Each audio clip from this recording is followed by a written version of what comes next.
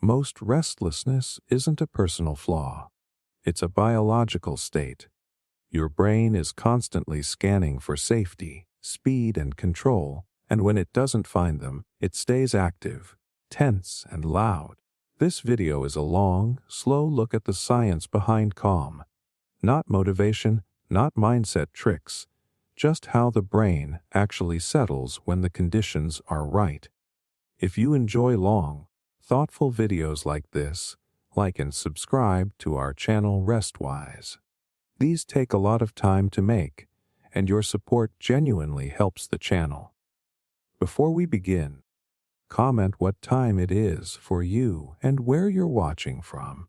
It's interesting knowing this is being watched in different parts of the world at different.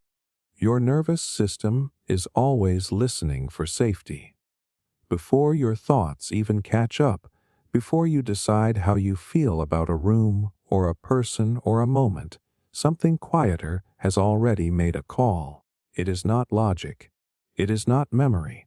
It is your nervous system scanning the environment like a radar that never turns off. It is asking one question on repeat. Am I safe right now? And the wild part is you are rarely aware it is happening. Most people think their anxiety starts in their head. They believe it is overthinking, or imagination or weakness. But the truth is far more unsettling and far more relieving. Your body decides danger before your mind can explain it.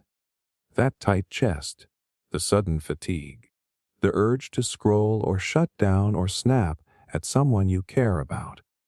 Those are not character flaws. Those are signals from a system that believes it needs to protect you. Even when there is no obvious threat, your nervous system is ancient. It evolved long before language or rational thought.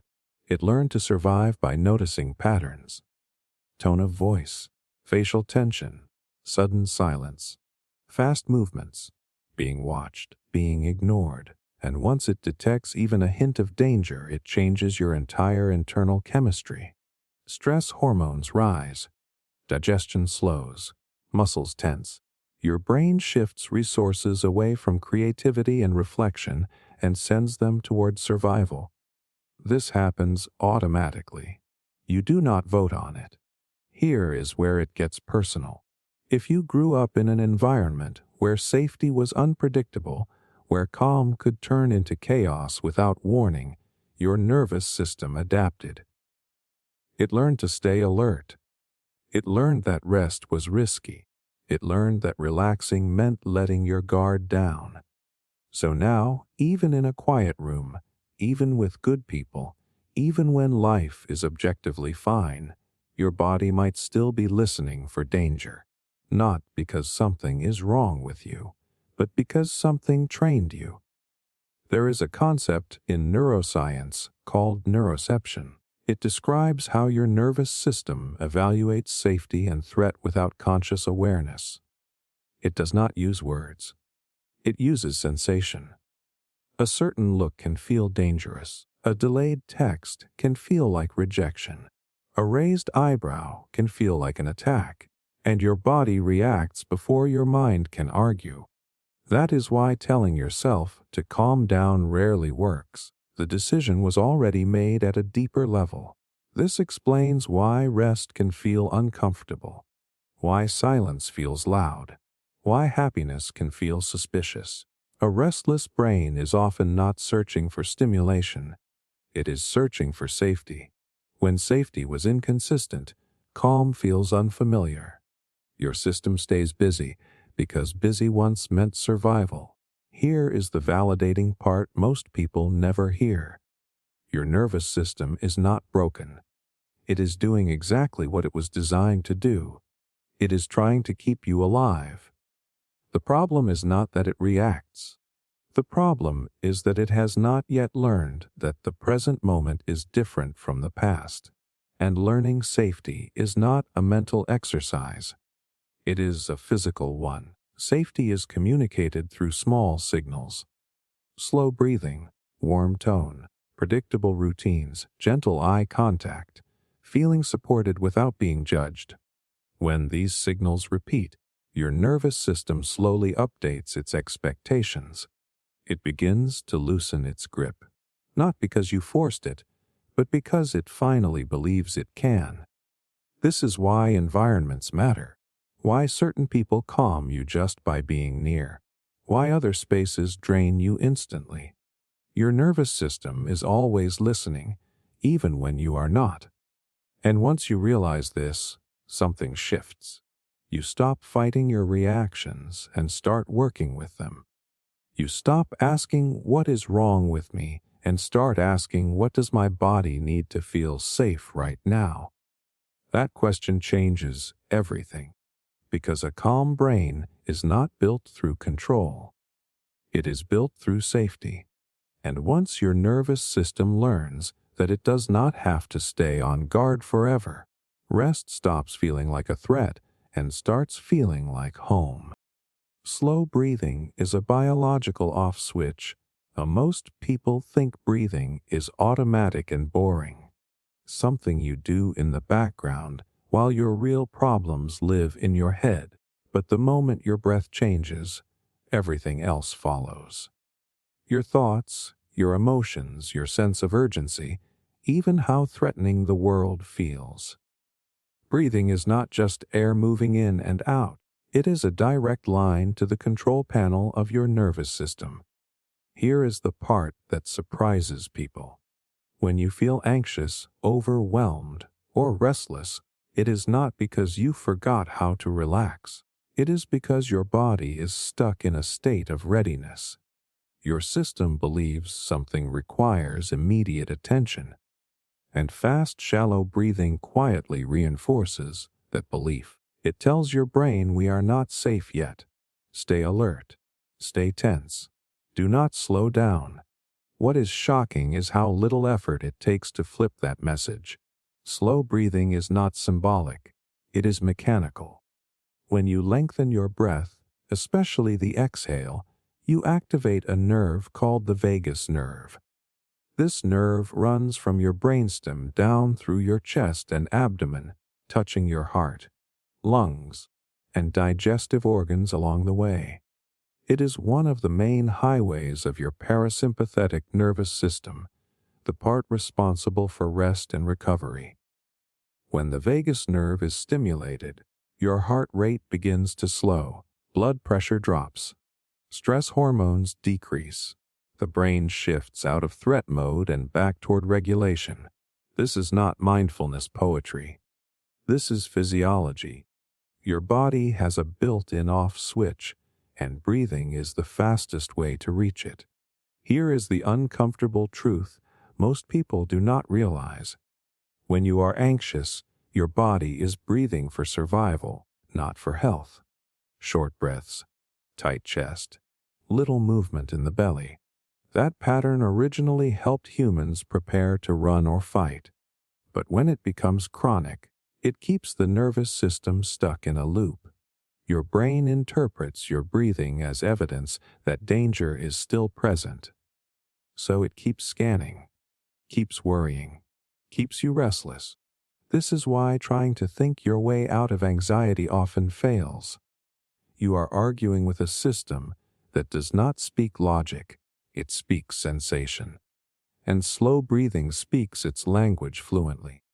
There have been studies showing that breathing at a pace of about 6 breaths per minute can synchronize heart rate variability with brain activity. Heart rate variability is a key marker of nervous system flexibility. Higher variability means your system can adapt. Lower variability means it is rigid and stressed. Slow breathing increases this flexibility almost immediately. You do not need weeks of practice to feel it. Your body responds in real time. If you have ever sighed deeply without thinking and felt a wave of relief, that was not random. That was your nervous system correcting itself. If you have ever yawned during stress, same thing. These are automatic attempts to reset your internal state. Here is the validating part. If slow breathing feels hard or unnatural at first, that does not mean you are doing it wrong. It means your system is not used to safety yet. For some people, slowing down the breath can initially bring up discomfort or emotion. That is not failure. That is release. Your body finally has space to process what it has been holding. You do not need fancy techniques. You do not need perfect posture. The simplest version is this. Breathe in gently through your nose.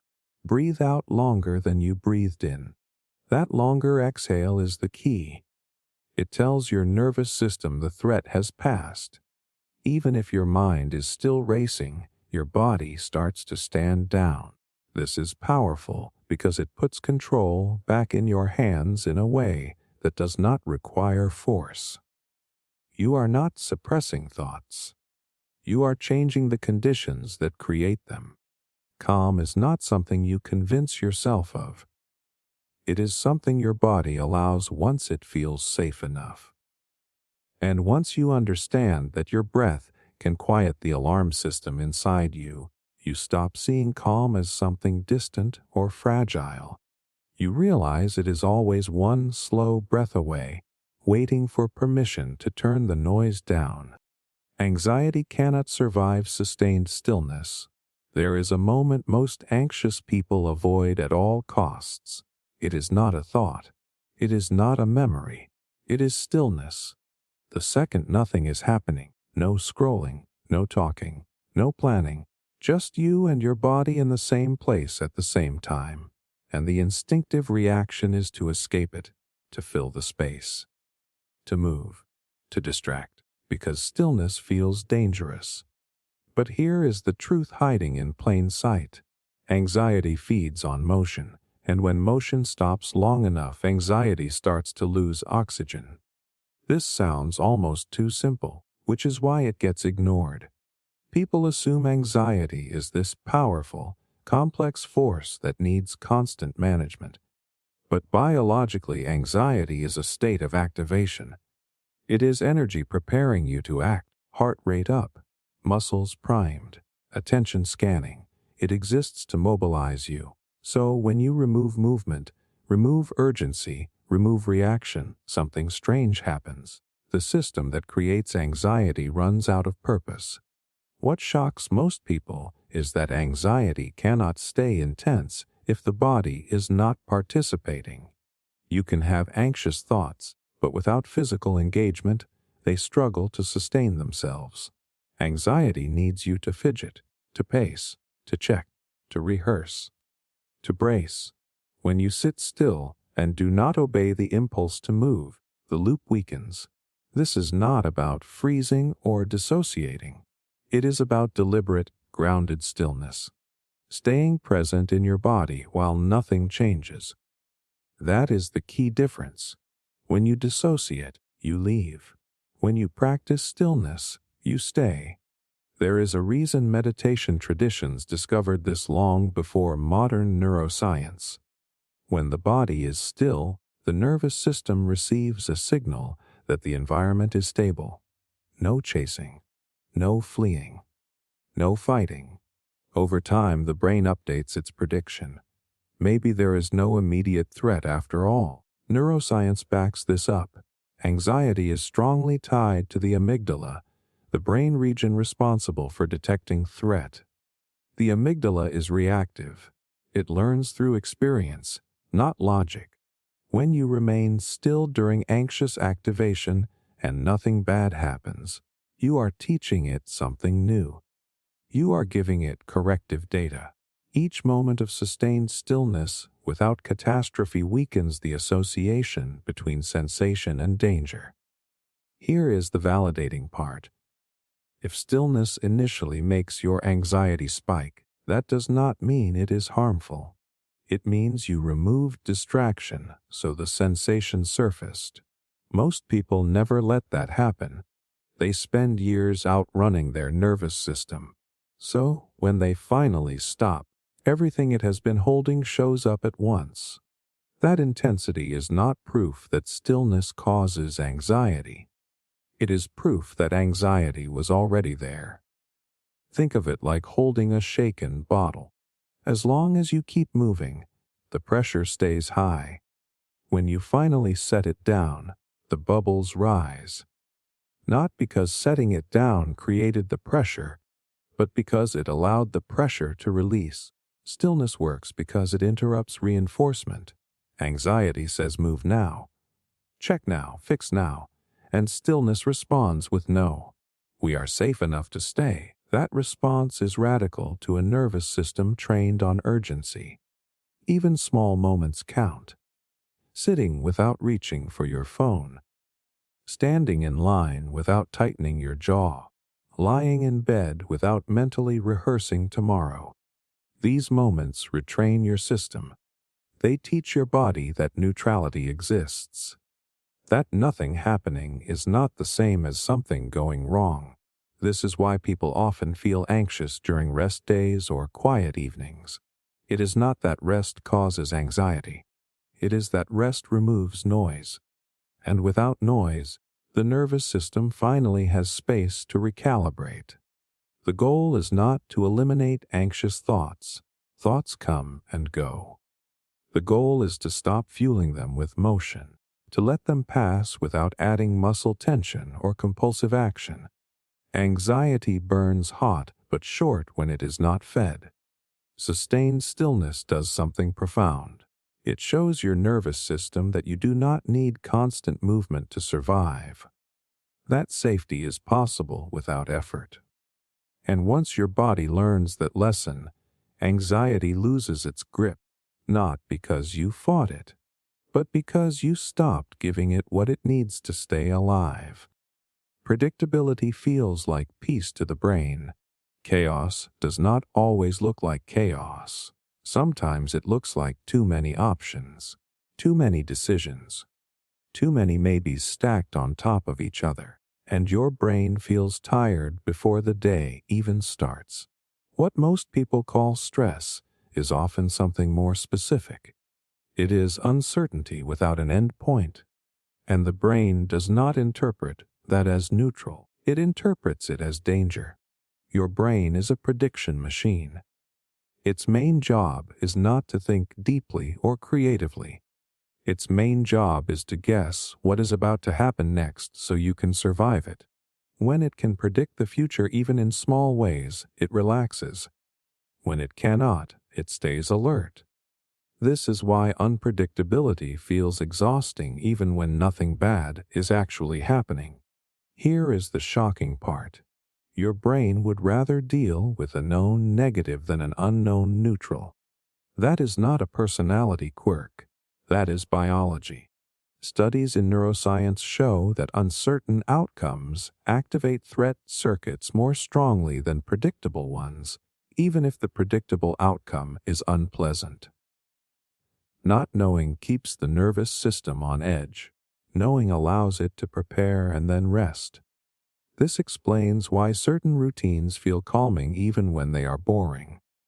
Why the same morning coffee, the same playlist, the same walking route, the same bedtime ritual can feel grounding. It is not laziness, it is regulation. Your brain is quietly saying thank you for reducing the number of unknowns it has to track. If you grew up in an unpredictable environment, this matters even more. When rules changed without warning, when moods shifted suddenly, when safety depended on reading the room perfectly, your brain adapted by staying hyper-aware. It learned to constantly scan for changes. That skill may have kept you safe once, but now it keeps you restless. So when life feels unpredictable as an adult, even in small ways, your nervous system reacts as if something serious is wrong. A last-minute plan change, a delayed response, a vague expectation. These things hit deeper than they seem. They remove predictability. And without predictability, your brain cannot rest. Here is the validating part most people miss. Wanting structure does not mean you are rigid or boring.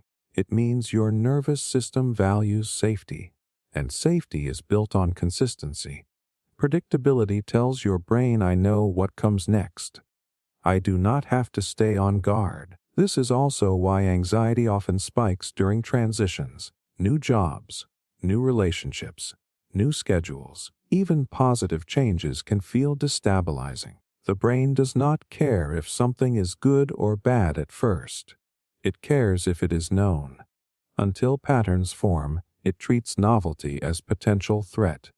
There is a psychological concept called cognitive load.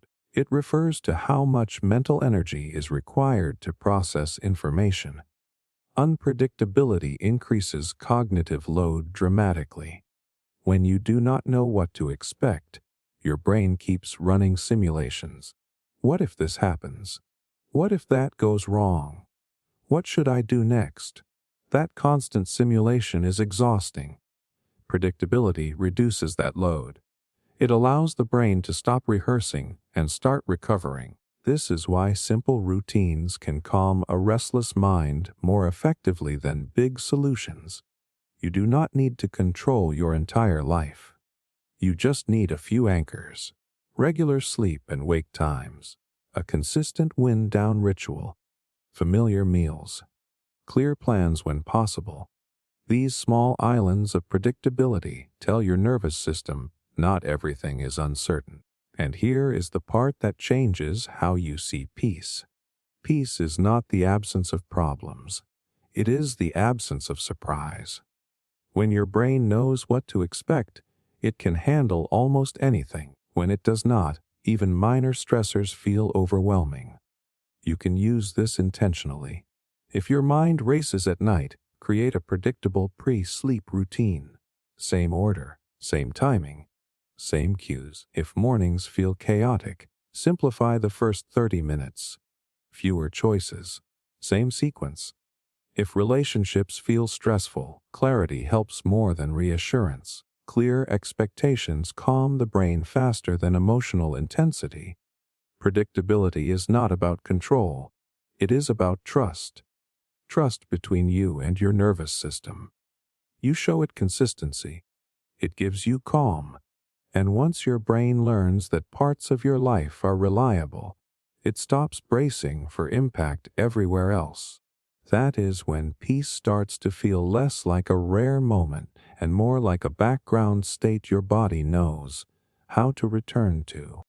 Naming emotions shrinks their intensity. Something strange happens the moment you try to name what you are feeling. Not analyze it, not fix it, just name it. The intensity shifts. It does not disappear, but it loses its sharp edge. And most people do not realize how powerful that simple act is, because they were never taught to do it in the first place. Here is the part that catches people off guard. Emotions feel overwhelming not because they are too big, but because they are too vague. When your brain senses something uncomfortable, but cannot clearly identify it, it treats the sensation as a potential threat. And when something feels like a threat, the nervous system turns the volume up, not down. So you feel restless, heavy, on edge, irritable for no clear reason, and the mind starts searching for explanations. Maybe something is wrong with me. Maybe I am failing. Maybe this will never stop. But none of those thoughts are the emotion itself. They are reactions to uncertainty. The shock is this. The moment you put a clear label on an emotion, the brain changes how it processes it. This is not self-help theory. It is neuroscience. There have been brain imaging studies showing that when people accurately name an emotion they are feeling, activity decreases in the amygdala, the part of the brain responsible for threat detection. At the same time, activity increases in the prefrontal cortex, the part involved in regulation and perspective. In simple terms, naming an emotion moves it from the alarm system to the thinking system. It does not erase the feeling, but it shrinks its intensity.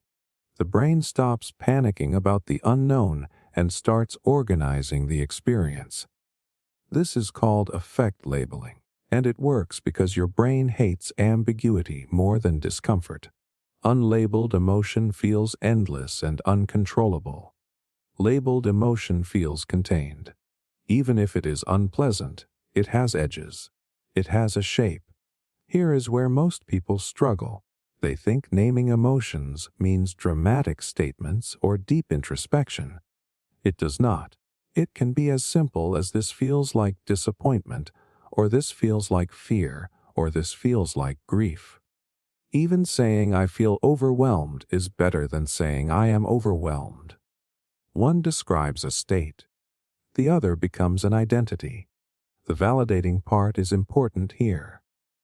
If you were never taught emotional language growing up, this may feel awkward or pointless at first. Many people were taught to suppress, minimize, or intellectualize feelings instead of naming them, so emotions learn to show up louder just to be noticed. Naming them is not indulgent. It is corrective. There is also a reason this works so well during anxiety spirals. Anxiety thrives on vagueness. It lives in phrases like something is wrong or I cannot handle this.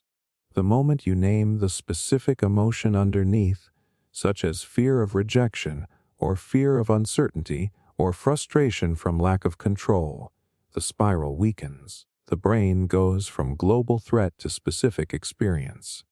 Think about a crying child. If they are crying and cannot explain why, the distress feels chaotic. Once they say, I am scared, or I am sad because I lost something, the situation becomes more manageable. The same principle applies to your adult nervous system. It still wants to be understood. Naming emotions also creates distance without disconnection. You are not pushing the feeling away. You are standing next to it, observing it. That small shift in perspective reduces fusion. You are no longer inside the emotion. You are aware of it. This is why journaling helps some people and not others. Writing endless pages without clarity can reinforce rumination, but writing with the intention to label and name can be regulating. One clear sentence can do more than 1,000 scattered thoughts. And here is the part that surprises people the most. You do not need to name the emotion perfectly. Close is enough. The brain responds to effort, not precision. Even saying this feels like some kind of sadness begins the process. The act of trying tells your nervous system that you are paying attention. That alone reduces the need for the emotion to escalate. When emotions are unnamed, they shout. When they are named, they speak. This does not mean feelings go away instantly. It means they stop demanding all your attention at once. They become something you can carry instead of something that carries you. Over time, this skill compounds. The more you name emotions as they arise, the faster your system regulates, the faster intensity peaks and falls. You stop fearing feelings because you know how to meet them. And when your brain learns that emotions can be identified, understood, and survived, it stops treating them like emergencies. They become messages instead of threats, and the noise inside your mind begins to quiet, not because life got easier, but because you finally gave your feelings a language they could rest in. Focused attention silences mental noise. The noise in your head is not random. It is not proof that your mind is broken or undisciplined. It is the sound of too many signals competing for priority, thoughts talking over each other, sensations pulling in different directions, your brain trying to track everything at once. And here is the part most people miss. Mental noise does not get louder because you think too much. It gets louder because your attention is scattered. Your brain was never designed to hold awareness everywhere.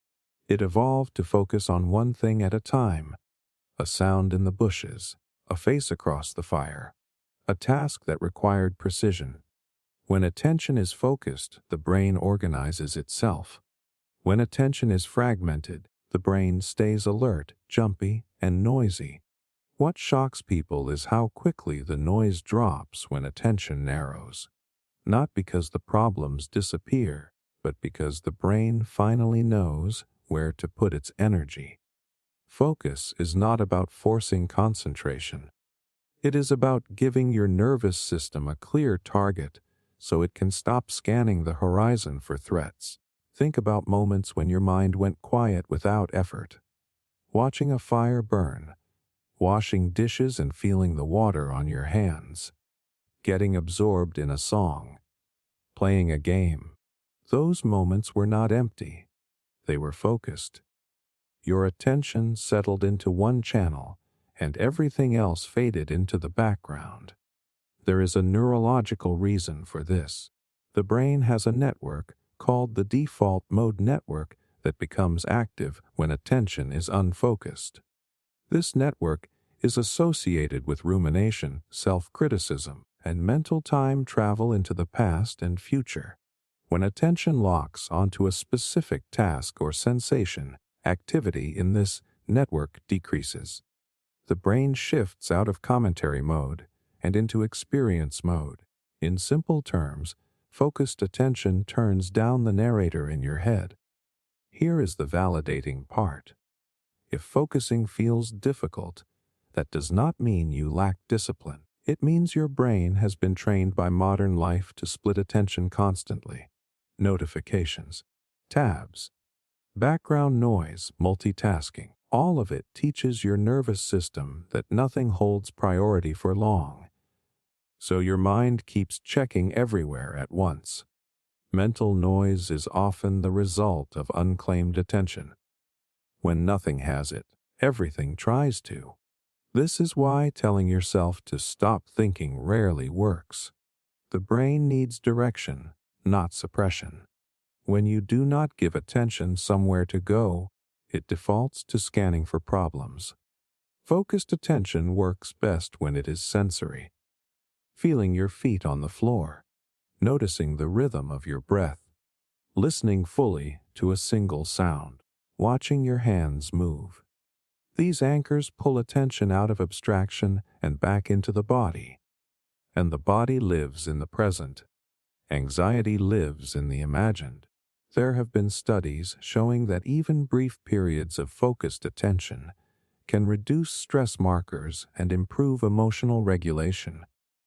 Not because focus solves problems, but because it stabilizes the system that is trying to solve them. A regulated brain thinks more clearly. A scattered brain panics. This also explains why boredom can feel uncomfortable at first. Boredom is not the absence of stimulation. It is the absence of focus. Once attention settles, boredom often turns into calm or curiosity. But most people never stay long enough to reach that point. They escape the discomfort and keep the noise alive. Focused attention is not about productivity. It is about presence. You are not trying to achieve anything. You are teaching your brain that it is safe to be here, doing one thing, without monitoring everything else. And here is the surprising shift. When you practice focus regularly, mental noise does not just quiet during the activity. It stays lower afterward. Your brain learns that it does not need to constantly rehearse, analyze, or anticipate. It trusts that when something needs attention, you will give it. This is why practices like mindfulness work when they do. Not because they are spiritual, but because they train attention. They reduce internal fragmentation. You can start small. 1 minute of full attention on a single sensation. No fixing, no judging, just staying. When the mind wanders, gently bring it back. That return is the practice. Each return is a signal to your nervous system that order is possible. Over time, focused attention becomes a refuge, a place your brain knows how to settle into. And once your mind experiences what it feels like to be unified instead of pulled apart, the constant noise stops feeling inevitable. Silence does not come from emptying the mind. It comes from giving it something real to rest on. The brain interprets warmth as comfort. There is a reason your body relaxes the moment you wrap yourself in a blanket, or hold a warm mug, or step into a hot shower after a long day. That soft exhale you did not plan. That subtle drop in tension. That feeling of being held without anyone touching you. None of that is accidental. Your brain reads warmth as a signal that you are safe enough to soften. Most people think comfort is emotional first, kind words, reassurance, understanding. But long before language, comfort was physical. Warmth meant survival. Cold meant danger. For the human brain, those associations never disappeared. They became wired into the nervous system. Here is the surprising part. Your brain does not clearly separate physical warmth from emotional warmth. They overlap in the same neural circuits. Studies in psychology have shown that holding something warm can increase feelings of trust, social connection, and safety. People literally judge others as kinder and more approachable when they are physically warm. The brain interprets warmth as care. That means when you are cold, tense, or physically constricted, your nervous system subtly shifts toward alertness. It is not dramatic. You might just feel more irritable, more lonely, more on edge. But underneath, the brain is reading the environment as less supportive. This matters more than people realize, especially for anxious or restless minds. When your nervous system is already scanning for threat, small physical cues can tip the balance. Warmth is one of the fastest cues that tells the brain you can stand down a little. Think about early life. Warmth came from closeness, from being held, from shared body heat, from safety near another living being. That connection got stored deep in your nervous system. So now, even as an adult, warmth still carries the message you are not alone. You are supported. You can relax. Here is the part that often shocks people. When you feel emotionally cold or disconnected, your body may actually be craving physical warmth, not insight or motivation. A restless brain is often housed in a tense, cold body, and the brain does not calm until the body feels soothed. This is why anxiety can spike at night. Body temperature naturally drops. Muscles cool. The nervous system loses one of its quiet safety cues. For some people, that drop is enough to trigger racing thoughts or unease. Adding warmth back in can shift the entire experience. The validating part is this: wanting warmth does not mean you are weak or dependent. It means you are human. Your nervous system still responds to the same signals it always has. Ignoring those signals does not make you stronger. Listening to them makes regulation easier. Warmth works because it activates the parasympathetic nervous system. Blood vessels dilate. Muscles loosen. The body moves out of defensive contraction. That physical shift feeds back into the brain. When the body softens, the mind follows. This is why practices like heat therapy, warm baths, and even heated blankets can reduce anxiety and improve sleep. They are not indulgent. They are regulatory. They create conditions where the nervous system feels held. And it goes beyond objects. Warmth in your voice matters. Warm lighting matters. Warm food matters. These are not aesthetic preferences. They are biological cues. Harsh lighting, cold tones, sterile environments keep the brain alert. Soft warmth invites it to rest. There is also a social layer here. Emotional warmth often feels inaccessible when you are overwhelmed. But physical warmth is always available. It is a way to communicate safety to yourself when words feel out of reach. When you place your hands on your chest. When you take a warm shower slowly. When you sit in sunlight. You are telling your nervous system, I am here with you. This is especially important for people who learned early to self-soothe. Warmth becomes a form of internal companionship, a reminder that comfort does not have to come from outside approval. The brain learns through repetition. The more often warmth accompanies moments of distress, the faster your system associates calm with safety. Over time, your baseline shifts.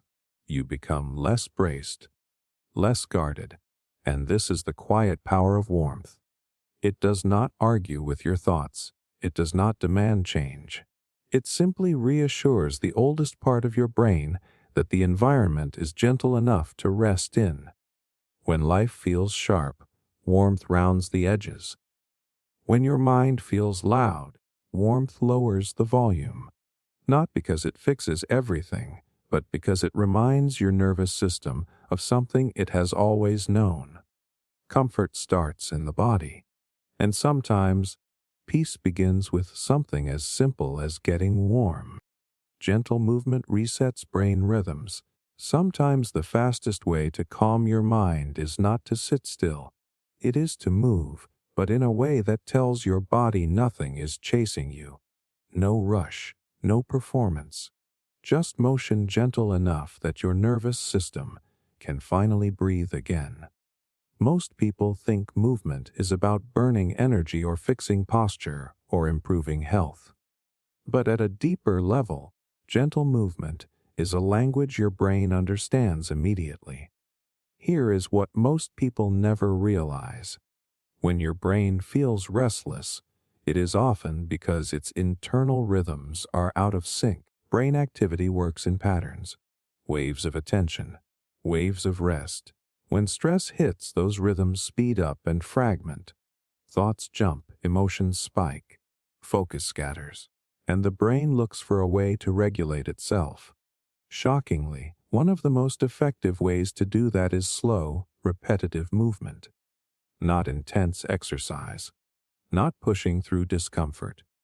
Gentle movement, walking, rocking, stretching, swaying. The kind of movement that feels almost too simple to matter. But biologically, it matters a lot. Your nervous system evolved alongside movement. For most of human history, movement meant safety.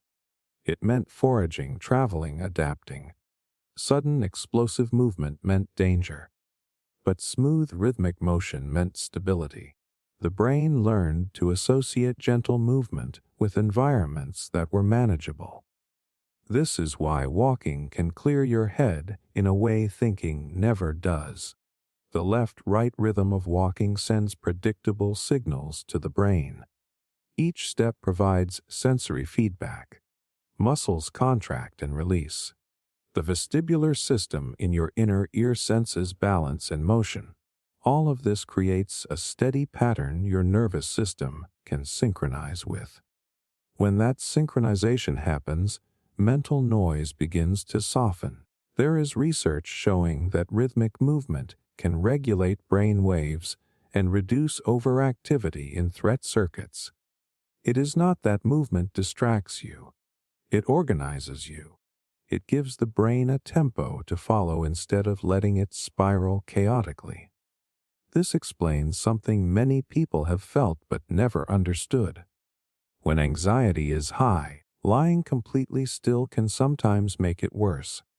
The body feels trapped with all that energy. Gentle movement gives that energy a safe outlet, not an escape, a release. Here is the validating part. If sitting meditation feels unbearable, but walking feels soothing, nothing is wrong with you. Your nervous system may regulate better through motion than stillness, especially if it learned early that stillness was unsafe. Gentle movement becomes a bridge, a way to calm without forcing yourself into a state your body does not trust yet. Think about how people naturally self-regulate. Rocking when upset, pacing while on the phone, stretching when tense. These are not habits to break. They are instincts to understand. The body knows what it needs long before the mind explains it. Gentle movement also improves something called proprioception. That is your sense of where your body is in space. When anxiety is high, this sense often weakens. You feel disconnected, floaty, or trapped in your head. Movement brings awareness back into the body, and when you feel your body clearly, the brain feels safer. This is why practices like yoga, tai chi, and slow stretching are so regulating. Not because they are spiritual, but because they combine movement with awareness. The brain gets consistent feedback that the body is present and capable. That reduces the need for constant monitoring. And here is something subtle but powerful. Gentle movement restores a sense of agency. Anxiety often comes with the feeling that things are happening to you. Movement reminds your nervous system that you can initiate change without danger. You move. Nothing bad happens. That experience builds trust internally. You do not need a routine. You do not need perfect form. Even standing up and slowly rolling your shoulders can shift your state. Walking without headphones and noticing the rhythm of your steps can do more than hours of mental effort. What matters is the quality, not the quantity. Slow, predictable, non-urgent, movement that feels kind instead of corrective. Over time, your brain starts to associate movement with regulation instead of pressure. Your internal rhythms smooth out, thoughts line up instead of colliding. Emotions move through instead of getting stuck, and that is the reset. Not by stopping everything, not by pushing harder, but by letting your body move just enough to remind your brain that it is safe to be in motion without being in danger. When the body finds its rhythm, the mind follows, and calm stops feeling like something you have to chase. It becomes something your nervous system remembers how to return to, one gentle movement at a time. Calm is a skill, not a personality trait. Some people seem calm no matter what happens. They speak slowly. They react less. They look grounded when everyone else is spiraling, and the story we tell ourselves is simple. They are just built that way. Calm personality, easy nervous system, lucky genetics. But that story quietly does damage because it makes calm feel inaccessible, like something you either have or you do not. Here is the uncomfortable truth. Calm is not a personality trait. It is a trained state.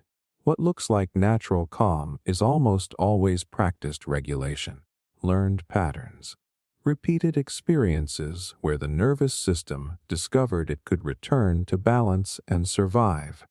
You are not seeing someone without stress. You are seeing someone whose system knows how to come back from it.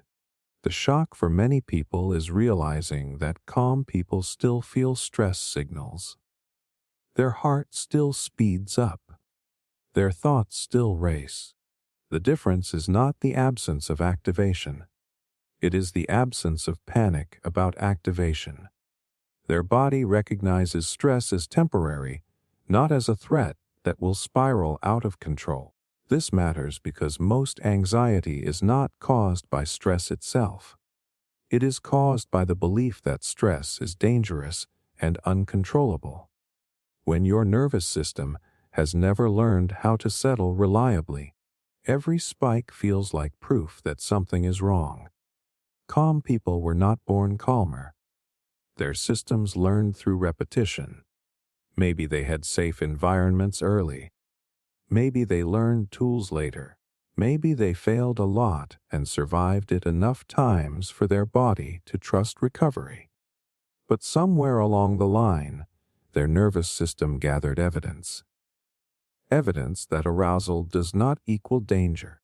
Evidence that intensity passes. There is a concept in neuroscience called self-regulation.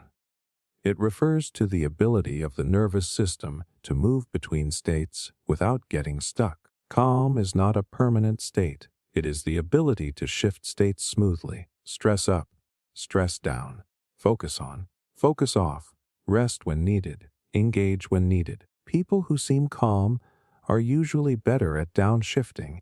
They recognize early signals and respond before escalation takes over. They breathe differently. They move differently. They pause instead of react, not because they are superior, but because those responses were practiced. Here is the validating part. If calm feels foreign to you, that does not mean you are wired wrong. It means your nervous system did not get enough safe repetition. Maybe it learned that vigilance was necessary. Maybe it learned that intensity lasted too long. So now it stays braced. Calm is a skill because the nervous system learns through experience, not intention. You cannot lecture your body into calm. You have to show it, again and again. In small doses, this is why tools that seem basic actually matter. Slow breathing, predictable routines, gentle movement, naming emotions, stillness, warmth, focused attention. Each one is a training rep. Each one tells your nervous system this state is survivable. This sensation will pass. You are not trapped. Over time, those repetitions change your baseline. Calm stops feeling fragile. It starts feeling familiar. Think about learning to drive. At first, everything feels overwhelming. Every sound, every decision. Your body is tense the entire time. But with repetition, your nervous system adapts. What once felt threatening becomes manageable. Driving did not change. Your system did. Calm works the same way. And here is the part most people miss. You do not practice calm by waiting for life to be calm. You practice it during mild stress, during small frustrations, during moments that are uncomfortable but not overwhelming. That is where learning happens. If you only try to calm yourself when you are already flooded, the system is too activated to learn. But if you practice regulation when stress is moderate, the nervous system stores that memory. Next time, it responds faster. This reframes everything. Calm is not something you earn by fixing yourself. It is something you build by meeting your system where it is and guiding it back over and over. People who seem calm did not skip the work. They just did it quietly, often without realizing it was training. And the most empowering part is this. Skills can be learned. Traits feel fixed. Once you understand that calm is trainable, you stop comparing yourself to others and start working with your own nervous system. You stop asking, why am I not like them, and start asking what helps me regulate. That shift alone reduces pressure. Calm is not who you are. It is something your body learns to do when it feels safe enough to try.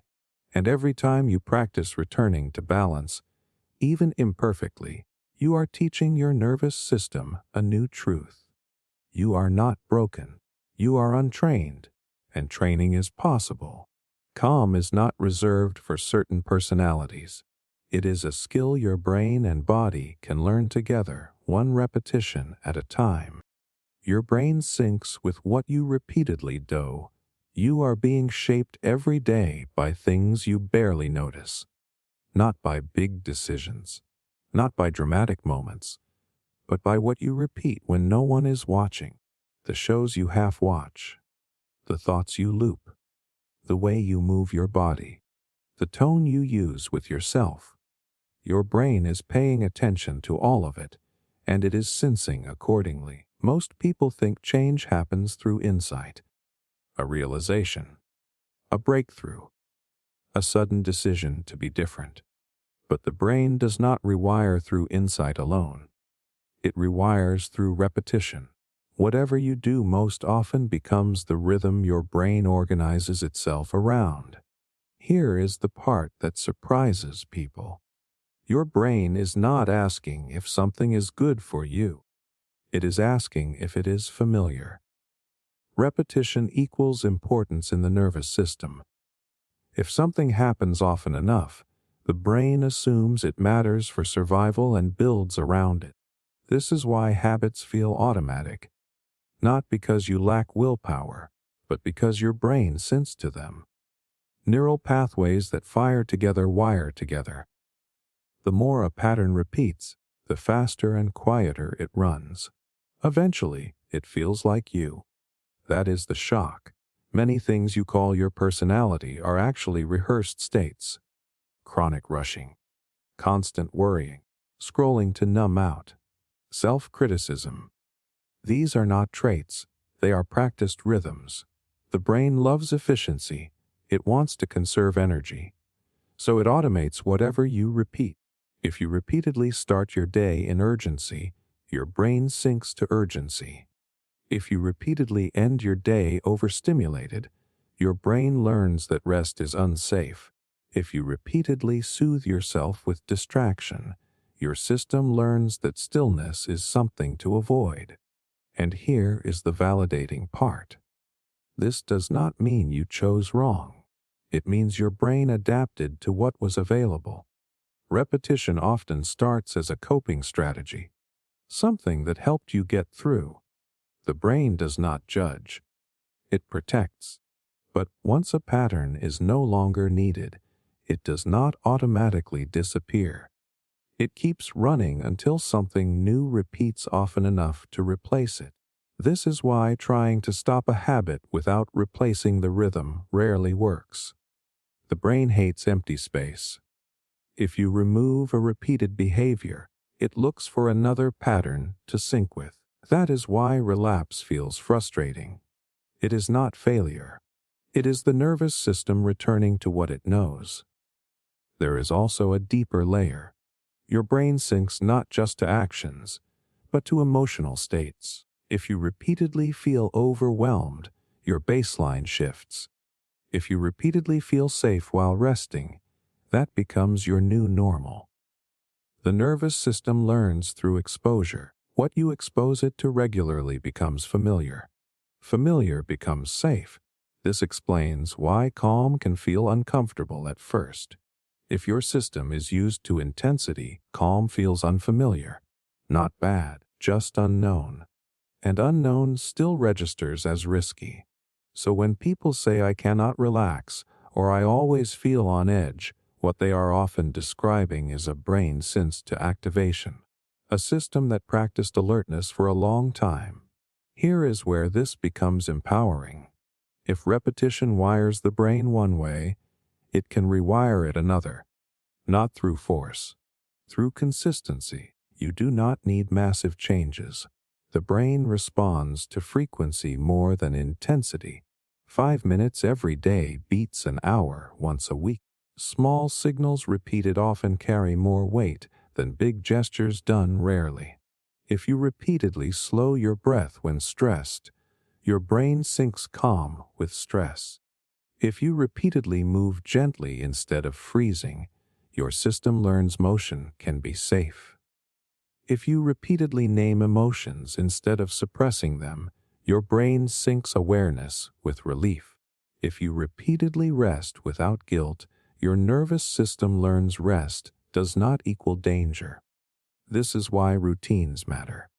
Not because they make life boring, but because they create reliable signals. Repetition builds trust. Trust reduces vigilance. There is a concept called neural entrainment. It describes how brain activity aligns with repeated external or internal rhythms. Music does this, movement does this, habits do this. Your brain literally adjusts its timing to match what you do again and again. So ask yourself gently, what am I training my brain to expect? What rhythm am I reinforcing without realizing it?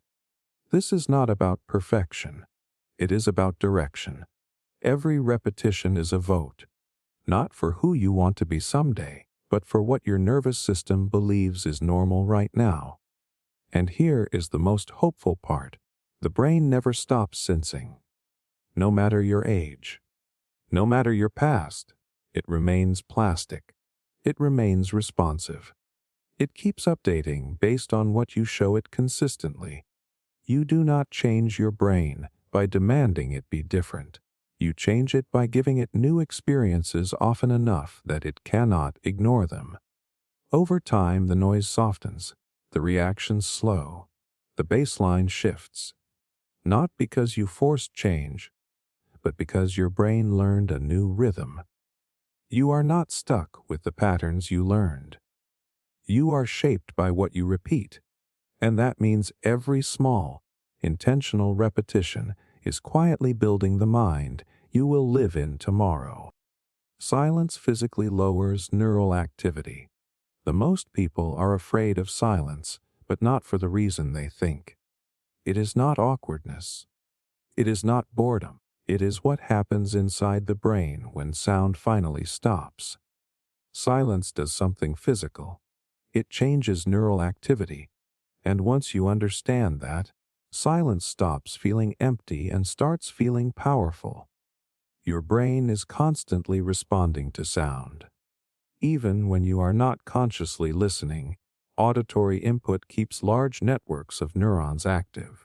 Background noise, music, conversations in the distance, notifications, traffic, television playing just to fill the space, all of it keeps the brain slightly switched on, slightly alert, slightly working. Here is the shock. When sound drops away, the brain does not replace it with more thought. It actually slows down. Neuroscience research has shown that silence can reduce activity in the auditory cortex and connected stress networks. When the brain is no longer processing incoming sound, it reallocates energy. Neural firing decreases. The nervous system gets a signal that the environment is stable enough to power down.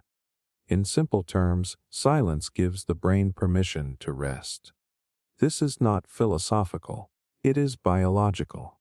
Sound equals information. Information requires processing. Processing requires energy. Silence removes a constant demand. And when that demand is gone, the brain naturally shifts into a lower activity state. This is why silence can feel intense at first, especially if your mind is already restless. When the external noise disappears, you become aware of internal noise that was always there. Thoughts feel louder. Sensations feel sharper. People assume silence is making things worse. But what is actually happening is exposure. You are hearing what was previously drowned out. Here is the validating part. If silence initially increases discomfort, that does not mean it is harmful. It means your nervous system is not used to low stimulation yet. Just like eyes adjusting to darkness, the brain needs time to adapt. And something important happens if you stay long enough. After the initial surge, neural activity begins to drop. Brain waves slow. The stress response quiets. The system recalibrates. There is evidence showing that periods of silence can increase alpha and theta brain waves. These are associated with calm alertness, creativity, and memory consolidation. They are the same states the brain enters during deep rest and early sleep. Silence nudges the brain toward those rhythms while you are still awake. This explains why some of your clearest thoughts come in quiet moments. Not because you tried to think harder, but because the noise stopped competing. It also explains why constant noise is exhausting even if it is pleasant. Music you enjoy still activates the brain. Podcasts you like still require processing. The brain never fully stands down unless the input truly decreases. Modern life rarely allows that. Silence has become rare, and the brain is paying the price. Think about how you feel in nature far from human sound. No engines, no voices, no artificial noise. There is often a sense of relief that arrives before you can explain it. Your shoulders drop, your breathing slows. That is not imagination. That is neural activity decreasing in real time. Silence also affects the nervous system beyond the brain. Heart rate slows. Muscle tension decreases. Stress hormones reduce. The body follows the brain into a quieter state. This is why silence can feel comforting and unsettling at the same time. Comfort comes from reduced activation. Unsettling comes from meeting yourself without distraction. Many people avoid silence because it feels like doing nothing. But the brain does not experience it as nothing. It experiences it as recovery. This matters deeply for a restless brain. When your mind feels noisy, adding more stimulation rarely helps long term. It may distract temporarily, but it keeps the system activated. Silence works differently. It removes fuel. You do not need complete silence for hours. Even brief pockets matter. Sitting in a quiet room, turning off background audio, taking a walk without headphones, letting the car ride be silent for a few minutes. These moments give your brain micro rests, and repetition matters. The more often your nervous system experiences silence without danger, the faster it learns that quiet is safe. Over time, the initial discomfort fades. Silence stops feeling loud. It starts feeling spacious. There is something else subtle and powerful here. Silence restores your internal sense of timing. Without constant external cues, the brain reconnects with its own rhythms, breathing, heartbeat, natural pauses. That internal synchronization is deeply regulating. This is why people often report better sleep, clearer thinking, and improved mood when they intentionally reduce noise, not because their problems vanished, but because their neural load decreased. Silence is not the absence of life. It is the absence of demand. When you give your brain silence, you are not depriving it. You are allowing it to do what it knows how to do best when it is not overwhelmed. Repair, integrate, rest. And once your nervous system learns that silence does not mean danger or emptiness, it becomes something you seek not to escape the world, but to return to yourself. Quiet is not nothing. Quiet is a biological downshift. And for a brain that is always working, that downshift can feel like relief at a level words never reach. Eye movement can ease stuck thoughts. Be in the word limit. Sometimes the fastest way out of a mental loop has nothing to do with thinking differently. It has to do with where your eyes go. That might sound strange, almost too simple, but your eyes are not just for seeing. They are wired directly into how your brain processes stress, memory, and threat. When thoughts feel stuck, repetitive, or intrusive, it is often because your brain is locked into a narrow pattern, and eye movement can unlock it. Most people experience stuck thoughts as purely mental. You replay a conversation. You worry about the future. You fixate on a mistake. It feels like your mind is gripping something and refusing to let go. But beneath that experience is a physical process. Your brain is holding attention in one rigid channel, and rigidity is the enemy of resolution. Here is the shock. When your eyes move in a slow, rhythmic way, your brain activity changes almost immediately, not symbolically. Physically, there is a deep connection between eye movement and how the brain integrates information. This is why during certain stages of sleep, especially REM sleep, your eyes move rapidly. That is when the brain is processing emotional material, integrating memories, and reducing emotional charge. Eye movement is part of how the brain digests experience. When you are awake and stressed, your eyes often fixate, staring at a screen, locking onto one point, narrowing focus. That visual stillness mirrors mental stillness, not the calm kind, but the stuck kind. The brain stays in threat processing mode, replaying the same information without resolution. Gentle eye movement interrupts that loop. There is a therapeutic approach called bilateral stimulation, often used in trauma processing, that uses left-right eye movement or alternating sensory input. The mechanism is not mystical. Alternating stimulation engages both hemispheres of the brain and promotes communication between them. When both sides are involved, rigid patterns soften. In simple terms, moving your eyes side to side tells your brain that it is safe enough to process, not just protect. Here is something many people notice without knowing why. When you are thinking hard or anxious, your gaze often locks forward or downward. When you daydream or feel relief, your eyes move more freely. That is not coincidence.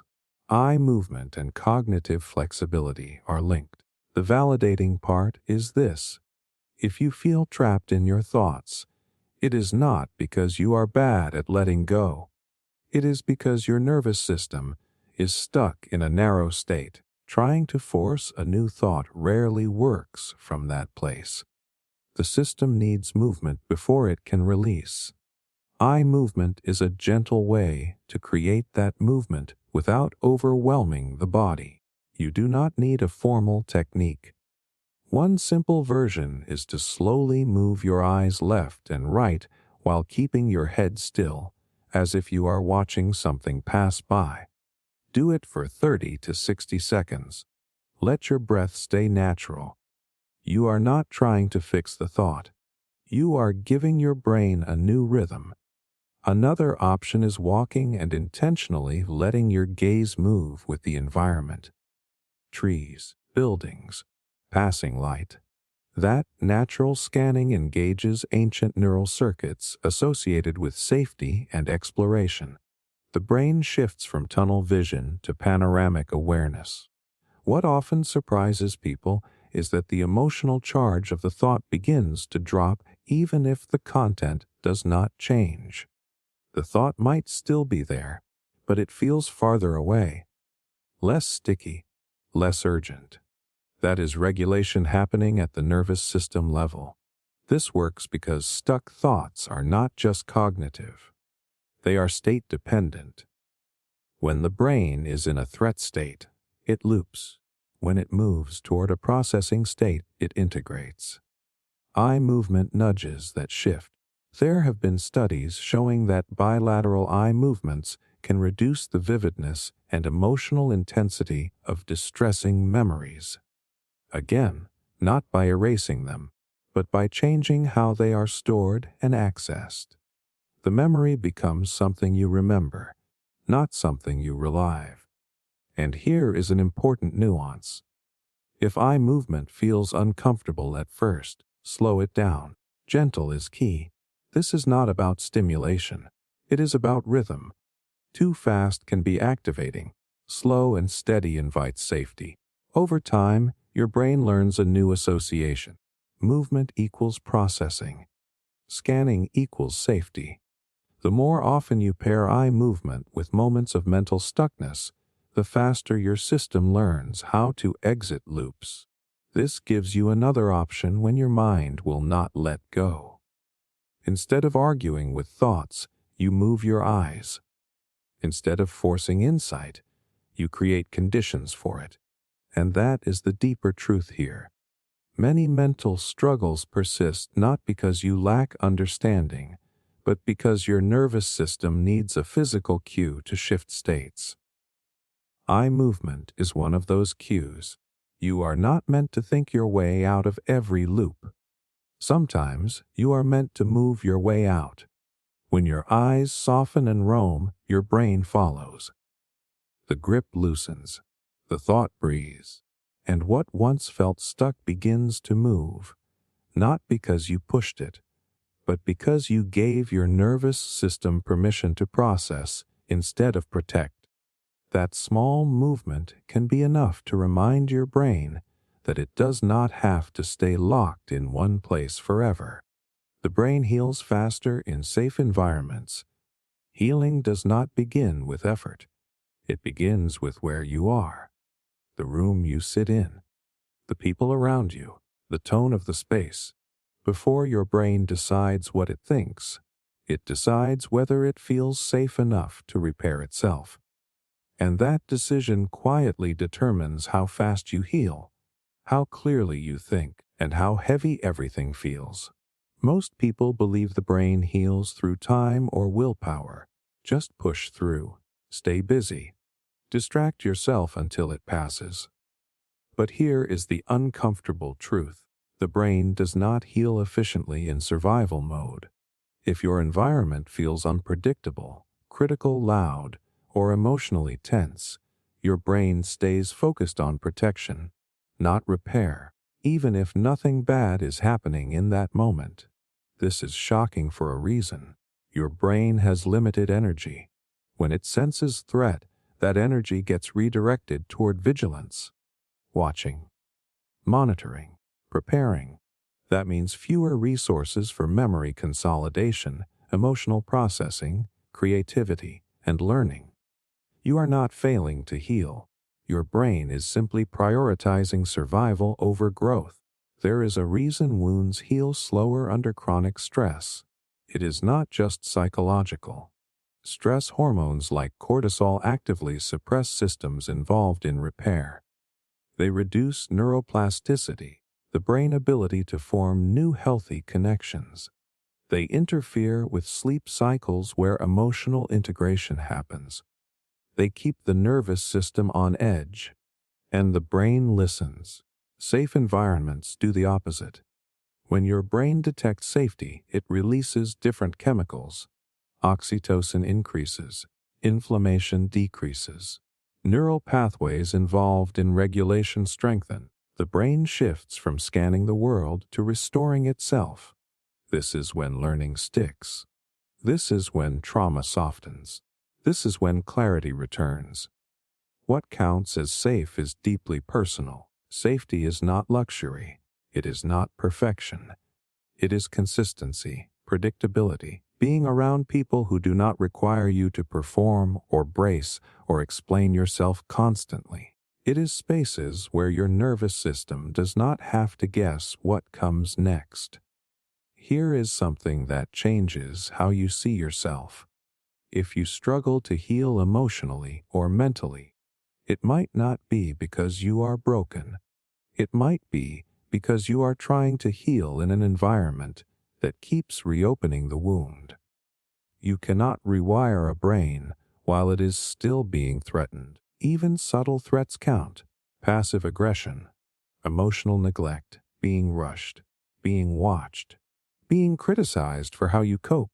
There is research showing that patients recover faster in calm, supportive hospital settings compared to chaotic ones. Pain perception lowers. Recovery times shorten. Medication effectiveness improves. The brain and body respond to cues of safety even when people are not consciously aware of them. The same principle applies to mental healing. This also explains why certain places feel grounding instantly. A quiet park, a familiar room, a person who listens without fixing. Your brain recognizes safety and loosens its grip. Thoughts slow. Breathing deepens. You feel more like yourself not because something new happened, but because something threatening stopped happening. Now the validating part. If you feel like you cannot relax even when things are supposed to be fine, that does not mean you are resistant to healing. It means your brain has learned that safety is temporary. So it waits. It stays alert. It does not fully invest in rest. That is not stubbornness. That is conditioning. Healing accelerates when safety becomes reliable. Not intense. Reliable. Small daily signals that nothing bad happens when you let your guard down. The same routine. The same supportive response. The same calm tone. Over time, the brain updates its expectations. It learns that it does not need to stay armored. This is why self-care that ignores environment often fails. You can meditate all you want, but if you return to a space that feels unsafe, your nervous system will reverse the progress. Healing is not just something you do. It is something you are allowed to do by your surroundings. Once you understand this, you stop blaming yourself for slow progress. You start curating safety intentionally. You choose environments that support regulation. You reduce exposure to what keeps you on edge, and without forcing anything, your brain begins to do what it has always wanted to do. Heal faster, think clearer, and finally rest. Kindness triggers natural calm chemicals. Kindness feels small until you notice what it does to your body. A soft voice when you expected tension. Someone holding the door without rushing you. A message that says, "I am thinking of you," and means it. These moments barely register as events, yet something inside you exhales. Your shoulders drop. Your jaw loosens. Your thoughts slow down just enough to breathe. That is not coincidence. That is chemistry. Here is what most people do not realize. Your brain is constantly deciding whether to release stress chemicals or calming ones. It makes that decision based on signals from the world around you, and kindness is one of the strongest safety signals your nervous system can receive. Not because it is polite or moral, but because it tells your body you are not alone and you are not under threat. The shocking part is how fast this happens. When you experience genuine kindness, your brain releases oxytocin. Oxytocin is often called the bonding hormone, but its deeper role is regulation. It lowers cortisol, the primary stress hormone. It reduces activity in the amygdala, the brain alarm center.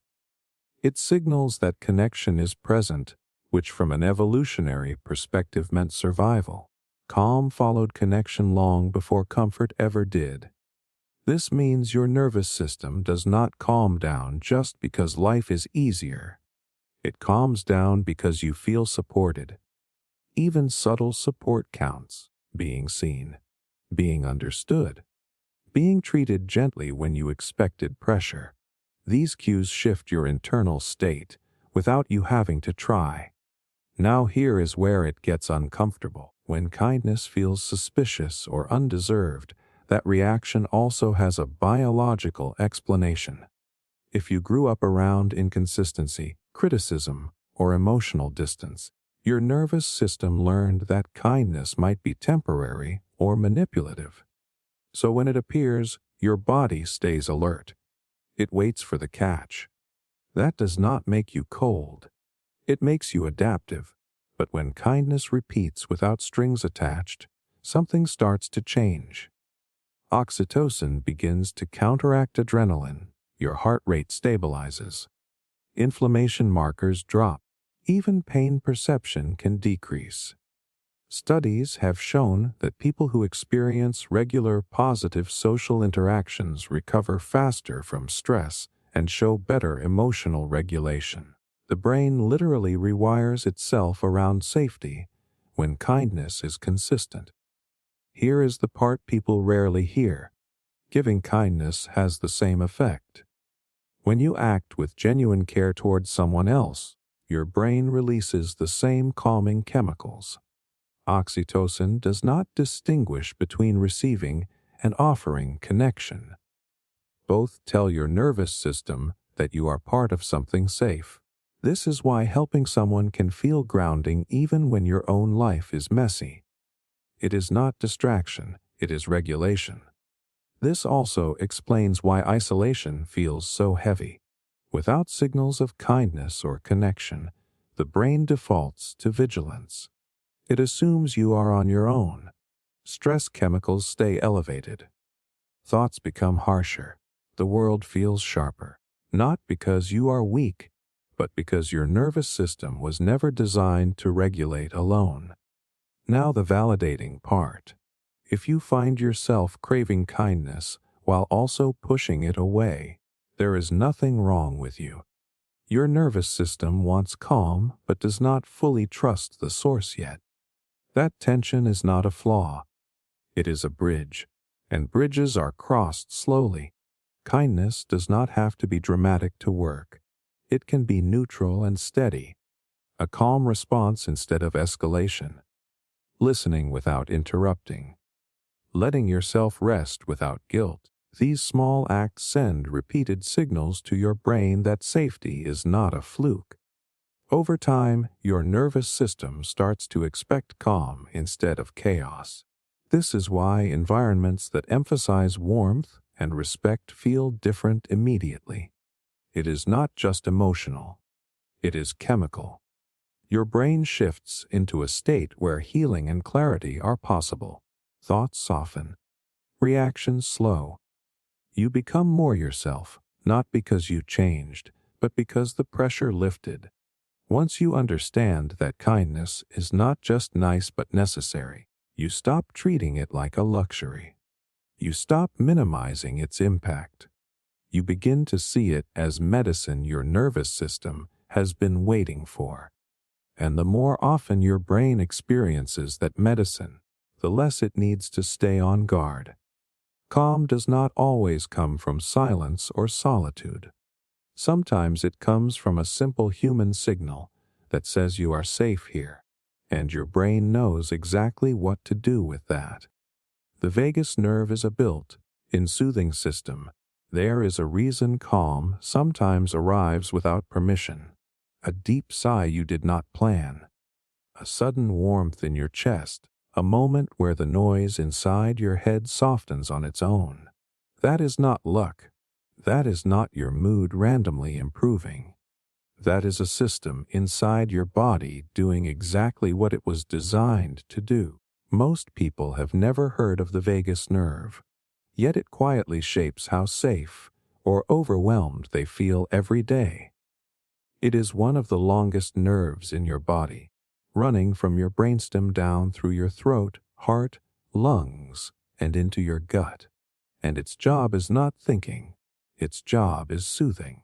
It is the main communication line between your brain and your body for calming signals. Here is the shocking part. Your body already has a built-in mechanism for slowing your heart, easing digestion, reducing inflammation, and quieting the stress response.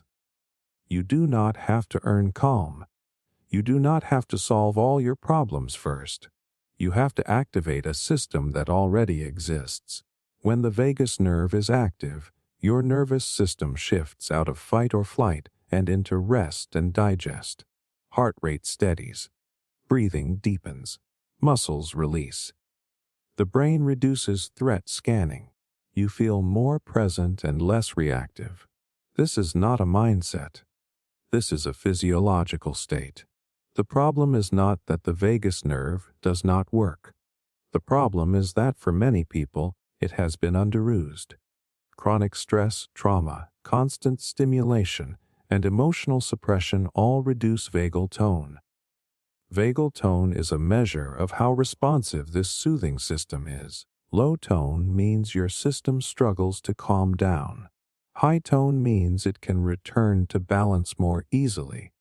This explains so much about restlessness.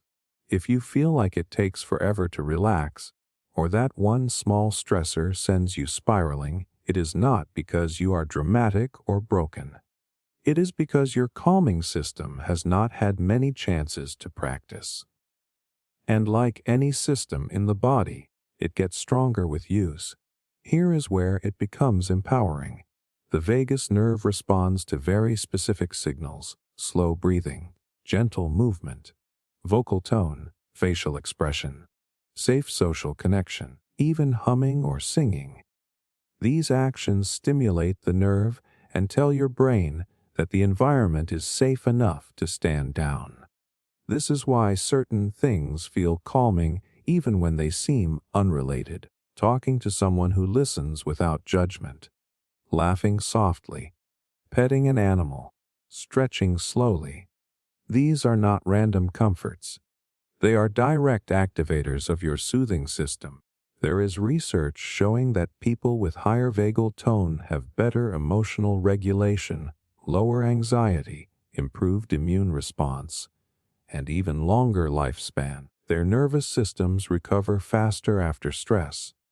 They do not avoid difficulty. They bounce back from it. That is the real definition of resilience. Now the validating part. If you try calming practices and feel nothing, or even feel uncomfortable, that does not mean they do not work. It means your nervous system is not used to safety yet. When the vagus nerve has been quiet for a long time, activation can feel unfamiliar.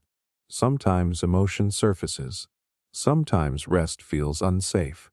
That is not regression. That is your system waking up. The key is consistency, not intensity. Gentle signals repeated over time teach your nervous system a new baseline. Calm stops feeling rare. It starts feeling normal. You are not forcing relaxation. You are allowing a biological process to do its job. This also reframes how you see yourself. You are not someone who cannot calm down. You are someone whose soothing system has been overshadowed by survival for too long. And survival always speaks louder than rest until it is reassured. Once you understand the vagus nerve, you stop chasing calm through distraction or control. You stop blaming your thoughts for reactions that start in the body. You begin working with your physiology instead of against it, and something subtle but powerful happens. You trust yourself more, because you know there is a system inside you that knows how to come back to balance. It does not rush. It does not argue. It simply responds to safety. That system has been there your entire life, waiting, listening, ready to soothe you the moment it gets the signal that it finally can. Boredom gives the brain time to recover. There is a reason boredom feels uncomfortable now. Not painful, just itchy. Like something is missing. Like you should be doing more, checking more, filling the space. That feeling is not random. It is withdrawal. Your brain has grown used to constant input, and when the noise stops, it does not know what to do with the quiet. Most people think boredom is a problem, a sign of laziness, a failure to stay motivated, something to escape as fast as possible. But here is the part that almost no one tells you. Boredom is not empty time. It is recovery time. It is one of the few states where the brain can finally stop reacting and start repairing. The shocking truth is this. When your brain is constantly stimulated, it never fully resets. Notifications, videos, conversations, tasks, even enjoyable things require processing. Your brain stays in a mode of responding, predicting, deciding. That uses energy, a lot of it. Over time, this creates mental fatigue that no amount of sleep fully fixes. Boredom changes the mode entirely. When external stimulation drops, the brain activates what is called the default mode network. This network is active when you are not focused on a task. It is involved in emotional processing, memory integration, creativity, and meaning making. This is where the brain sorts through unresolved experiences and stitches them together into something coherent. In other words, boredom is when your brain finally catches up with itself. This is why your best ideas often show up in the shower, or on a walk, or while staring out a window. Your brain was given permission to wander without pressure. And wandering is not wasted energy. It is how the brain recovers and reorganizes. Here is where it gets uncomfortable. If your brain has been under constant stress or stimulation, boredom can initially feel worse instead of better. Thoughts get louder. Emotions surface. Restlessness increases. This makes people believe boredom is harmful. But what is actually happening is delayed processing. Your brain is finally opening files it did not have time to read. Avoiding boredom keeps those files unopened. They pile up. The brain stays busy not because it wants to, but because it never gets the space to unload. There have been studies showing that periods of low stimulation improve problem solving, emotional regulation, and even mood over time. Not immediately, over time. Because recovery is not dramatic, it is subtle. The brain does not announce that it is healing. It just starts working better. Now the validating part. If boredom makes you anxious, distracted, or uncomfortable, that does not mean you are broken or addicted to stimulation. It means your nervous system has learned that stillness is unfamiliar. Busy once meant safe. Silence once meant something bad might happen. So your brain learned to stay occupied. That adaptation makes sense, and it can be updated. Boredom does not require you to sit still doing nothing for hours. It can be gentle and brief. Leaving your phone in another room. Doing one task without background noise. Letting your mind drift for a few minutes instead of filling every gap. These small moments give your brain micro recoveries. Like stretching after being clenched all day. What is powerful is that boredom does not demand effort. You do not have to achieve anything. You do not have to improve yourself. You just have to stop feeding the system for a moment and let it recalibrate. Over time, something shifts. Your tolerance for stillness increases. Your thoughts become less frantic. Your attention improves. You feel less mentally brittle. Not because life got easier, but because your brain finally had the space to restore itself. This also changes how you see rest. Rest is not only sleep. Rest is freedom from input, freedom from needing to react. Boredom is a form of rest that modern life rarely allows, yet desperately needs. Once you understand this, boredom stops feeling like a failure state. It becomes a signal that your brain is entering a deeper mode. A mode where healing happens quietly, where clarity returns slowly, where creativity rebuilds itself without force.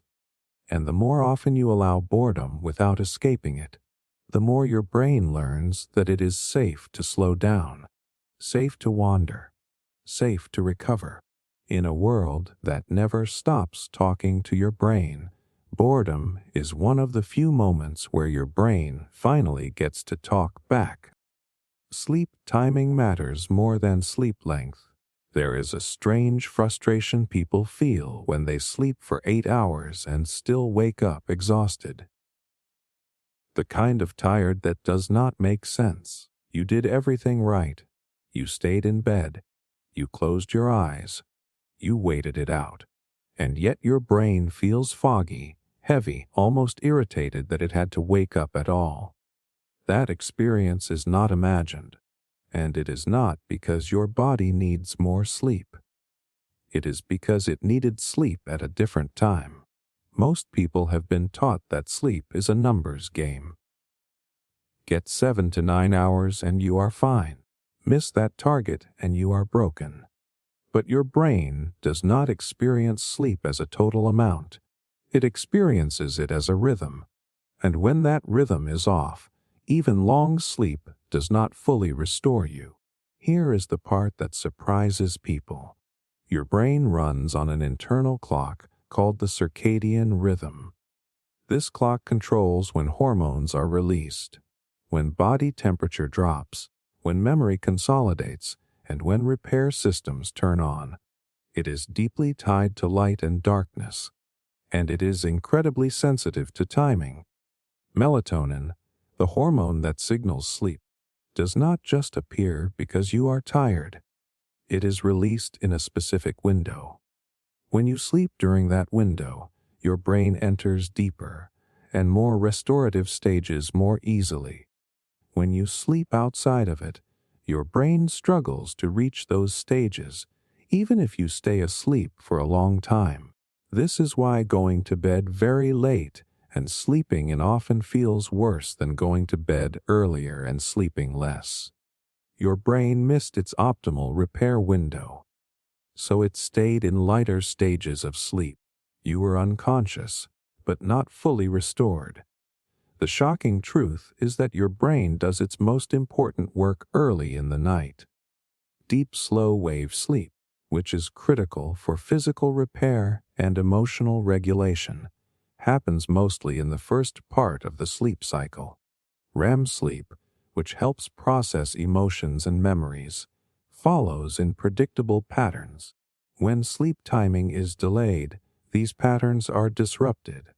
This means you cannot simply make up lost sleep by sleeping longer the next day.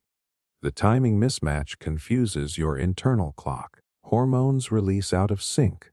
Cortisol, the stress hormone, may rise too early or too late. This leaves you feeling wired and tired at the same time. Here is where it becomes personal. If you feel most alert late at night and struggle to sleep earlier, that does not mean your body is wrong. It means your rhythm has shifted. Often due to artificial light, screens, inconsistent schedules, or long periods of stress. Your brain adapted to survive in that environment. But adaptation is not the same as optimal. This also explains why sleep problems often come with anxiety or low mood. When sleep timing is off, emotional processing suffers. The brain has less opportunity to integrate experiences. Small stressors feel bigger. Thoughts feel stickier. The nervous system stays closer to the edge. Now the validating part. If you have tried sleeping longer and still feel unrested, you are not failing at rest. You are listening to a system that needs alignment, not more hours. Your brain wants predictability. It wants to know when night begins and when day begins. When that pattern stabilizes, sleep quality improves even if total time does not increase dramatically. Research has shown that consistent sleep timing improves attention, mood, and metabolic health even more reliably than increasing sleep duration alone.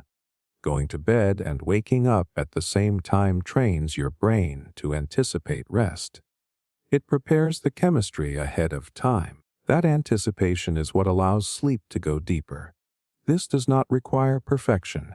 It requires gentleness, small shifts earlier, dimming lights at night, reducing stimulation before bed, letting your brain recognize that darkness now means safety and rest, not productivity or vigilance. What changes is not just how long you sleep, but how your brain enters sleep, calmly, predictably, without resistance. Once you understand this, sleep stops feeling like something you have to force or chase. It becomes something you coordinate with your biology. You stop blaming yourself for being tired. You start respecting timing as a form of self-support. Because your brain does not heal best when it sleeps the longest. It heals best when it sleeps in sync, and when your internal clock finally feels heard, rest stops being shallow. It becomes restorative in a way that lingers long after you wake up. The brain cannot rush and relax simultaneously. There is a moment most people recognize instantly. You sit down to rest, maybe even tell yourself this is the break you needed, and within seconds your mind starts sprinting. To-do lists, conversations, what you should be doing instead. Your body is still, but inside everything is rushing. That tension is not you failing to relax. It is your brain stuck between two incompatible modes. Here is the truth that changes how you see stress. The brain cannot rush and relax at the same time. These states use completely different circuits. When one is active, the other is suppressed. There is no overlap, no middle ground. You are either preparing for action or allowing recovery.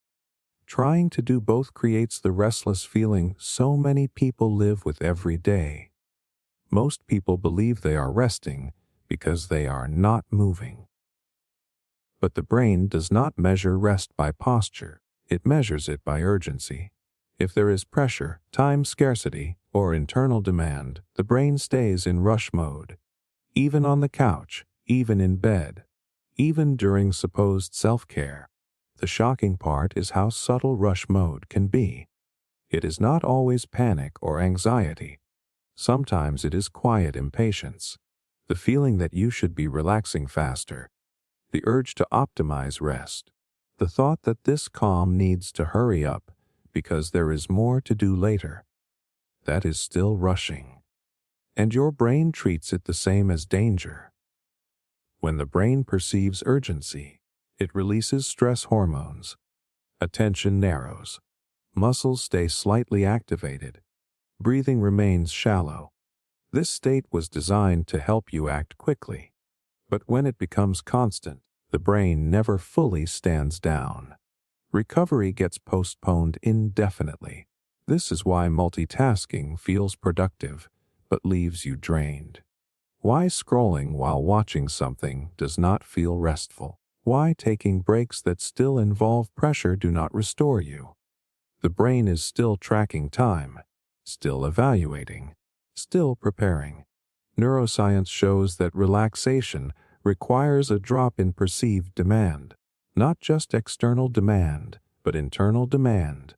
The moment your brain believes nothing is being asked of it, parasympathetic processes turn on. Heart rate variability increases. Digestion improves. Emotional regulation strengthens. This shift cannot happen while rushing is present. Here is where it gets personal. Many people learned early that slowing down was unsafe. That rest invited criticism. That calm meant vulnerability. So the brain adapted. It learned to stay slightly rushed at all times. Not frantic, just busy enough to avoid stillness. That adaptation once served a purpose, but now it blocks recovery. This explains why doing relaxing activities can feel stressful. Yoga with pressure to do it right. Meditation with expectations. Vacations planned down to the minute. The activity looks calm, but the brain is still rushing. So the body never gets the message that it is allowed to relax. Now the validating part. If you feel like you do not know how to relax, you are not missing a skill. You are protecting yourself. Your nervous system learned that urgency kept you functioning. Letting go feels unfamiliar, sometimes even threatening. That makes sense given what it learned. The key is understanding that relaxation is not an action. It is an absence of demand. The brain relaxes when it stops being rushed, not when it is told to calm down. Telling yourself to relax faster is still rushing. This is why slow transitions matter. Why doing nothing for a few minutes feels uncomfortable before it feels calming. The brain needs time to realize there is no deadline hiding behind the quiet. Once that realization lands, the shift happens naturally. There is research showing that chronic time pressure keeps the amygdala active and suppresses prefrontal regulation. In simple terms, urgency keeps the alarm system loud and the calming system quiet. Removing urgency lets the balance reverse. You do not fix this by forcing relaxation. You fix it by removing hurry, by allowing pauses without filling them, by letting moments end without replacing them immediately, by noticing when you are trying to rush calm itself. Over time, your brain learns a new pattern. It learns that nothing bad happens when you slow down without purpose. That rest does not need justification. That calm does not need to perform, and something surprising happens. When rushing fades, relaxation does not need to be chased. It shows up on its own. Your thoughts soften. Your body settles. Not because you tried harder, but because you stopped asking your brain to be two opposite things at once. The brain cannot rush and relax simultaneously, but the moment rushing ends, relaxation is no longer effortful. It is simply the state your nervous system returns to when it is finally allowed to. Familiar sounds reduce mental load. Your brain is doing more work than you realize just to figure out what is happening around you. Every sound, even the quiet ones, gets evaluated. Is it important? Is it a threat? Does it require action? That constant background processing uses energy, and when your brain cannot predict what it is hearing, the load increases fast. Here is something most people overlook. Silence is not always calming, and noise is not always stressful. What matters most is familiarity. Sounds your brain recognizes as safe reduce mental effort almost instantly, even if you are not consciously paying attention to them. Think about how different a random noise feels compared to a familiar one. A sudden unfamiliar sound can spike your alertness. Your body subtly tenses. Your attention snaps toward it. But a familiar sound, like a fan, rain, distant traffic, or a steady hum, often fades into the background. Your brain stops checking it. That is not because the sound disappeared. It is because your brain decided it no longer needs monitoring. The shocking part is how much energy that saves. When a sound is predictable, your auditory system downshifts. The brain reduces sensory vigilance. Fewer resources are spent on scanning. That frees up capacity for thinking, creativity, emotional regulation, and rest. Mental load drops without you doing anything at all. There is neuroscience behind this. The brain is a prediction machine. It constantly tries to anticipate what will happen next. When it succeeds, activity decreases. When it fails, activity increases. Familiar sounds are easy to predict. Your brain knows their pattern, their rhythm, their intensity. So it relaxes its grip. Unfamiliar or irregular sounds do the opposite. They force the brain to stay alert, to keep checking, to stay slightly tense just in case. Even if the sound is not loud or threatening, unpredictability alone increases cognitive effort. This explains why some people work better with background noise. A steady sound creates a consistent sensory environment. The brain stops wasting energy on monitoring silence for interruptions. Silence can feel alerting because the brain is waiting for something to break it. It also explains why certain sounds feel grounding. A familiar song, a loved one voice, the sound of a place you associate with safety. These sounds do not just trigger emotion, they trigger recognition. And recognition is calming. Now here is where it gets personal. If you grew up in a chaotic or unpredictable environment, your brain learned to listen closely, to stay alert to tone changes, footsteps, doors, silence itself. That hyper-listening once kept you safe. But it also means your brain may work harder in quiet or unfamiliar spaces. That does not mean you are sensitive in a bad way. It means your nervous system adapted to unpredictability. Familiar sounds now serve as reassurance. They tell your brain nothing unexpected is about to happen. There have been studies showing that predictable auditory environments reduce stress markers and improve focus.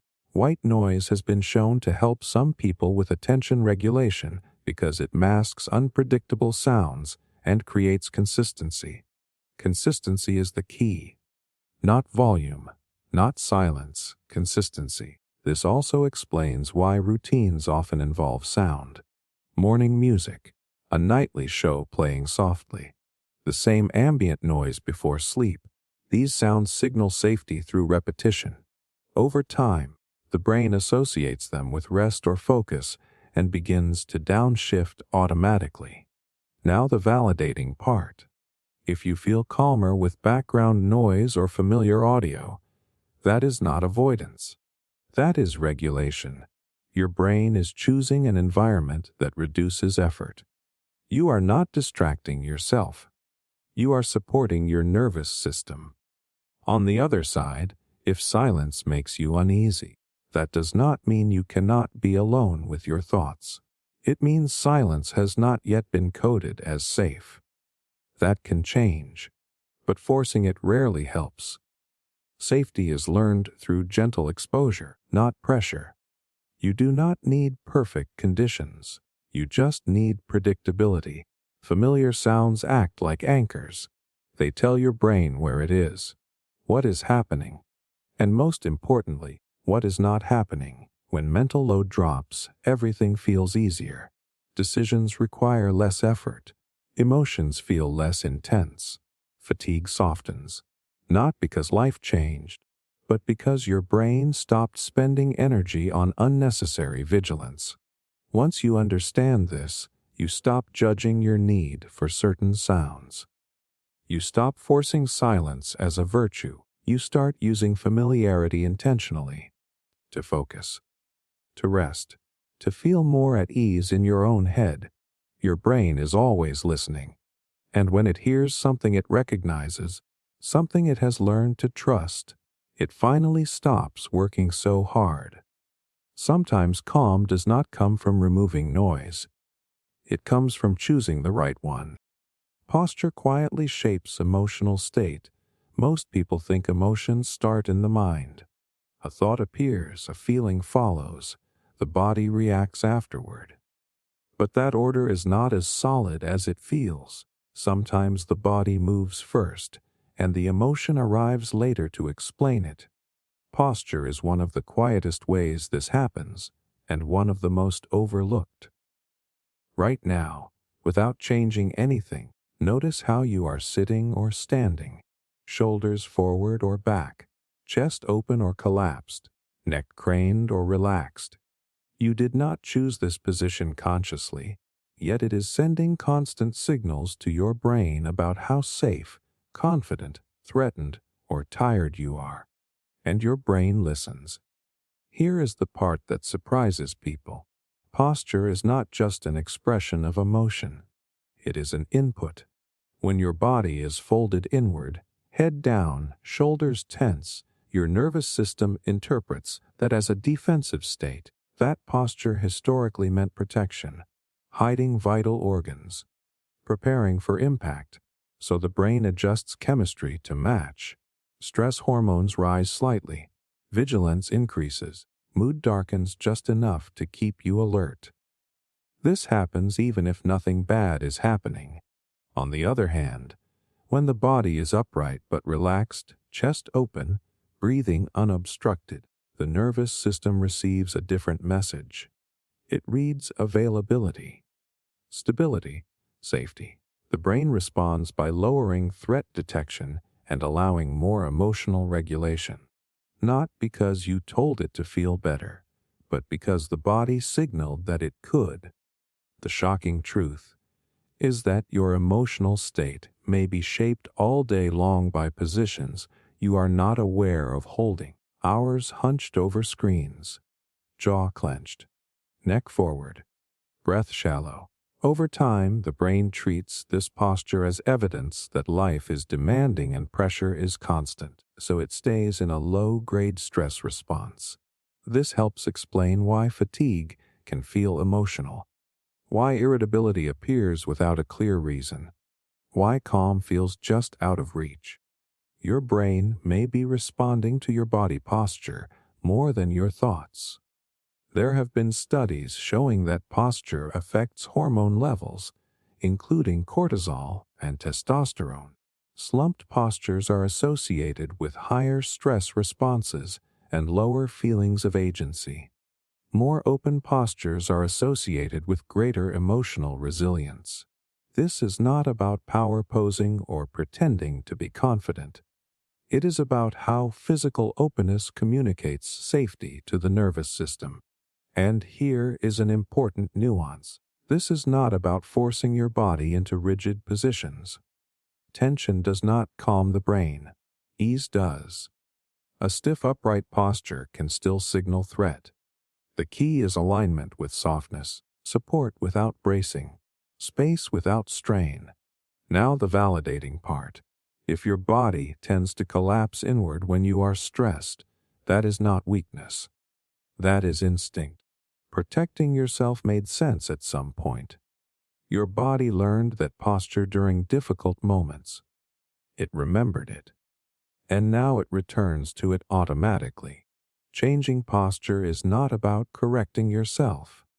It is about offering your nervous system a new option. Even small adjustments matter. Letting the shoulders drop instead of pulling them back forcefully. allowing the head to stack gently over the spine, giving the breath room in the ribs. These subtle shifts send immediate feedback to the brain.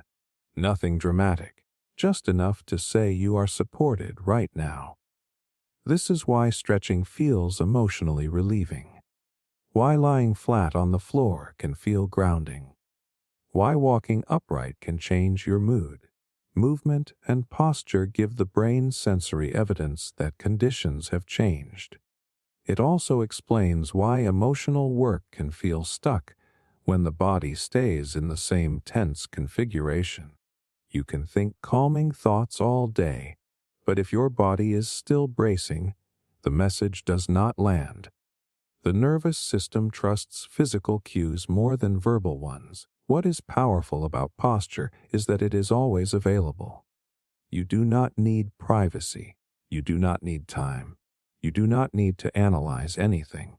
You simply notice and soften. Not to fix yourself, but to communicate safety. Over time, the brain learns a new association. Upright does not mean exposed. Relaxed does not mean vulnerable. It learns that you can be supported and calm at the same time. This changes how emotions move through you. They feel less overwhelming, less sticky, less urgent, because the body is no longer amplifying them. Once you understand that posture quietly shapes emotional state, you stop treating your body like a vehicle your mind drives. You start seeing it as a conversation, a loop, a partnership. And sometimes, the fastest way to calm the mind is not to argue with it at all, but to gently change the position of the body it lives in. Repetition reassures the nervous system. There is something oddly comforting about doing the same thing again. The same route home. The same mug in the morning. The same show you have already seen. People often judge this as laziness or avoidance, but your nervous system experiences it very differently. To your brain, repetition is not boring. It is reassuring. Every time something repeats without negative consequences, your nervous system relaxes a little more. It stops asking what happens next. It stops preparing for impact. It starts conserving energy. That is not habit. That is safety learning. Here is the part most people miss. Your nervous system is not designed to constantly handle novelty. Novelty requires evaluation. Is this good? Is this bad? Do I need to react? That evaluation costs energy. Repetition removes the question entirely.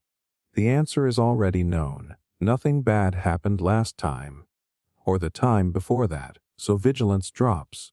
The shocking truth is that a restless brain is often a brain drowning in unpredictability. Too many changes, too many decisions, too many unknowns layered on top of each other. Even positive changes require adaptation, and adaptation keeps the nervous system alert. Repetition gives the system a break. This is why routines feel grounding, even when life feels chaotic. The brain recognizes patterns as proof of stability. Same time, same sequence, same outcome. With each repetition, stress hormones decrease slightly, heart rate steadies, muscles soften. The body learns it does not need to stay on guard.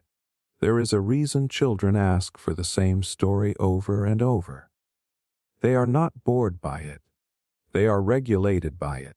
Knowing what comes next allows their nervous system to relax enough to enjoy the moment. Adults are no different. We just learn to judge the need. Neuroscience shows that predictability reduces activity in the amygdala, the brain alarm center.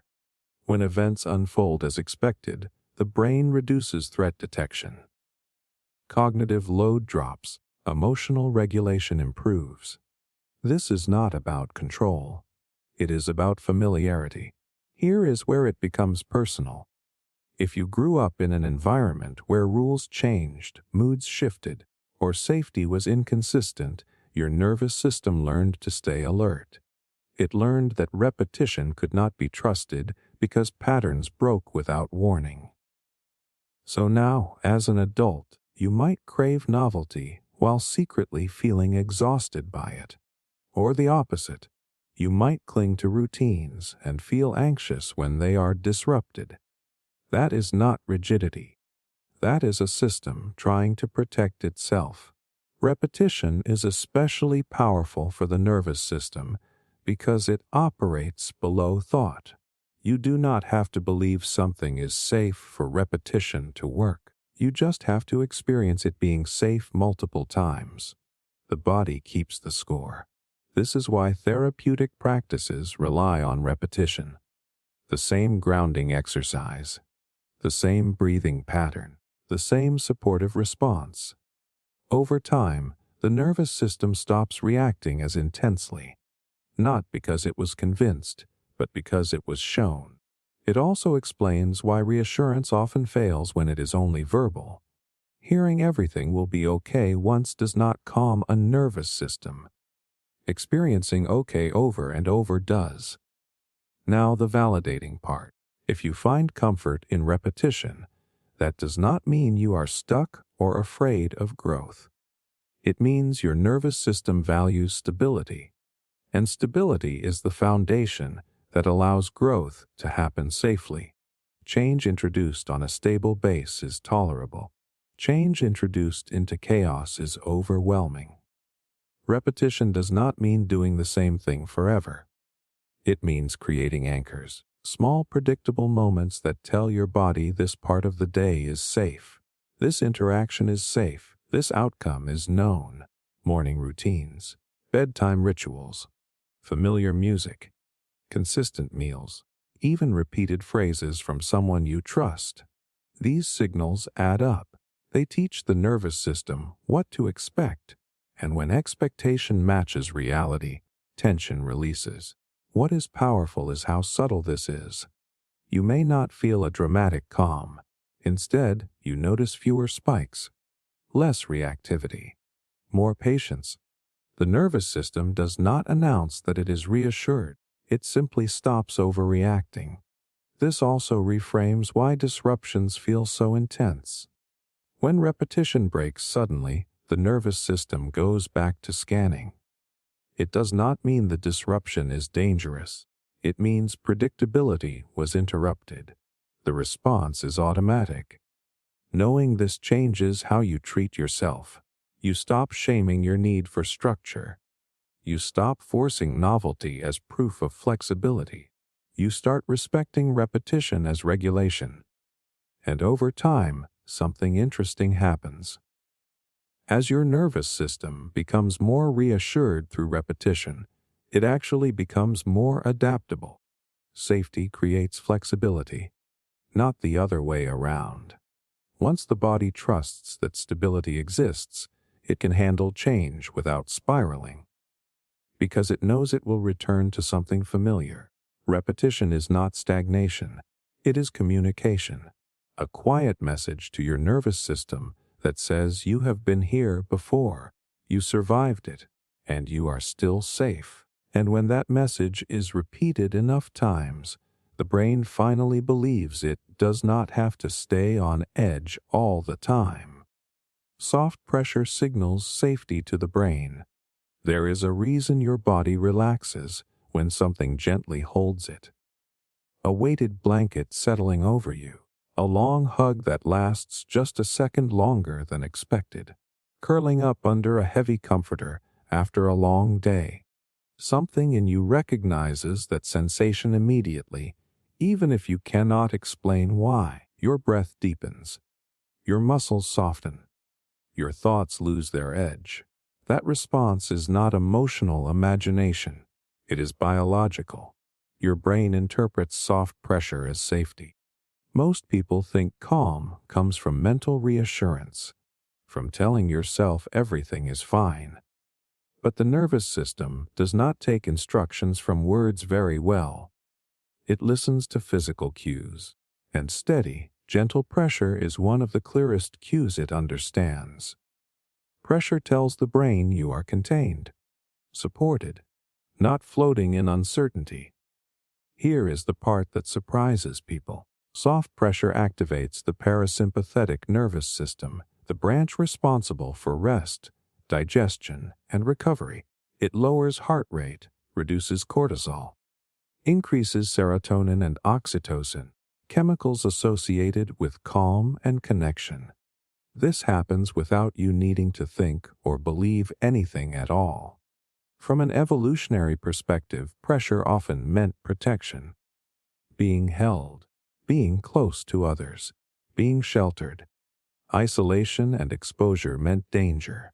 So your nervous system learned to associate gentle containment with survival. That learning never went away.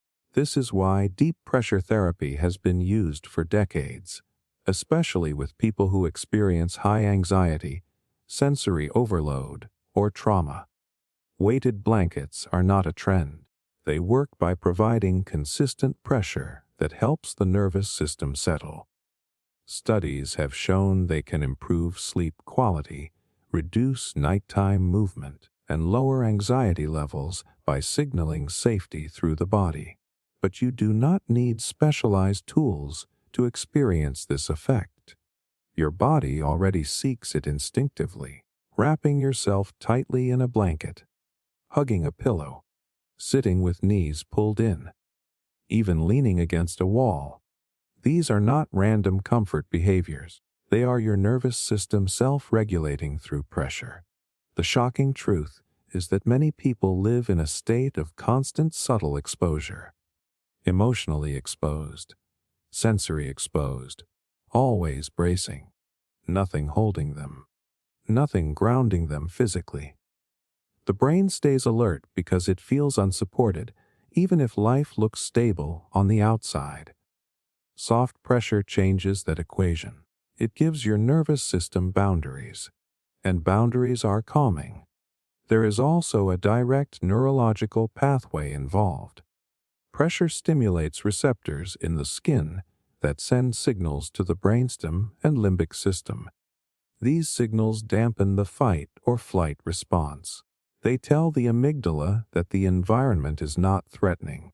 Over time, repeated exposure to this sensation can lower baseline anxiety. Now here is where it gets deeply human. If soft pressure feels comforting, but also slightly emotional, that makes sense. Pressure often mimics early experiences of care, being held, being swaddled, being protected when you could not protect yourself. For some people, that memory is soothing. For others, it brings up longing or grief. Neither reaction is wrong. And here is the validating part. If you crave pressure, touch, or containment, that does not mean you are needy or dependent. It means your nervous system is asking for regulation. It is asking for a signal it understands. In a world that demands constant self-control and independence, that need often goes unmet. This also explains why touch deprivation can feel so dysregulating. Without physical reassurance, the brain has fewer cues of safety. Stress chemicals remain elevated. Rest becomes shallow. Emotional resilience drops. The body is not weak for responding this way. It is wired this way. Pressure does not have to come from another person. That is important. Self-applied pressure still works. Crossing your arms and gently squeezing. Pressing your feet into the ground. Holding something with weight. These actions still communicate containment. Your nervous system responds to sensation, not source. Over time, using soft pressure intentionally can change how your body responds to stress. Instead of escalating, it learns to settle. Instead of bracing, it learns to soften. Not because you forced calm, but because you gave your system the physical evidence it needed.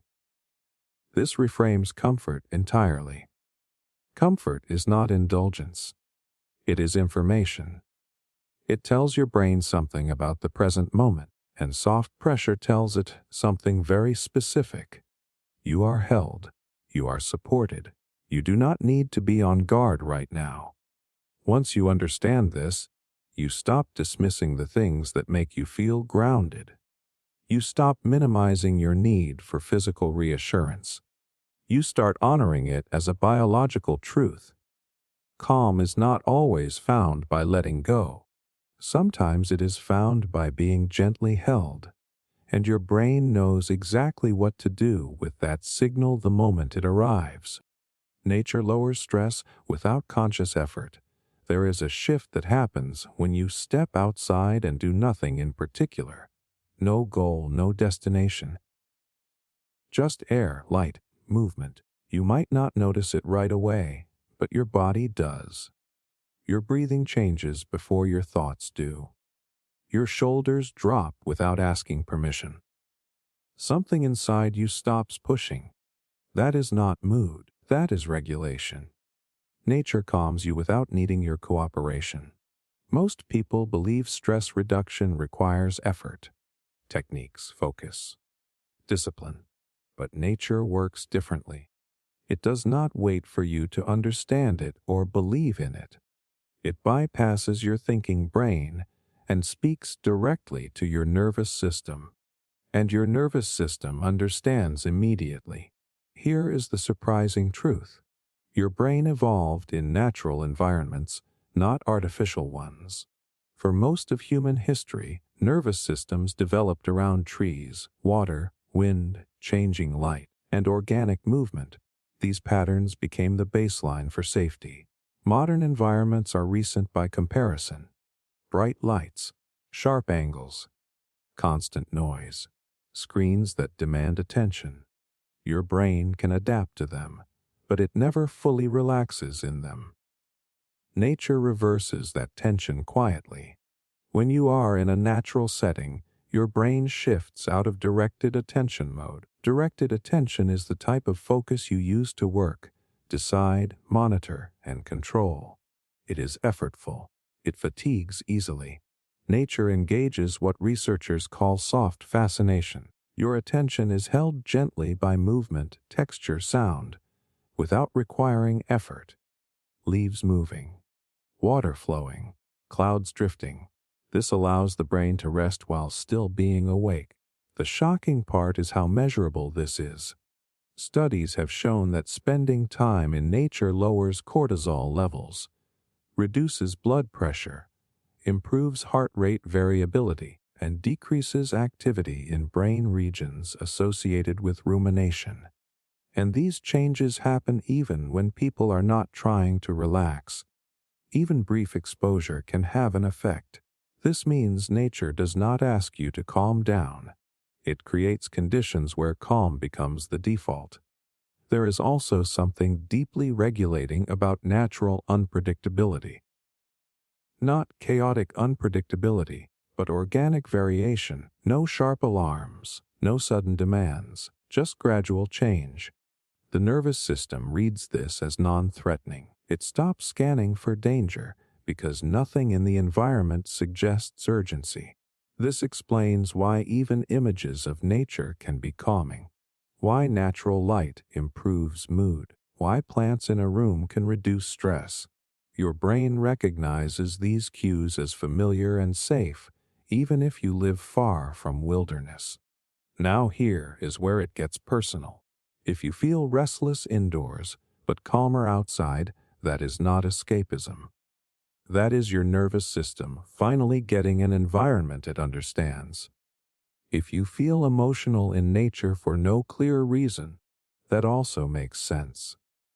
When vigilance drops, held emotions have space to surface. Nature removes the background pressure you did not realize you were carrying. There is something else happening too. In natural environments, the brain reduces self-monitoring. You think less about how you are being perceived. There are fewer social cues to track, fewer comparisons, fewer rules. That alone lowers mental load. Your identity relaxes. You do not have to perform. Now the validating part. If you struggle to relax even in nature, that does not mean it does not work for you. It means your nervous system is not used to downshifting yet. Sometimes stillness reveals how tense you have been. That initial discomfort is not failure. It is awareness. Nature does not force calm, it offers it. Repeated exposure teaches your nervous system that it is safe to soften. Over time, the response becomes faster. You relax sooner. You carry less tension back with you. This is why short, regular contact matters more than rare escapes. A few minutes of sunlight, a walk past trees, sitting near water. These moments accumulate. They train your nervous system to recognize non-threat more easily, even in other environments. You do not have to hike mountains or disappear into forests. Nature is not an extreme sport. It is a signal, and the signal is simple. There is no emergency here. Once you understand this, you stop seeing time outside as unproductive. You stop waiting until you earn it. You realize it is not a reward. It is maintenance. In a world that constantly asks your brain to pay attention, decide, react, and manage, nature is one of the few places that asks nothing of you. And because it asks nothing, your nervous system finally gets permission to rest. Calm does not always come from doing less. Sometimes it comes from being somewhere that never demanded so much in the first place. Less sensory input means less mental chaos. There is a reason your mind feels louder the more stimulation you are surrounded by. Not emotionally louder, sensory louder. Lights, sounds, movement, screens, conversations overlapping. Even when nothing is wrong, your thoughts start tripping over each other. Focus slips. Irritation rises. Calm feels distant. That is not because you cannot concentrate. It is because your brain is processing too much at once. Your brain was never designed to handle constant sensory input without rest. Most people assume mental chaos comes from overthinking. Too many worries. Too many thoughts. But often the real cause is overload, not analysis. Your brain is reacting to the environment faster than you can consciously notice. Every sensory signal has to be filtered, categorized, and either acted on or ignored. That filtering process uses energy. A lot of it. Here is the shocking truth. Even input you think you are ignoring still costs your brain something. Background noise, visual clutter, notifications you do not open, subtle vibrations, shifting light. Your nervous system does not fully tune these out. It keeps them in peripheral awareness just in case. And that constant monitoring creates internal noise. When sensory input decreases, mental noise follows. This is why cluttered spaces feel draining even if you are not actively interacting with anything. Your brain is scanning constantly. What is this? Where does that go? Is that important? Is that unfinished? Each item pulls a tiny thread of attention. Individually, they seem harmless. Collectively, they exhaust you. The same applies to sound. Irregular or layered noise forces the brain to stay alert. It keeps checking for meaning or threat. Silence or simple predictable sound allows the auditory system to relax. When the ears relax, the mind often does too. Neuroscience backs this up. The brain has limited attentional resources. When sensory load is high, fewer resources are available for emotional regulation, working memory, and impulse control. This is why overstimulation often shows up as irritability, brain fog, or emotional reactivity, rather than obvious stress. You are not overwhelmed because you are weak. You are overwhelmed because your brain is busy. There is also a nervous system component. High sensory input keeps the sympathetic nervous system more active. That is the branch responsible for alertness and readiness. When stimulation drops, the parasympathetic system can come online. Heart rate slows, breathing deepens, thoughts lose urgency, not because you tried to calm down, but because the environment stopped demanding attention. This explains why minimal environments feel calming. Why dim light helps you think. Why quiet rooms feel grounding. It is not aesthetic preference. It is load reduction. Now here is where it gets personal. If you grew up in noisy, chaotic, or unpredictable environments, your nervous system adapted by staying alert. You learned to process a lot at once. That skill kept you functioning.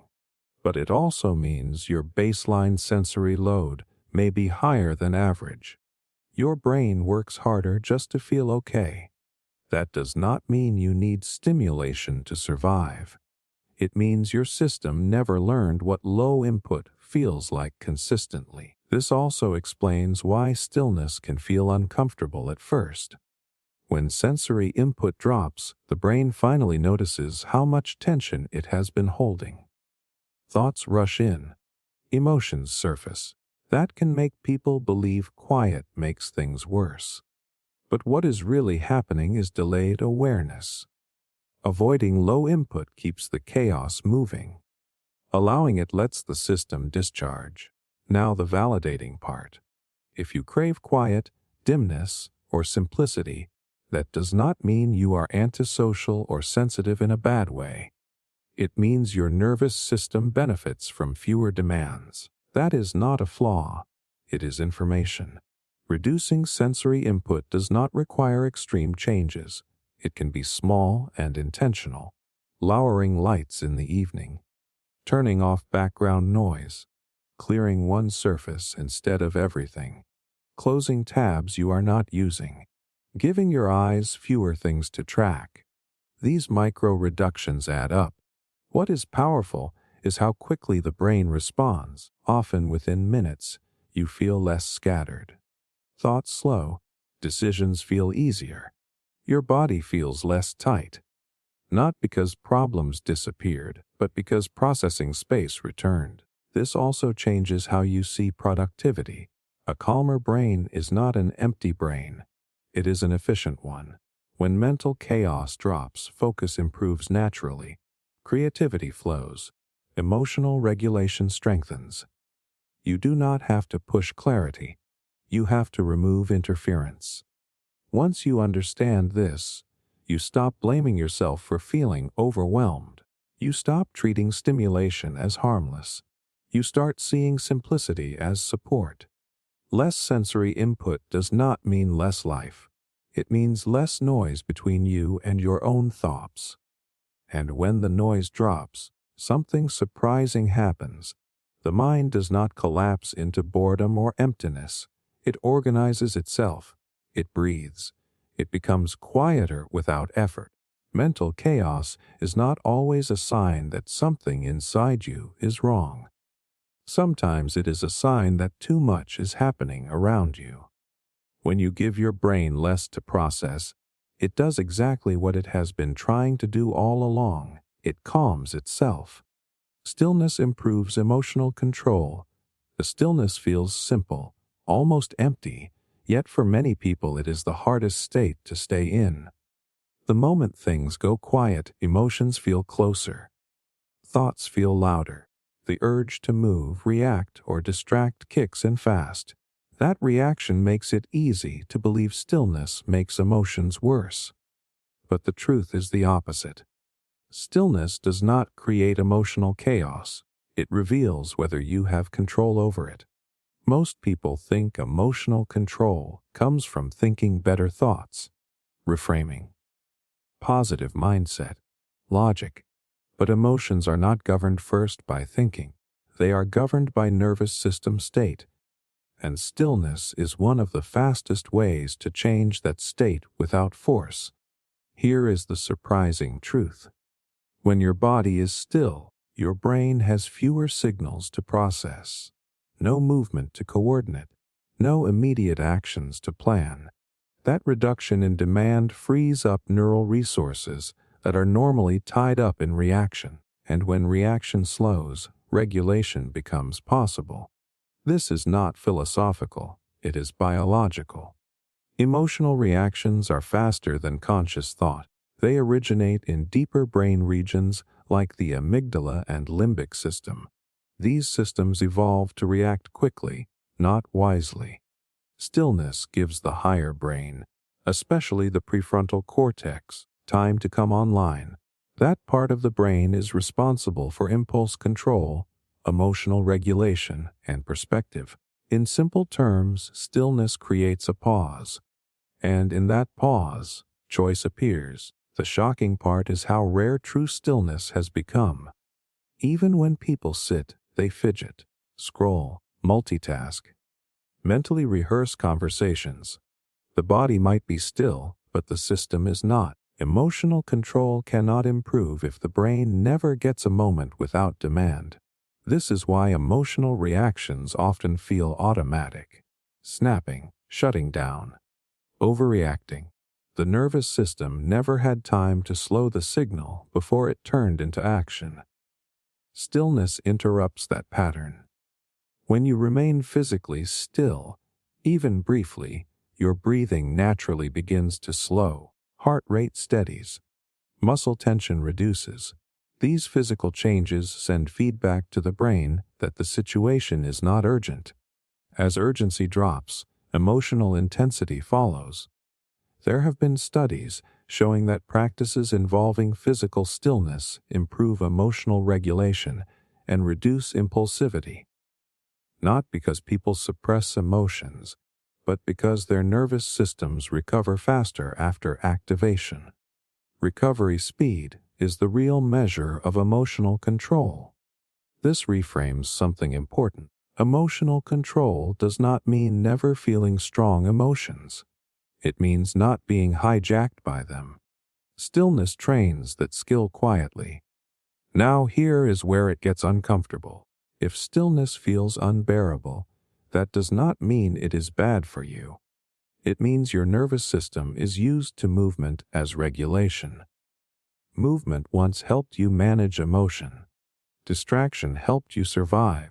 So when those are removed, emotion surfaces. That surfacing is not loss of control. It is delayed processing. Avoiding stillness keeps emotions unresolved but hidden. Allowing stillness lets them move through instead of exploding outward. Now the validating part. If you feel emotional when you slow down, nothing is wrong with you. Your system is doing what it never had time to do. It is catching up, and catching up can feel intense before it feels stabilizing. Stillness does not require meditation or hours of silence. It can be brief and gentle. Sitting without reaching for your phone. Standing still for a minute instead of pacing. Lying down without filling the space with noise. These moments are enough to start retraining the nervous system. What matters is not duration. It is permission.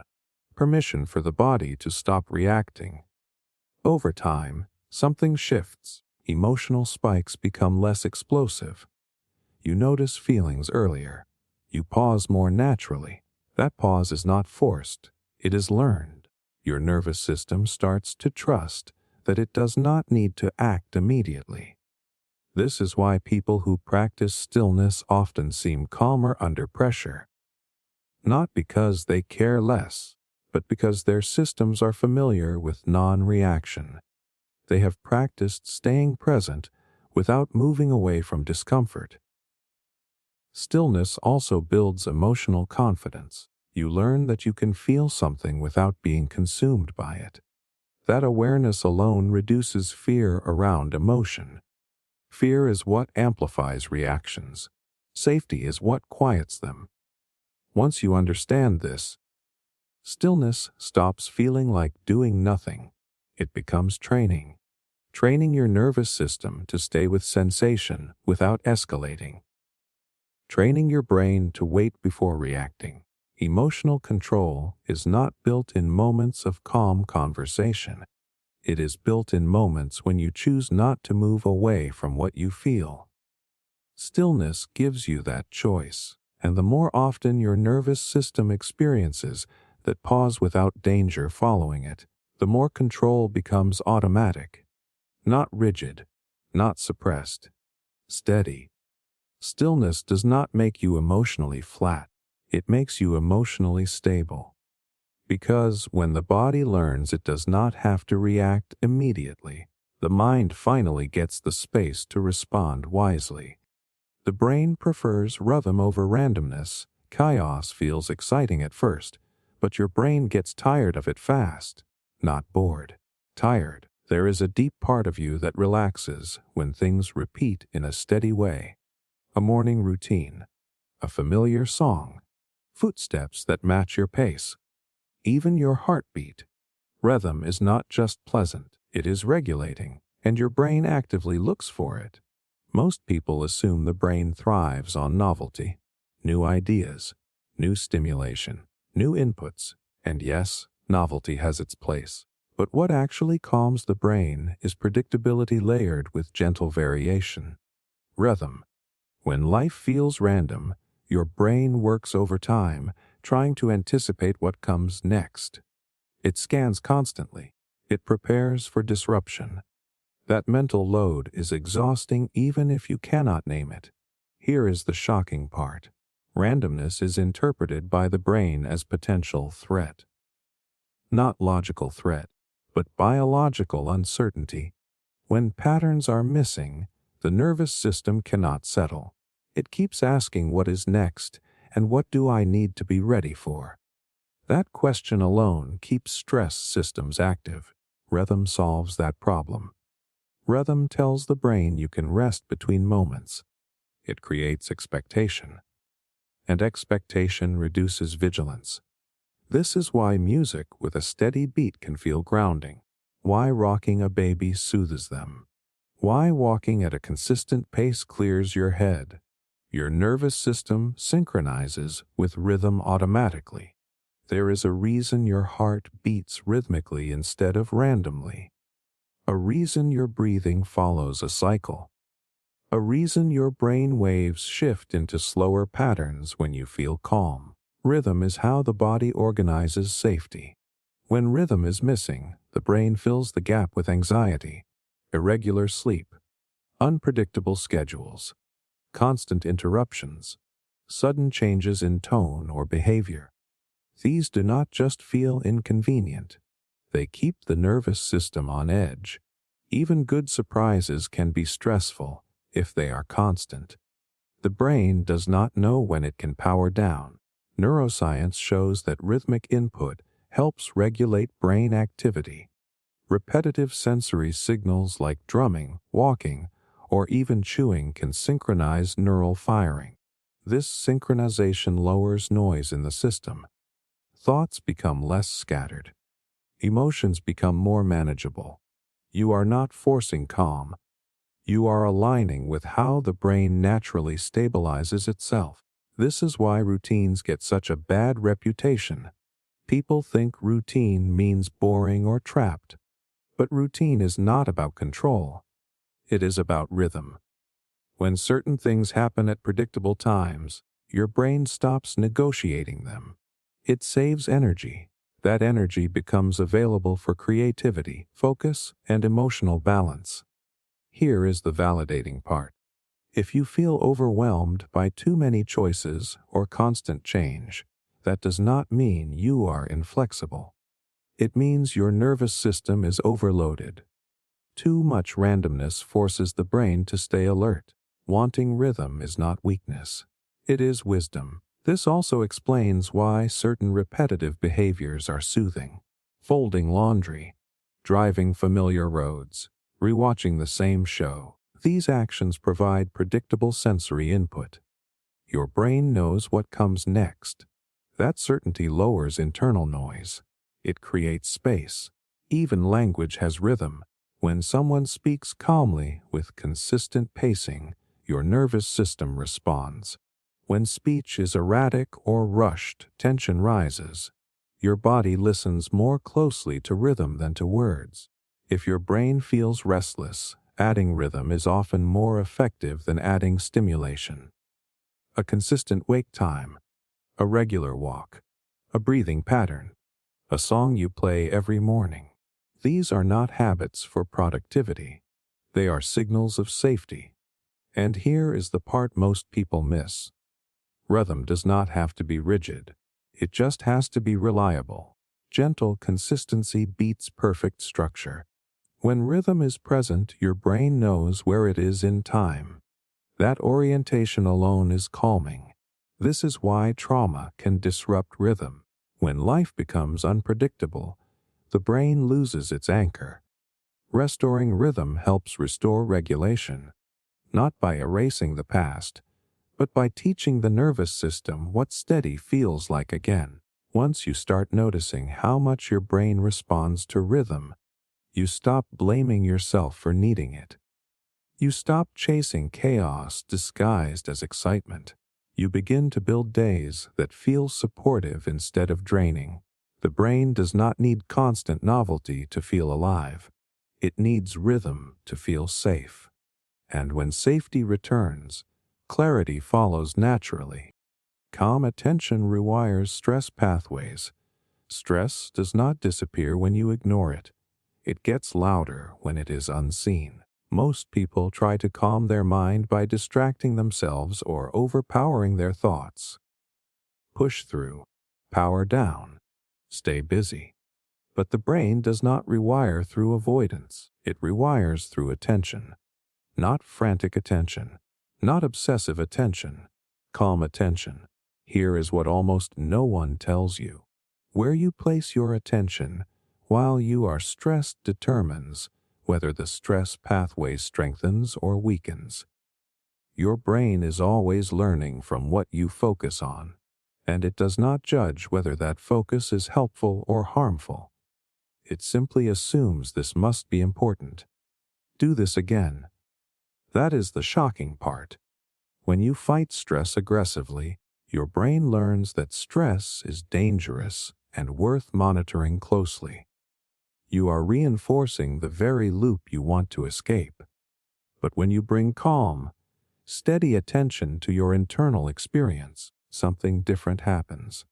The alarm system begins to stand down. This works because of how neural pathways are built. Stress responses live in well-worn circuits. The amygdala detects threat, the nervous system activates, thoughts race, muscles tense. The more often this loop runs, the stronger it becomes. But neuroplasticity works both ways. New pathways can form that inhibit old ones. Calm attention is the signal that allows that to happen. When you notice your breath without trying to control it, you are teaching your brain that awareness does not equal danger. When you feel tension in your body and stay present without panicking, you are sending a powerful message. This sensation is survivable. No emergency required. Over time, the brain updates its response. This is not passive. It is precise. Calm attention means observing without escalating. It means naming sensations without spinning stories. Tight chest instead of I am falling apart. Fast heartbeat instead of something is wrong with me. That shift alone changes how the nervous system responds.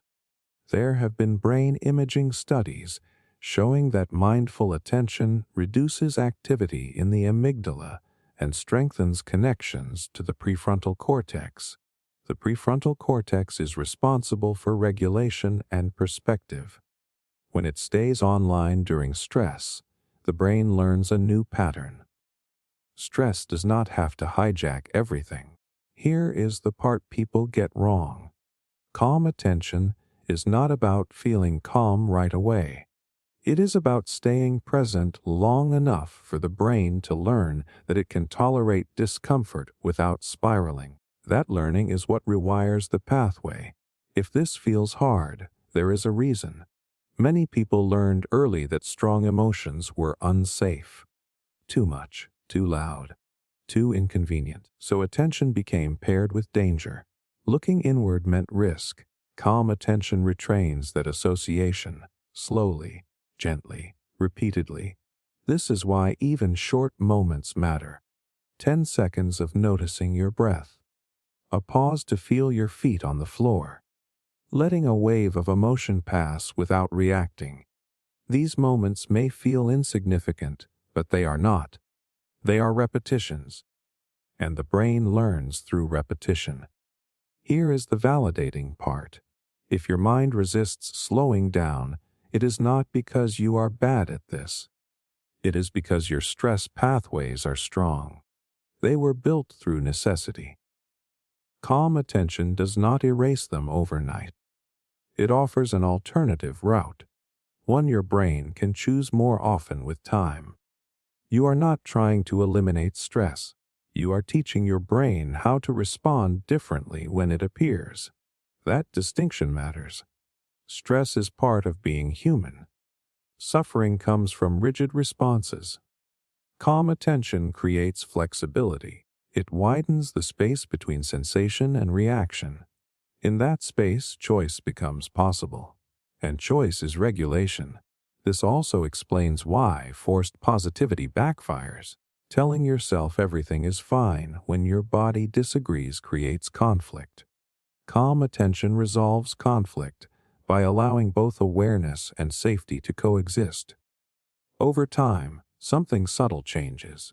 Stress still shows up, but it does not take over as quickly. Thoughts still arise, but they pass more easily. Your nervous system recovers faster. That is rewiring. Not dramatic, not instant, but real. And once your brain learns that attention does not mean danger, it stops sounding the alarm so loudly. Calm becomes less of an effort and more of a default. Not because stress vanished, but because your brain learned a new way through it. Emotional safety precedes mental clarity. And mental clarity does not arrive through force. You cannot bully your brain into thinking clearly. You cannot demand focus from a system that feels threatened. Clarity shows up only after something more basic is in place: emotional safety. And without it, the brain stays foggy no matter how smart or motivated you are. Most people assume confusion means they need better discipline or sharper thinking. They blame themselves for not focusing, not deciding, not understanding. But the brain does not prioritize clarity when it senses emotional risk. It prioritizes protection. When you feel judged, rushed, dismissed, or uncertain about how you will be treated, your brain shifts gears. It narrows attention. It scans for problems. It prepares defenses. Clear thinking becomes secondary. Here is the shocking truth. You can be intellectually capable and emotionally unsafe at the same time. And when that happens, your intelligence goes offline. Not permanently, temporarily, because the brain does not waste resources on insight when it believes something needs to be managed or avoided. This is rooted in basic neuroscience. When emotional safety is low, the amygdala becomes more active. The amygdala is not interested in nuance or long-term planning. It is interested in survival. As it ramps up, it suppresses activity in the prefrontal cortex, the part of the brain responsible for reasoning, reflection, and decision-making. You literally lose access to clarity when you do not feel emotionally safe. That is why arguments feel impossible to resolve in the moment. Why feedback feels confusing instead of helpful when it is delivered harshly. Why your mind goes blank when you feel put on the spot. It is not that you suddenly forgot how to think. Your brain temporarily decided that thinking was not the priority. Emotional safety tells your nervous system you are allowed to explore instead of defend. It says you can consider options without consequences. You can reflect without being punished. That permission opens cognitive space. Without it, your thoughts circle the same loops because your brain is trying to predict and prevent harm. This also explains why clarity often arrives later, in the shower, on a walk, late at night. Those are moments when emotional pressure drops. No one is watching. No one is evaluating. Your nervous system relaxes, and suddenly your thoughts organize themselves. The clarity was always possible. The conditions just were not right. Here is the validating part most people need to hear. If your mind feels scattered or slow, it does not mean you are incapable. It means something in your environment or internal dialogue does not feel safe yet. Even self-criticism counts as emotional threat. When you attack yourself for not being clear, you create the exact conditions that block clarity. Emotional safety can come from other people, but it can also come from how you treat yourself. A softer tone, patience with uncertainty, allowing confusion without panic. These internal signals matter because your nervous system responds to them the same way it responds to external cues. There is research showing that people perform better cognitively when they feel psychologically safe. Teams think more creatively when mistakes are not punished. Students learn better when they feel supported instead of judged. The brain opens when the threat of rejection or failure closes. This is why pressure backfires. Pressure communicates risk. Hurry up, get it right. Do not mess this up. Your nervous system hears that and shifts into defense. Creativity shrinks. Memory falters. Focus fragments. Not because you are weak, but because your brain is protecting you from perceived harm. Clarity is not something you chase. It is something that emerges when emotional safety stabilizes. That safety can be quiet. It does not need reassurance speeches. It can be as simple as knowing you have time, knowing you will not be attacked for being wrong, knowing you can pause. Once emotional safety is present, the brain does what it does best. It connects ideas, it sees patterns, it solves problems, it integrates information. That is its natural state. Confusion is often a sign that the system is overloaded, not underpowered. When you understand this, you stop asking why can I not think straight and start asking what would help me feel safer right now. That question shifts everything, because clarity is not a personal failure. It is a biological outcome, and the moment emotional safety increases, even slightly, the fog begins to lift. Thoughts slow down. Perspective widens. Answers come into view. Not because you forced them, but because your brain finally felt safe enough to let them surface. Slower thinking improves accuracy, speed feels powerful. Quick answers, fast reactions, immediate opinions. In a world that rewards instant responses, slowing down can feel like falling behind. But beneath that pressure is a quieter truth your brain already knows. Accuracy lives in slower thinking, not faster thinking, and most mental exhaustion comes from trying to move at a pace your nervous system was never built to sustain. Here is the part that catches people off guard. When you think quickly, your brain is not doing more work. It is doing less. Fast thinking relies on shortcuts, assumptions, pattern matching, emotional memory. These shortcuts are useful in emergencies, but they are terrible for precision. They trade depth for speed, and they do it automatically. Your brain has two general modes of processing. One is fast, reactive, and efficient. The other is slower, deliberate, and effortful. The fast mode helps you dodge danger and make snap judgments. The slow mode helps you reason, evaluate, and choose accurately. When your nervous system feels rushed or threatened, the fast mode dominates, even if the situation does not require it. This is where things quietly go wrong. Under stress, your brain becomes confident but inaccurate. You feel certain even when you are missing information. You react instead of reflect. You fill in gaps with emotion.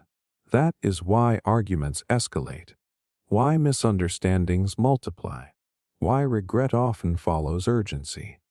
The shocking truth is that slowing down does not make you indecisive. It makes you precise. When your brain has time, it integrates more data. It checks emotional reactions against logic. It notices nuance. Neural networks involved in error detection and self-correction activate only when the brain is not rushed. Accuracy requires space. There have been studies showing that people make fewer cognitive errors when they are encouraged to pause, even briefly, before responding. A few seconds can change outcomes dramatically. Those seconds allow the prefrontal cortex, the part responsible for judgment and planning, to come back online. Without them, emotional centers dominate the decision. This explains why anxiety makes thinking feel foggy. It is not that you cannot think clearly. It is that your brain is prioritizing speed over accuracy. Anxiety says decide now, resolve now, escape now, and in that state, the brain sacrifices careful reasoning for quick relief. Here is the validating part. If you feel mentally scattered or regret things you say when stressed, that does not mean you lack intelligence or control. It means your system was rushed. Slower thinking was not available to you in that moment. Your brain did what it thought would keep you safe. Slower thinking also improves perception. You notice details you would normally miss: tone, context, your own internal signals. This awareness reduces mistakes not by effort, but by clarity. When you slow down, your brain stops guessing and starts observing. This is why practices that encourage pauses are so effective. Taking a breath before responding, writing instead of speaking when emotions are high, waiting overnight before making decisions. These are not delays, they are accuracy tools. They give your nervous system time to settle so your thinking brain can do its job. There is also a biological reason slower thinking feels calmer. When you reduce cognitive speed, your breathing often slows naturally. Heart rate stabilizes. Stress hormones decrease. The brain interprets this as safety, and when the brain feels safe, it becomes more precise. Calm and accuracy are partners, not opposites. Modern culture confuses speed with competence. But the brain does not work that way. The most reliable decisions come from regulated states, not rushed ones. Even experts make more errors when they are hurried. Experience cannot override biology. Slower thinking does not mean overthinking. Overthinking is fast thinking stuck in a loop. True slowness feels grounded. It feels spacious. Thoughts arrive one at a time instead of all at once. That pacing allows you to choose rather than react. Once you understand this, you stop pressuring yourself to respond immediately. You give yourself permission to pause. That pause is not weakness. It is intelligence aligning with biology. Accuracy improves when the brain feels it has time. And when you give your mind that time, it rewards you with clearer judgment, fewer regrets, and decisions that actually reflect who you are. Slowing down does not dull your edge. It sharpens it. The brain is wired to return to balance. There is a moment after stress passes when your body tries to reset itself. You might not notice it, but it is there. A deeper breath, a stretch, a sigh that comes out of nowhere. That is not habit. That is your brain attempting to return to balance. Even after chaos, even after overwhelm, your system is always quietly moving back toward center. Most people think the brain gets stuck. That once anxiety or sadness takes over, it just stays there unless you force it out. But that belief misses something fundamental about how the brain evolved. Your brain is not wired for constant intensity. It is wired for regulation. It swings, yes, but it also corrects. Like a thermostat, like a tide, like a body that knows how to heal a cut without being told how. Here is the shocking part. Stress feels permanent not because it is, but because the brain remembers imbalance more vividly than balance. Threat leaves a stronger imprint than calm. That helped humans survive. But it also means that when you are dysregulated, Your brain convinces you this is the new normal. It forgets how often you have already come back to center before. Underneath every spike of anxiety is a process called homeostasis.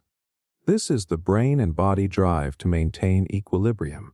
When something pushes you too far in one direction, internal systems activate to bring you back. Hormones shift. Neurotransmitters rebalance. Neural circuits adapt. You do not have to consciously manage this. It happens because staying off balance costs too much energy. Think about how emotions actually work. They rise, peak, and fall. Even panic attacks have an arc. They do not climb forever. They resolve. Depression can linger, but even it fluctuates across days and moments. The brain is always adjusting, even when it feels slow or subtle. What disrupts this natural return to balance is resistance. Not intentional resistance, but fear-based resistance. When the brain senses that an emotion is dangerous or unacceptable, it clamps down. It tightens. That tension keeps the system activated. The emotion sticks not because it is strong, but because it is being fought. This is where people get confused. They believe they need to fix themselves to feel better. But often the brain is already trying to fix things. It just needs permission to complete the cycle. Safety allows balance to return, not force. There is a concept in neuroscience called allostasis. It describes how the brain predicts needs and adjusts accordingly. When stress is high, systems activate. When stress lowers, systems deactivate. But if the brain believes stress will continue, it keeps those systems running. That is when imbalance feels chronic. Here is the validating truth. If you feel stuck in anxiety or emotional heaviness, it does not mean your brain forgot how to regulate. It means it has not yet received enough signals that it is safe to let go. The drive toward balance is still there. It is just paused. You see this clearly in children. They cry intensely, then recover quickly when comforted. They trust the return to calm. Adults lose that trust over time. We learn to brace. We learn to stay guarded, but the wiring never disappears. Even sleep is proof of this drive. No matter how busy or stressed you are, your brain eventually demands rest. It forces shutdown. That is balance asserting itself. Burnout is not weakness. It is the nervous system pulling the emergency brake when regulation has been ignored too long. This is why small moments of relief matter more than you think. A laugh, a quiet minute, a deep breath that comes naturally. These are not distractions. They are the brain finding its way back toward equilibrium. Every time you allow one of these moments without guilt, you reinforce the belief that balance is possible. You do not have to manufacture calm. You have to stop blocking it. When you reduce self-criticism, when you slow your pace, when you stop interpreting every sensation as a problem, the brain does what it already knows how to do. Healing does not mean never getting dysregulated. It means trusting that regulation will return. That trust alone lowers the intensity of the swing. The brain relaxes when it knows balance is not lost forever. Once you understand that your brain is constantly trying to bring you back to center, you stop panicking when you feel off. You stop labeling every rough state as failure. You recognize it as movement, not collapse.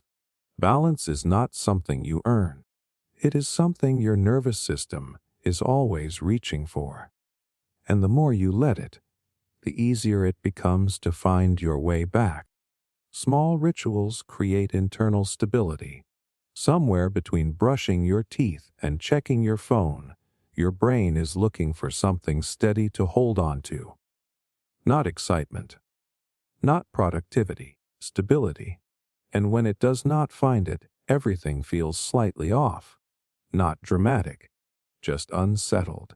like standing on a surface that keeps shifting under your feet. Small rituals are how the brain creates footing. They are not about superstition or control. They are about orientation, a simple repeated action that tells your nervous system, I know where I am in time. I know what comes next. And that knowledge alone can quiet a restless mind. Most people underestimate this because the rituals that matter do not look impressive. Making the same drink every morning, sitting in the same chair to unwind, stretching before bed, lighting a lamp at dusk, these actions seem too ordinary to matter. But to the brain, repetition equals safety. Predictability equals relief. Here is the surprising part. Your brain does not require big changes to feel stable. It requires reliable signals. When a ritual repeats, neural circuits stop working so hard. The brain no longer has to decide or anticipate. It recognizes the pattern and relaxes into it. That reduction in mental effort frees up space for calm. From a neurological perspective, rituals help regulate the basal ganglia, a region involved in habit formation and emotional control. When an action is familiar and predictable, this system runs smoothly. Stress decreases. Cognitive load drops. The brain shifts out of constant evaluation mode. That shift is subtle but powerful. This is why mornings without structure often feel more anxious than busy ones. It is not the workload. It is the lack of anchors. When nothing is defined, the brain keeps scanning. What should I do next? What am I forgetting? That low-level uncertainty drains energy fast. Rituals answer those questions in advance. They remove choice, and removing choice is calming, not limiting. Calming. Choice requires evaluation. Evaluation requires vigilance. Ritual says this part is handled. Here is something most people do not connect. When life feels chaotic, the brain looks inward for control. That is when rumination increases. Thoughts loop.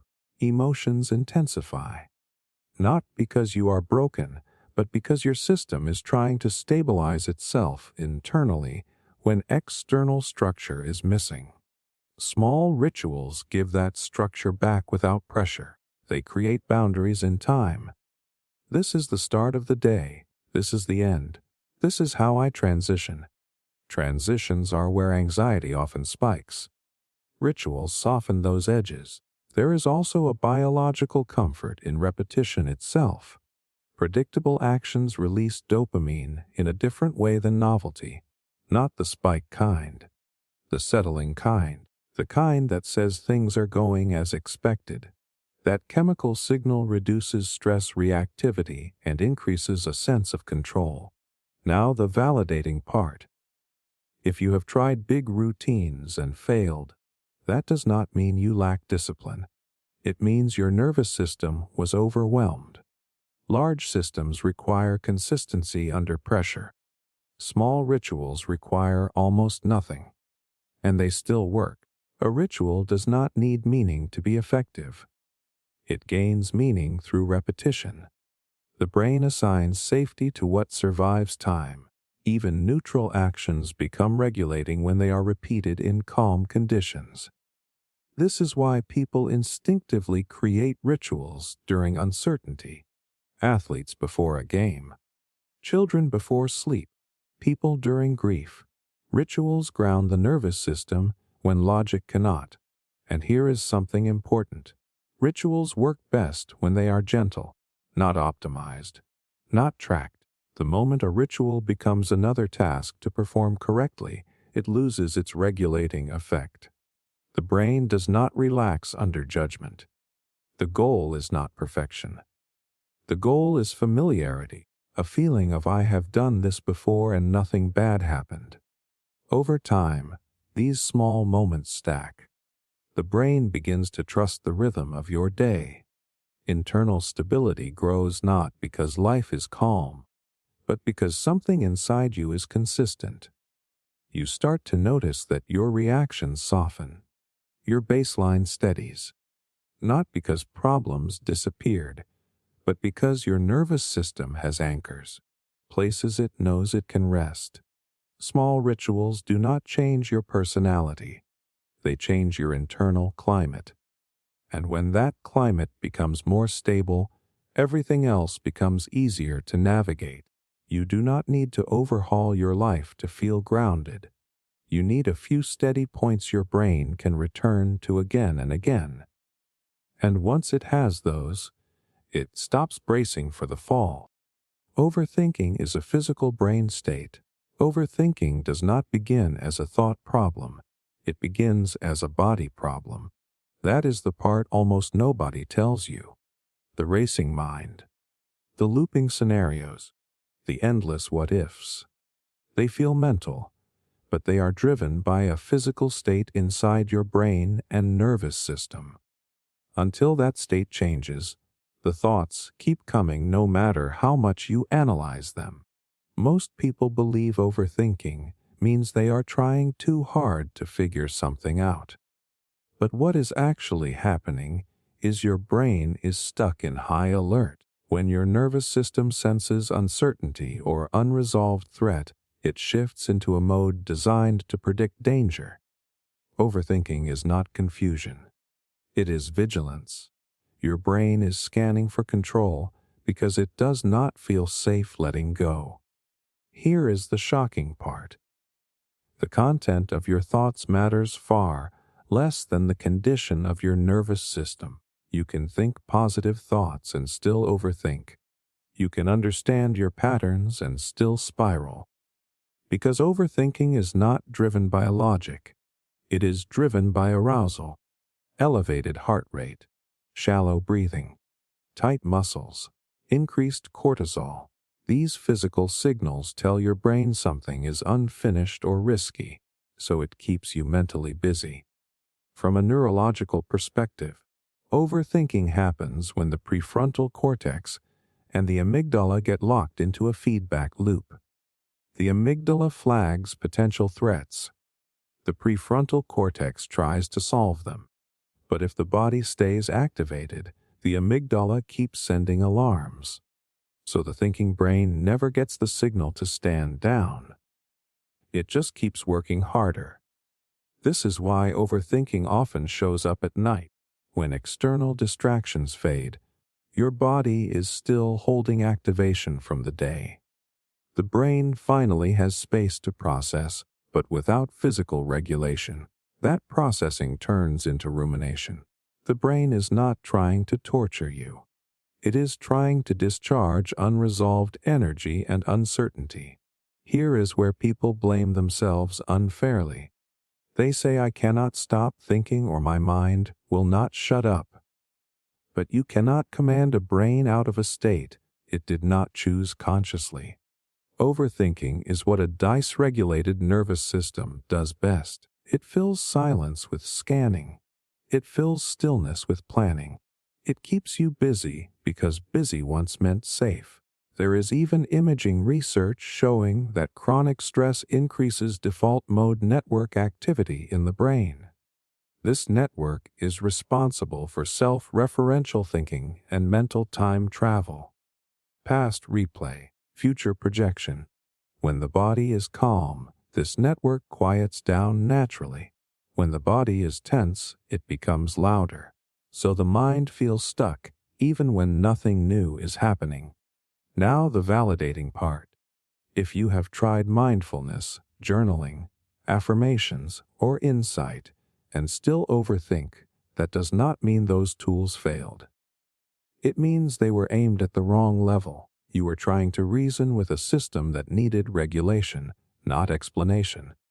Overthinking eases when the body receives signals of safety, grounding sensations, slow movement, warmth, predictable rhythms, deep exhalations.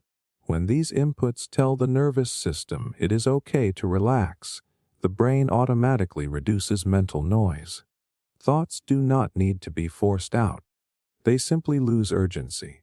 This is why people say things like my mind finally quieted when I went for a walk or took a shower or sat with someone who felt calm.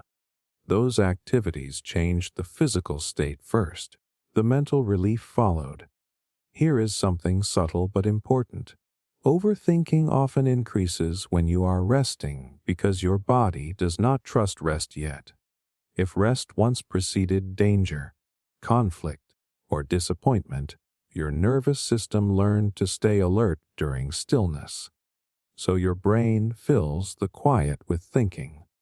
Not because you enjoy it, but because it feels safer than letting go. Understanding this changes how you treat yourself. You stop seeing overthinking as a flaw and start seeing it as a signal. A sign that your system needs regulation, not more answers. And once you address it at the physical level, the mental loops soften without a fight. Overthinking is not who you are. It is a temporary brain state, and brain states change when the body feels safe enough to stop searching for problems. When that happens, the mind does not feel empty. It feels clear. And clarity was never about thinking harder. It was about calming the system that would not let you rest. Attention is a limited biological resource. Your attention is not endless, no matter how disciplined you are or how motivated you feel. It is a physical resource produced and regulated by your brain and nervous system, and it runs out faster than most people realize. Every moment you are awake, something is spending it. Not just big decisions or hard work, but tiny choices, background worries, half-processed emotions, and constant input you barely notice. Most people think attention disappears because they are lazy or distracted or addicted to stimulation. But the truth is more confronting. Your brain is metabolically expensive. Focusing costs energy. In fact, the brain uses a disproportionate amount of your body's fuel relative to its size. When attention drops, it is often because your system is conserving resources, not because you lack willpower. Here is the shocking part. Your brain treats unresolved stress like an open tab that never closes. Even if you are not actively thinking about a problem, your nervous system is still allocating attention to it. Background vigilance, emotional monitoring, anticipating outcomes. This invisible drain quietly exhausts your capacity to focus on anything else. This is why you can sit down to work and feel instantly depleted. Not because the task is hard, but because your attention budget was already spent somewhere else. A difficult conversation you are avoiding. A sense of uncertainty about the future. A relationship that feels unstable. These do not stay contained. They siphon attention continuously. From a neurological standpoint, attention is regulated by networks that overlap with stress and threat systems. When your brain senses uncertainty or pressure, it prioritizes scanning over sustained focus. Short bursts of attention, frequent checking, jumping between tasks. This pattern is not a failure of discipline. It is your brain trying to stay adaptive in a world that feels demanding. This also explains why multitasking feels productive but leaves you exhausted. Every switch costs attention. The brain has to reorient, reload context, and re-engage.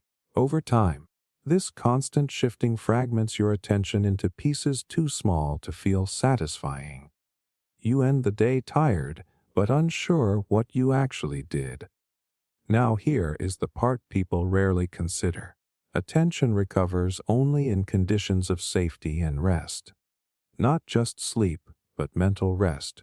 Periods where your nervous system is not bracing for the next thing. If your environment or inner world feels pressurized, your attention does not replenish fully. It stays shallow, brittle, easily pulled away. This is why scrolling feels tempting when you are depleted. It does not demand sustained attention. It offers novelty without commitment. Your brain chooses it not because it is meaningful, but because it is affordable. When attention is low, the brain defaults to low-cost stimulation. Here is the validating part. If you struggle to focus, it might not be because you lack ability. It might be because your attention has been overspent for too long. Chronic stress, emotional labor, and constant input all tax the same biological system. Eventually, it protects itself by pulling back. There is research showing that perceived control and predictability increase attentional capacity. When the brain knows what to expect, it spends less energy monitoring for surprise.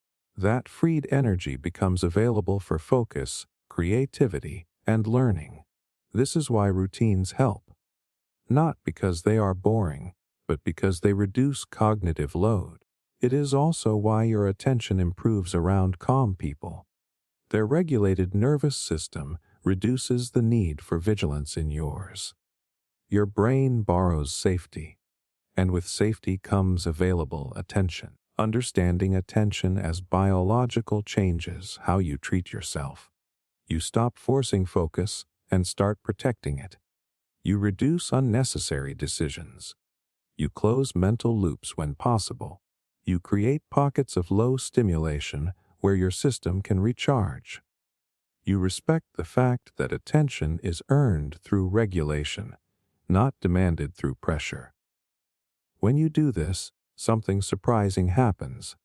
Focus returns naturally, not in a strained way, but in a steady one. Tasks feel less heavy. Thinking feels cleaner. You are not fighting distraction because your brain is no longer starved. Attention was never meant to be infinite. It was meant to be renewable.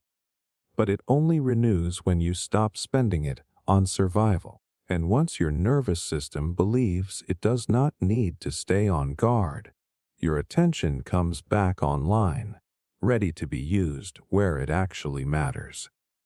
The brain responds better to gentle control. Control sounds like strength, but the brain does not experience it that way. It experiences force as threat. The harder you try to dominate your thoughts, your habits, your emotions, the more your nervous system pushes back. Not because it is defiant, but because it is protective. The brain responds best when it feels guided, not cornered. Most people approach change like a drill sergeant living inside their head. Do better. Stop this. Focus harder. Calm down already. That voice feels motivating at first, but underneath it carries pressure, and pressure is interpreted by the nervous system as danger. When that happens, the brain shifts into resistance mode. Attention narrows. Flexibility drops. Learning slows. Here is the shocking part. Self-control driven by force activates the same threat circuits as external punishment. The amygdala lights up. Stress hormones rise. Blood flow shifts away from areas responsible for reflection and regulation. So the very brain systems you need to change behavior go offline. You try harder and get worse results.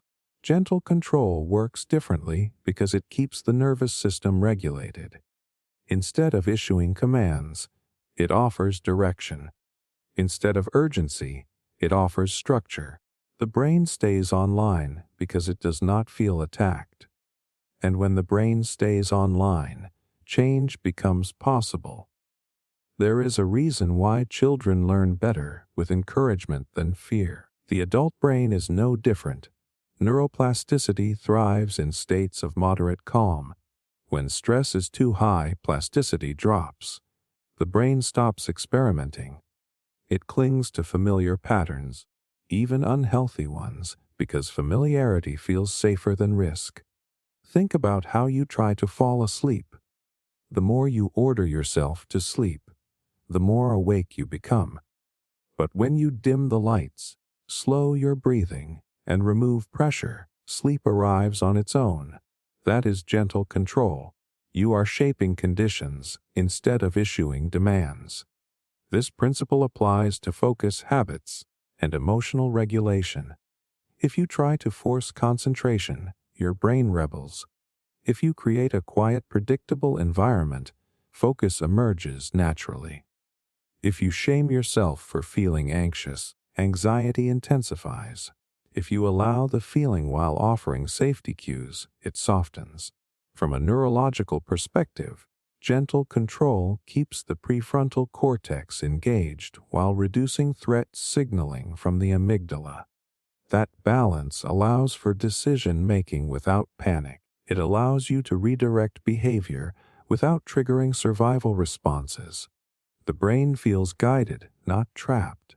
Now here is the part that lands for a lot of people. If harsh self-control is your default, it probably kept you safe once. Maybe pressure was how things got done. Maybe mistakes were costly. Maybe softness felt dangerous. So your nervous system learned to associate force with survival. That does not make you broken. It makes you adapted. But what protected you then may limit you now. The brain that learned under pressure cannot heal under the same conditions. It needs a different signal, one that says we can move forward without fear. Gentle control does not mean letting everything slide. It means setting boundaries without threat. It means saying we are doing this, but we are not in danger if it is imperfect. That tone matters. The brain listens closely to how instructions are delivered. There are studies showing that self-compassion improves motivation and persistence more than self-criticism. Not because people become complacent, but because their nervous systems stay regulated. They recover faster from setbacks. They stay engaged instead of shutting down. Here is the validating part.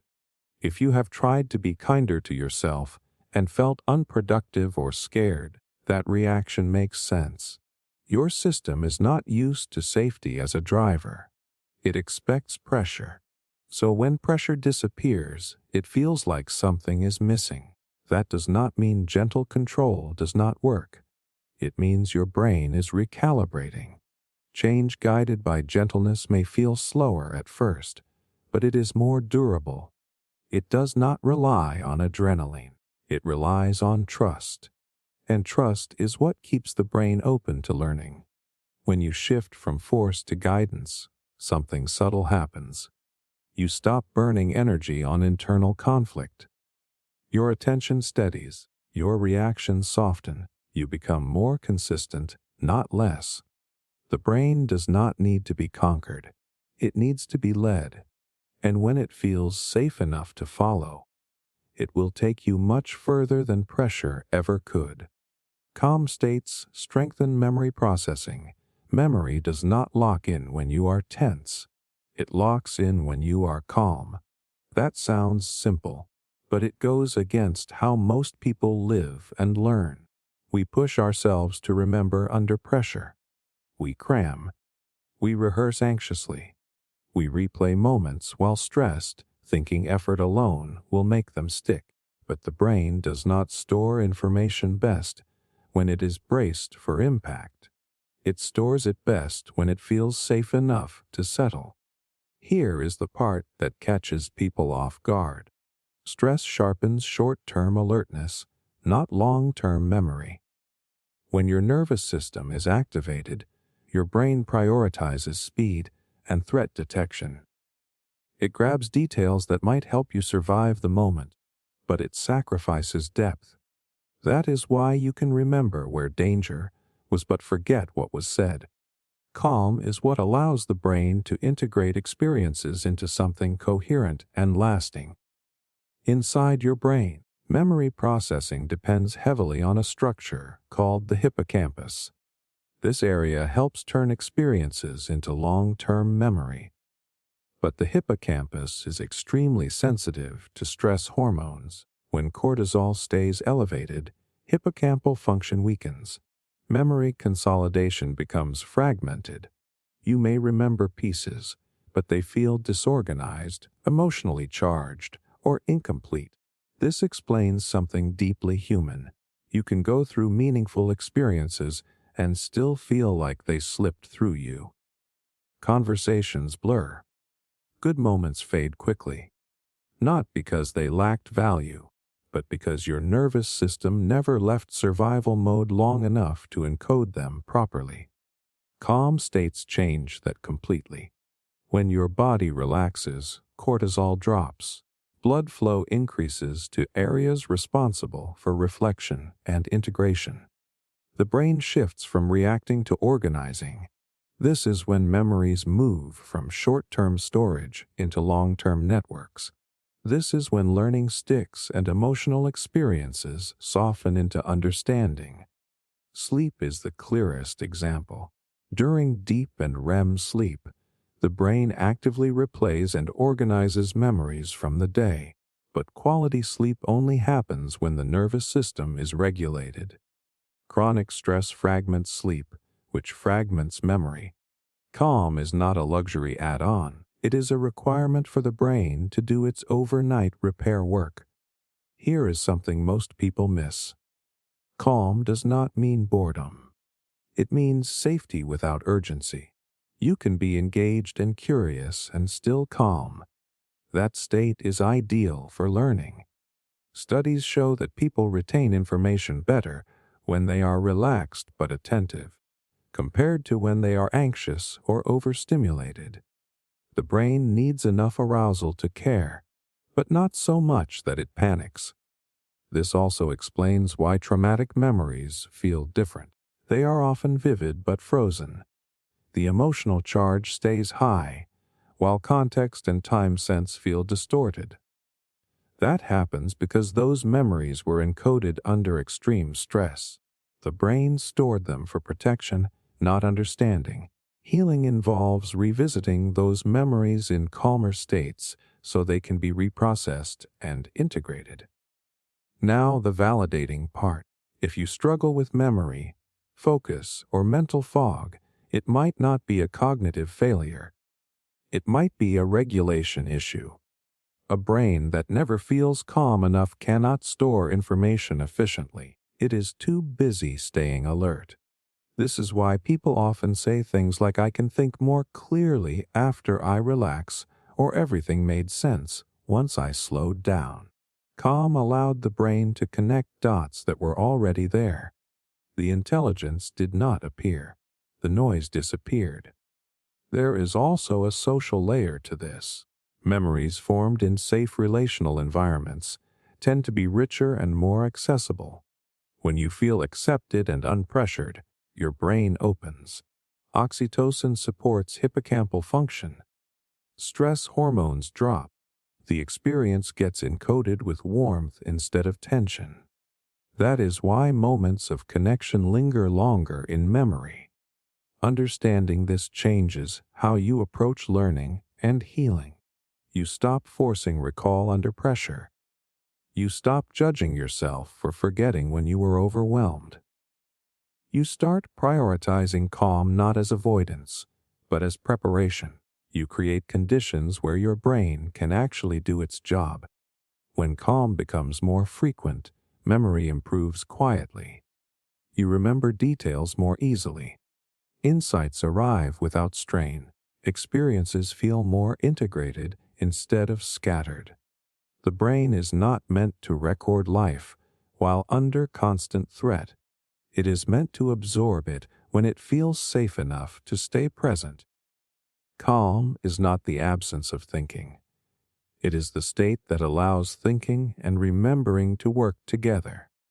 And once your nervous system learns that it does not have to rush every moment, your memories stop slipping away and start settling into place, where they were meant to be all along.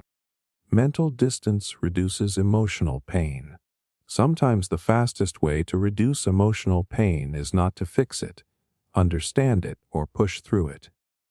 It is to step back just enough to change how close it feels.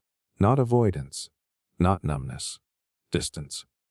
The kind that gives your nervous system room to breathe. Most people believe emotional pain hurts because it is intense. But intensity is only half the story. Pain hurts more when it feels immediate, personal, and inescapable. When your brain believes the emotion is happening right now to you and has no endpoint, it amplifies the signal. That amplification is not emotional weakness. It is a survival response. Here is the shocking part. Emotional pain and physical pain share overlapping brain circuitry. Areas like the anterior cingulate cortex light up during both. That means the brain treats social rejection, shame, regret, and loss as real threats. When pain feels close and personal, the brain reacts as if you are in danger. Stress hormones rise, perspective narrows, everything feels heavier. Mental distance changes that reaction at a biological level. When you create even a small sense of separation between you and the emotion, the brain shifts out of threat mode. The pain does not disappear, but its grip loosens. Your nervous system stops treating it like an emergency. This is why phrases like "this hurts" instead of "I am hurt" matter more than they seem. That subtle shift creates space. The brain registers that the emotion is something you are experiencing, not something you are. That distinction reduces amygdala activation and allows the prefrontal cortex to come back online. Regulation becomes possible again. There is research showing that people who can observe their emotions from a third-person perspective report less emotional distress and recover faster. This is not suppression. It is reframing distance. The emotion is acknowledged, but it is not allowed to flood the system unchecked. Think about how pain feels when you replay it versus when you describe it neutrally. When you replay, your body re-enters the state. Heart rate changes. Muscles tense. Breath shortens. When you describe from a distance, the nervous system stays more stable. The brain knows the event is not happening again. That knowledge matters. This is also why time helps pain, but not because time itself heals. Distance increases naturally with time. The brain updates its sense of immediacy. The threat feels farther away. Stress chemicals drop. Integration begins. Mental distance is essentially a way to give your brain that update sooner. Now here is where people get confused. They think distancing means invalidating the pain, like telling yourself it is not a big deal.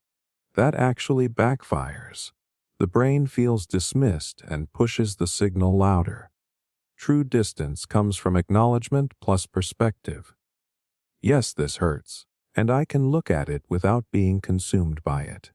A powerful example is how you speak to yourself during distress. Saying "why am I like this" collapses distance. It fuses identity with pain.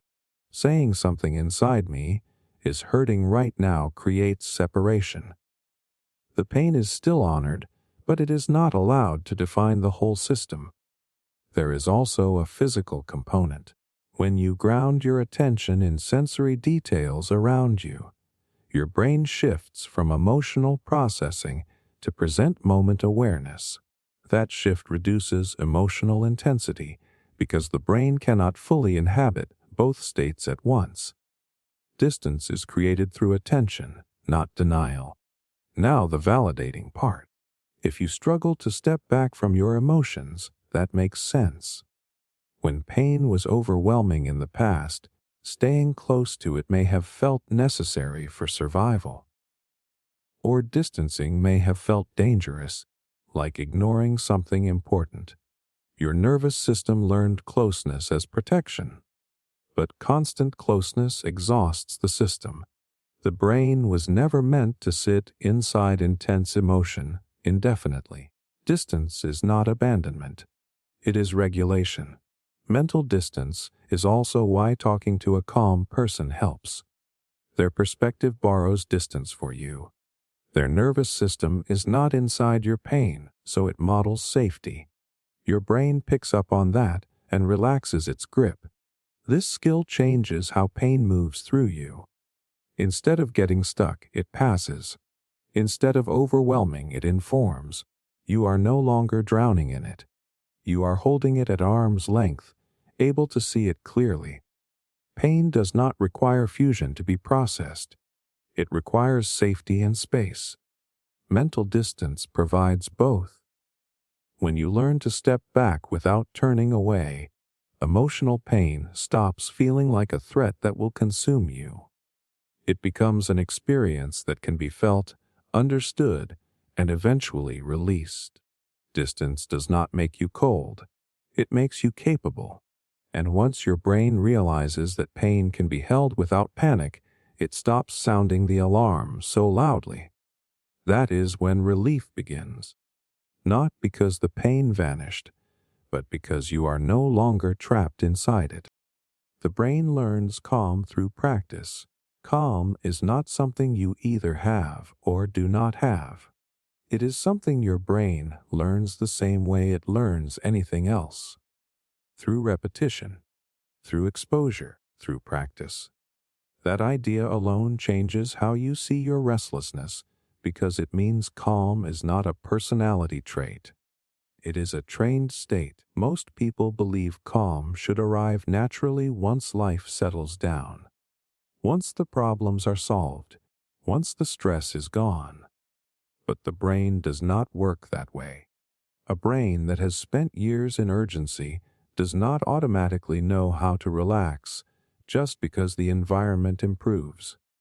It has learned a different baseline, and baselines do not shift without practice. Here is the surprising truth. Your brain is always practicing something. Every time you rush, brace, multitask, or stay tense, you are reinforcing those neural pathways. The brain gets better at what it repeats. So if your days are filled with pressure, your brain becomes highly skilled at stress. Not because it wants to, but because that is what it has been trained to do. Calm works the same way. It is a pattern that strengthens with use. When you intentionally slow your breath, soften your body, or allow stillness for even a minute, specific neural circuits activate. Over time, those circuits become more efficient. The brain learns that calm is an option, not a threat. The shock for many people is realizing that calm can feel unfamiliar or even uncomfortable at first. When a nervous system is used to high alert, slowing down feels wrong. The brain may interpret calm as boredom, vulnerability, or loss of control. That reaction does not mean calm is bad. It means it is new. From a neuroscience perspective, this makes sense. The brain is predictive. It relies on past patterns to decide what is safe. If stillness once preceded danger, conflict, or neglect, the brain learned to associate calm with risk. So when you try to relax, the alarm system activates. Not to punish you, but to protect you. This is where practice matters. Calm has to be experienced repeatedly in small doses, without negative consequences. Each time nothing bad happens, the brain updates its predictions. It learns that rest does not equal danger. That update is gradual. It cannot be rushed. There is research on something called experience-dependent neuroplasticity. It shows that the brain changes based on repeated states, not single insights. You can understand calm intellectually and still be unable to access it. Understanding does not rewire. Experience does. That means short moments count. 10 slow breaths, sitting quietly without stimulation for 2 minutes, pausing before reacting. These moments may feel insignificant, but to the brain they are training sessions. They are teaching your nervous system how to downshift. Here is the validating part. If you have tried to relax and felt more anxious, you did not fail. You simply reached the edge of your current capacity. That edge is not a limit. It is a training boundary. Each time you approach it gently, it moves. Think about how muscles grow. You do not lift the heaviest weight on day one. You work within your range and let adaptation happen. Calm works the same way. For a highly activated nervous system, calm is a skill that needs progressive loading.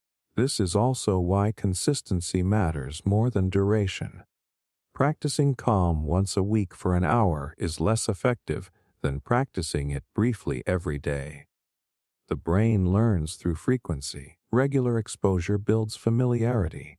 Familiarity builds safety. Over time, something subtle changes. Your baseline begins to lower. You recover faster from stress. Your reactions soften. You notice pauses where there used to be only urgency. Calm stops feeling like something you force and starts feeling like something you return to. This does not mean life stops being stressful. It means your brain becomes better at regulating stress.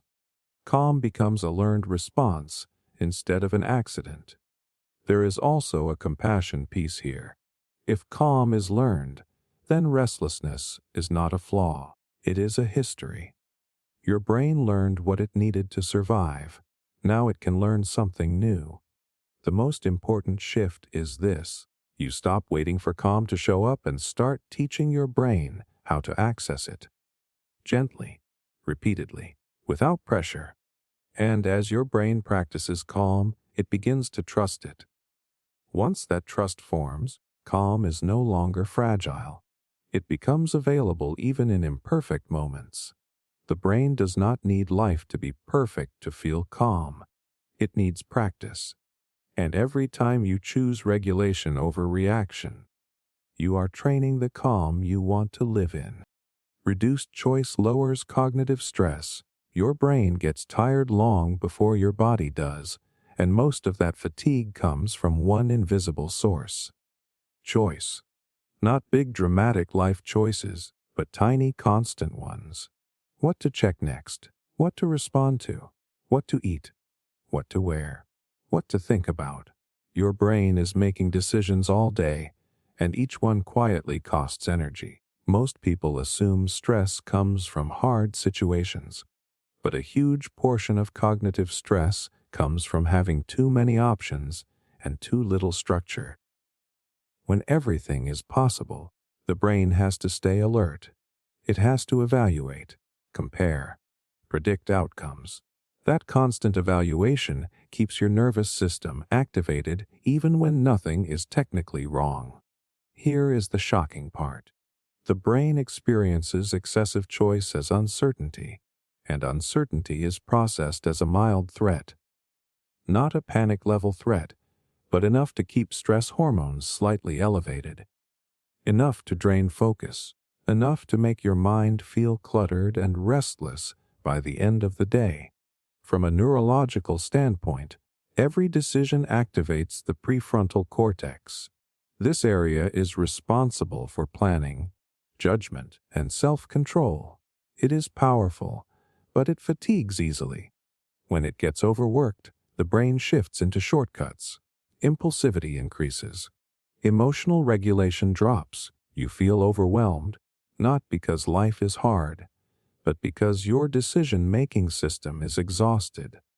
This explains why simple tasks feel harder when you are stressed. Your cognitive load is already high. Adding more choices pushes it past capacity, so your brain signals discomfort, irritability, procrastination, mental fog. These are not flaws, they are warning signs. There is research on something called decision fatigue.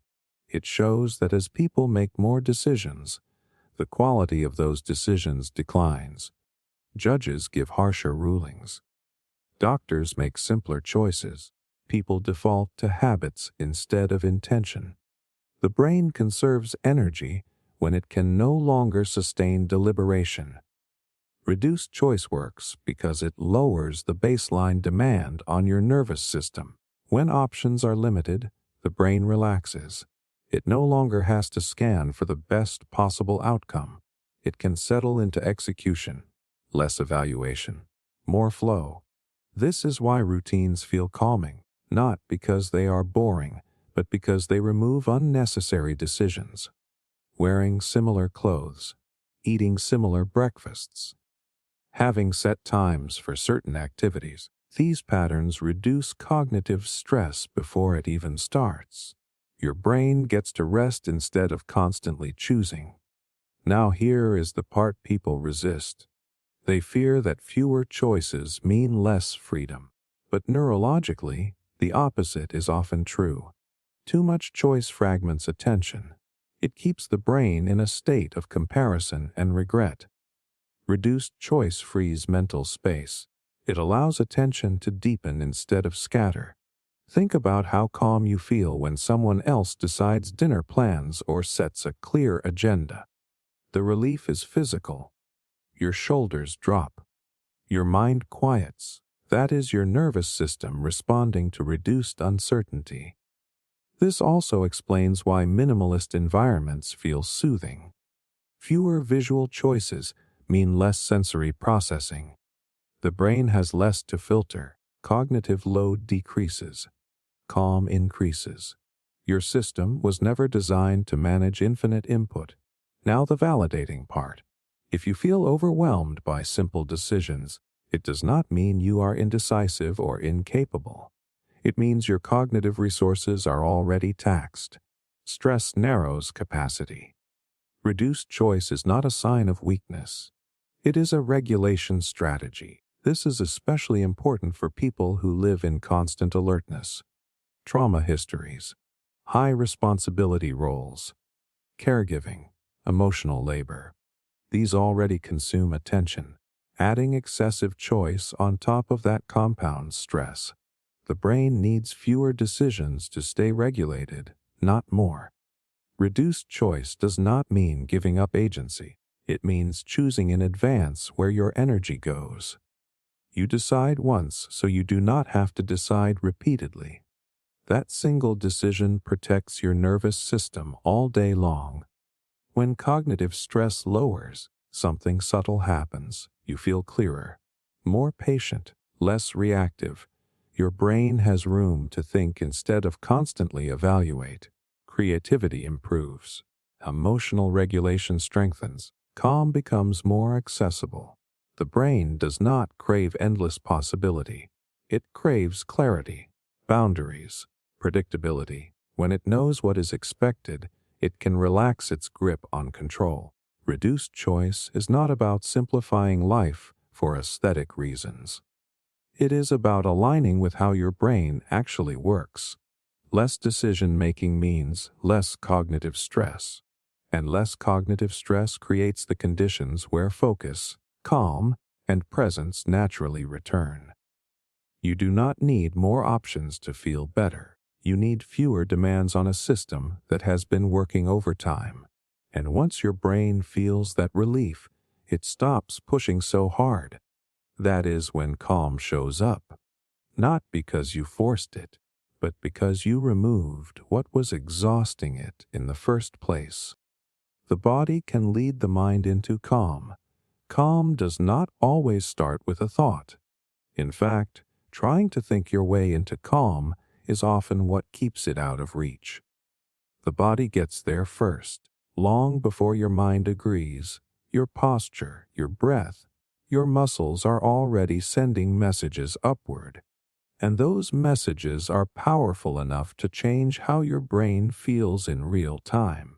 Most people assume the mind is in charge and the body follows. Feel calm, then relax. Understand safety, then breathe easier.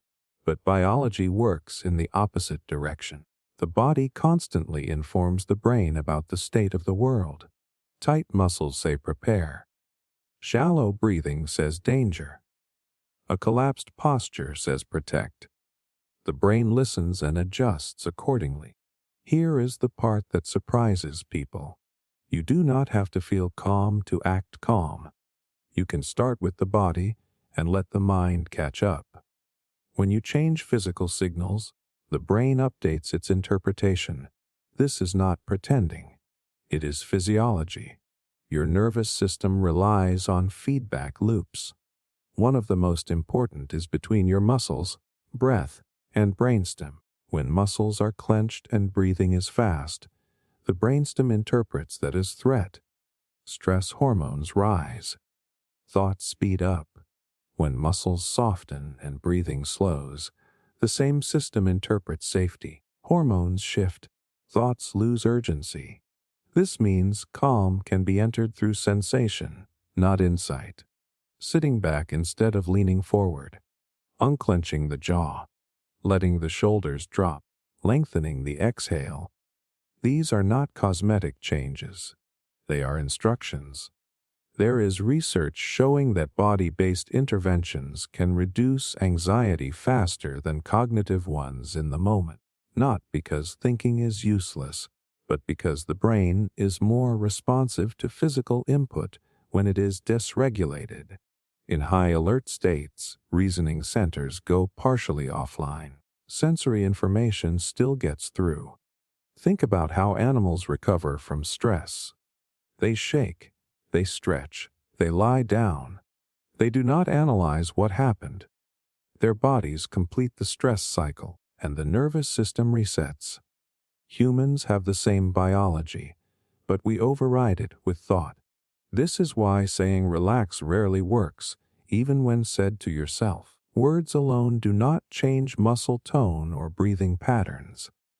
The body needs direct signals.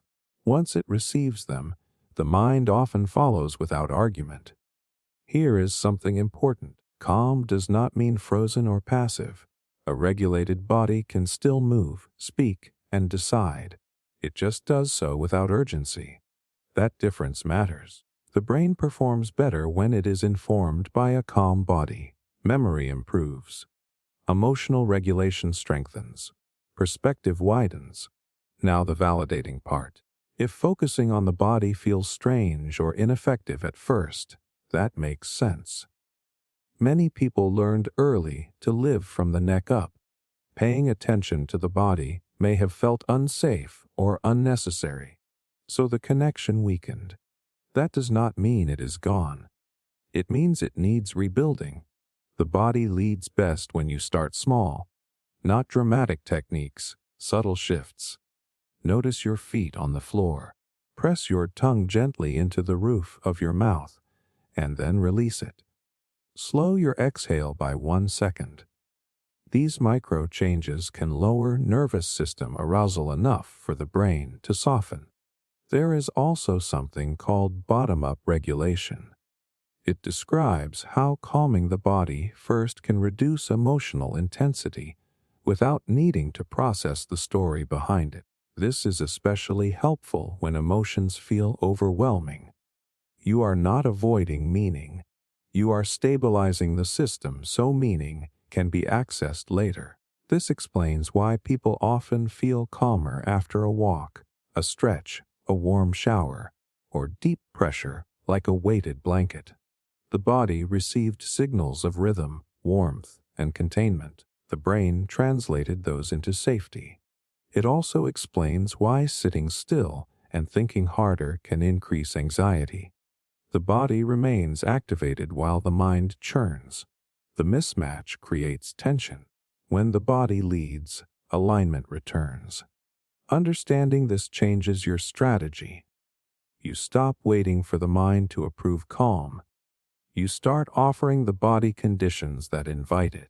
Calm becomes less of a goal and more of a byproduct. Over time, the brain learns to trust the body again. It learns that slowing down physically does not lead to danger. That trust makes calm easier to access in the future. The pathway strengthens through repetition. You do not need to solve your thoughts to feel better in your body. Often, feeling better in your body is what allows thoughts to settle on their own. The body is not something you drag behind your mind. It is a partner that speaks first. When you let it lead, calm stops feeling distant or fragile. It becomes something you can enter through sensation, one small physical cue at a time. Silence allows neural reset. Silence is not empty. To your brain, silence is an event, a signal, a rare condition where it finally gets to stop reacting and start recalibrating. Most people avoid silence because it feels awkward or unsettling. But what they are really avoiding is the moment when the nervous system tries to reset. We live in constant input, sound, voices, notifications, music, podcasts, background noise we barely notice but never escape. The brain adapts to this by staying slightly activated at all times. It has to. Continuous sound means continuous processing. Even pleasant noise keeps neural circuits engaged. Silence removes that demand, and the sudden drop can feel uncomfortable if your system is not used to it. Here is the surprising truth. That discomfort is often the beginning of regulation, not a sign that something is wrong. When noise stops, the brain no longer has external cues to track. It turns inward, neural activity shifts. Patterns that were suppressed by stimulation start to surface. This is why silence can initially feel loud. From a neurological perspective, silence allows the default mode network to reorganize. This network is involved in self-reflection, memory integration, and emotional processing. In constant stimulation, it stays fragmented. Silence gives it uninterrupted space to reset. The brain begins sorting instead of reacting. There is research showing that periods of silence can promote neurogenesis in the hippocampus, the region involved in memory and emotional regulation. In animal studies, silence triggered growth of new neurons more effectively than certain types of auditory stimulation. The absence of sound created conditions for repair. That is not mystical. It is practical. Without incoming noise, the brain reduces sensory processing demands. Energy becomes available for maintenance tasks. Just like a computer runs updates when you stop using it, the brain uses silence to recalibrate. This explains why moments of quiet can suddenly bring clarity or emotional release. You are not becoming more sensitive. You are becoming more aware. The nervous system is finally catching up on what it has been holding. Now here is the part that catches people off guard. Silence can bring up restlessness, sadness, or anxiety before it brings calm. That does not mean silence is harmful. It means your brain has been postponing processing. Noise kept the lid on. Silence lifts it. This is why many people reach for sound immediately when they wake up or feel uncomfortable. It is not preference. It is regulation through distraction. And while distraction has its place, it does not reset the system. It delays the reset. Silence allows the brain to complete stress cycles. When stimulation stops, stress hormones can drop. Heart rate variability improves, neural firing patterns stabilize. The brain returns closer to baseline. This is not about meditation or effort. It is about removing interference. Now the validating part. If silence feels threatening, boring, or overwhelming, that makes sense. For nervous systems that learned safety through vigilance or connection to sound, silence can feel like abandonment or loss of control. Your brain learned that quiet meant something was about to happen or that you were alone with too much. That conditioning can be unlearned, but it happens gradually. Silence has to be experienced in safe doses, short pauses, 1 minute without input, sitting in a quiet room, turning off background noise intentionally. Each time nothing bad happens, the brain updates its expectations. There is also a difference between silence and isolation. Silence can be shared. Sitting quietly with someone regulated. Walking in nature without headphones. These experiences combine safety with quiet, which is especially powerful for nervous system reset. This is why nature feels restorative. It is not silent, but it is low complexity sound. No sudden alarms, no language to process. The brain relaxes its filtering system. Neural load decreases. Silence or near silence creates similar effects. Over time, something shifts. Silence stops feeling empty and starts feeling spacious. The initial discomfort fades. The brain learns that quiet does not equal danger. It equals recovery. This has practical consequences. Memory improves. Emotional reactivity decreases. Creative insights emerge. These are signs of a nervous system that has had space to reset. Silence also teaches the brain how to pause. In a world of constant stimulation, the ability to pause is a skill. Silence trains that skill without effort. It shows the nervous system that nothing needs to be done in every moment. You do not need long retreats or total quiet. Even brief intentional silence changes neural tone. It lowers baseline arousal. It makes calm more accessible later, even when life is noisy again. The brain is not designed to be constantly engaged. It needs intervals of nothing happening. Silence provides that interval. When you allow silence without immediately filling it, you give your brain permission to reset itself. Not through force, not through analysis, through absence. And once your nervous system remembers what that reset feels like, silence stops being something you avoid. It becomes something you recognize as necessary. A quiet place where the brain finally gets to start over. Familiar spaces reduce brain vigilance. You feel it the moment you walk in. Your shoulders drop slightly. Your breath deepens without effort. Your thoughts stop sprinting and start strolling. Nothing dramatic happened. No problem was solved. You just entered a space your body recognizes. And that recognition changes everything. Familiar spaces do not just feel comfortable. They tell your brain it can stop watching the exits. That is the part most people miss. Your brain is always monitoring where you are. New environments demand attention. Unknown sounds. Unclear expectations. Subtle social rules you have not mapped yet. All of that increases vigilance. Even if you like novelty, your nervous system still treats unfamiliarity as something to assess. The shocking truth is how much energy that assessment costs. When you are in a new or unpredictable space, your brain allocates resources to orientation and threat detection. Where am I? Who is here? What might happen? That background processing pulls energy away from calm thinking, memory, and emotional regulation. You may feel tired, irritable, or foggy without knowing why. Familiar spaces flip that equation. Your brain already knows the layout, the sounds, the lighting, the rhythms. It does not need to scan, so vigilance drops automatically. This is not nostalgia. It is efficiency. The brain conserves energy when it does not need to predict outcomes. Neuroscience explains this through predictive coding. Your brain is constantly generating predictions about what will happen next. In familiar environments, predictions are accurate. Nothing surprises the system.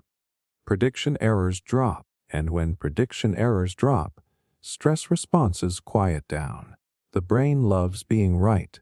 Familiarity lets it relax. This is why you might think more clearly in your own room. Why creative ideas show up in familiar cafes. Why emotional conversations feel easier in places you know well. Your brain is not busy mapping the environment, so it can turn inward safely. Now here is the part that feels personal. If you grew up without consistent safe spaces, familiarity might not feel calming at first. Some familiar environments were stressful, so your nervous system learned that knowing a place did not always mean safety. That does not cancel the effect. It just complicates it. Your brain still responds to predictability, but it may take time to trust it. This also explains why people recreate certain setups unconsciously. Same chair, same mug, same side of the bed, same background noise. These are not habits of laziness. They are regulation strategies. Your nervous system is trying to anchor itself in predictability so it can lower its guard. There are studies showing that people perform better on cognitive tasks in familiar settings. Memory improves. Reaction time stabilizes. Emotional reactivity decreases. The brain works better when it does not have to stay alert. Safety improves function. Here is the validating part. If you crave familiar spaces when you are overwhelmed, that does not mean you are avoiding growth. It means your nervous system needs rest. Growth requires safety. Exploration requires a home base. The brain alternates between these states naturally when it feels supported. This is also why travel can be both exciting and exhausting. Novelty stimulates dopamine, but it also increases vigilance. Without enough recovery in familiar spaces, the brain stays activated. Burnout is not always about doing too much. Sometimes it is about being nowhere that feels like home. You can use this knowledge intentionally. You can create pockets of familiarity even in changing environments. Familiar music, familiar scents, familiar routines. These cues tell your brain you have been here before. Even if you have not, vigilance drops. Regulation improves. And here is something subtle but powerful. Familiar does not mean boring. It means known. When your brain knows what to expect, it feels free to explore without fear. That is why artists often create best in consistent studios. Why athletes have rituals.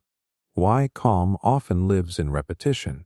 Once you understand that familiarity reduces brain vigilance, you stop judging your need for it. You stop forcing yourself to be adaptable all the time. You allow yourself to land somewhere your nervous system can rest. And when the brain rests, it does not shut down. It opens up. Thoughts become clearer. Emotions soften. You feel more like yourself not because you changed, but because your brain finally stopped standing guard. Familiar spaces do not shrink your world. They stabilize it. And stability is what allows calm to take root and stay. Calm is contagious between nervous systems. You have probably felt this without realizing what it was. You walk into a room tense, distracted, wound up. Then you sit next to someone who speaks slowly, moves gently, seems grounded in their body, and within minutes, something in you softens. Your breath changes. Your thoughts slow down. You did not decide to relax. It happened to you. Calm does not live in isolation. Nervous systems are constantly communicating with each other beneath the level of words. Before a conversation even begins, your body is already reading signals. Facial expression, pace of movement, tone of voice, eye contact. These cues tell your nervous system whether it can lower its guard or needs to stay alert. The shocking truth is this: your nervous system is not a closed loop. It is designed to synchronize with others. From an evolutionary standpoint, being attuned to the emotional state of people around you was essential for survival. If the group was calm, it meant safety. If the group was alarmed, it meant danger. Your body learned to adjust automatically. This process is called co-regulation. It means one regulated nervous system can help stabilize another. When someone nearby is calm, their slower breathing, relaxed posture, and steady voice send safety signals that your body picks up on unconsciously. Your heart rate begins to match theirs. Your breathing slows. Stress hormones decrease. You borrow their calm without asking. This is not imagination. Research on physiological synchrony shows that people in close proximity can align heart rhythms and nervous system states. Infants rely on this completely. A baby cannot regulate itself alone. It needs a calm caregiver to settle its body. As adults, we become more independent, but the mechanism never disappears. This explains something deeply personal. When you are anxious around someone who is also anxious, your distress amplifies. Thoughts race faster. irritation rises. The room feels heavier. Two dysregulated systems feed each other. On the other hand, one grounded person can quietly shift the entire atmosphere without saying much at all. Here is where it gets uncomfortable but freeing. If you have ever felt calmer around certain people and more on edge around others, that is not random. Your nervous system is responding to theirs. This does not mean anyone is bad or toxic. It means regulation levels matter, and your body notices before your mind makes sense of it. Now the validating part. If you struggle to calm yourself alone, that does not mean you are weak or dependent. Humans were never meant to self-regulate in isolation all the time. We are wired for connection-based regulation. Modern life just forgot to design for it. This also explains why being around emotionally safe people feels healing even when nothing is discussed. No advice, no fixing, just presence. A regulated nervous system nearby gives yours permission to stand down. Safety becomes shared. Here is the part most people miss. This works both ways. Your calm affects others too. When you slow your breathing, soften your tone, and ground your body, you become a regulating presence. People around you feel it even if they cannot name it. Calm spreads quietly.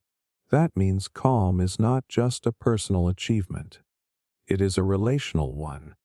You do not have to be perfectly healed to offer it. Even small moments of regulation matter.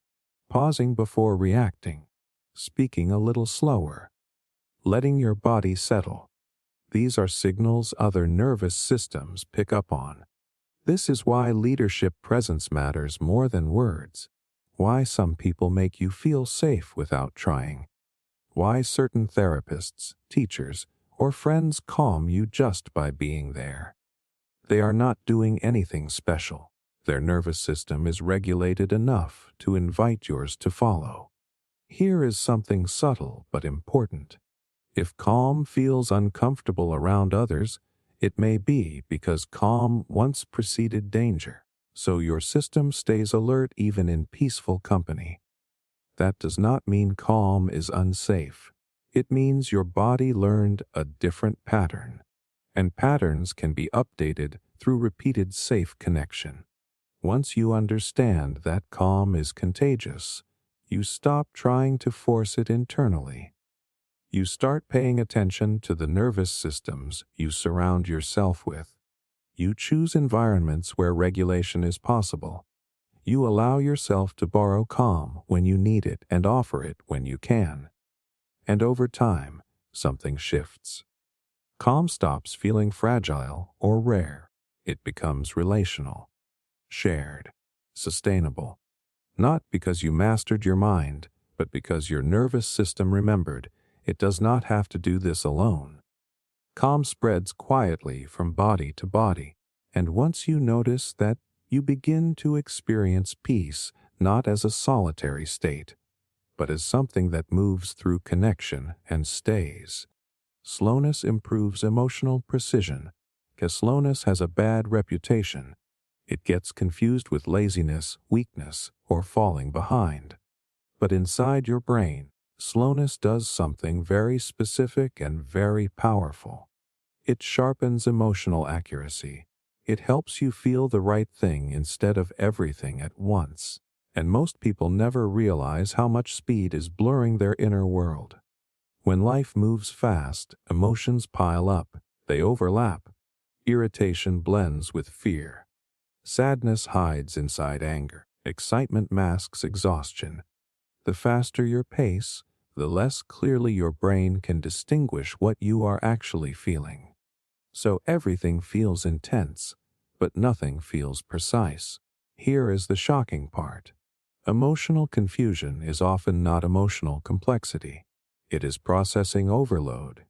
Your brain needs time to label internal signals correctly, and speed steals that time. Neuroscience shows that emotional precision depends on communication between the body, the limbic system, and the prefrontal cortex. Sensations rise from the body. The limbic system generates emotional signals.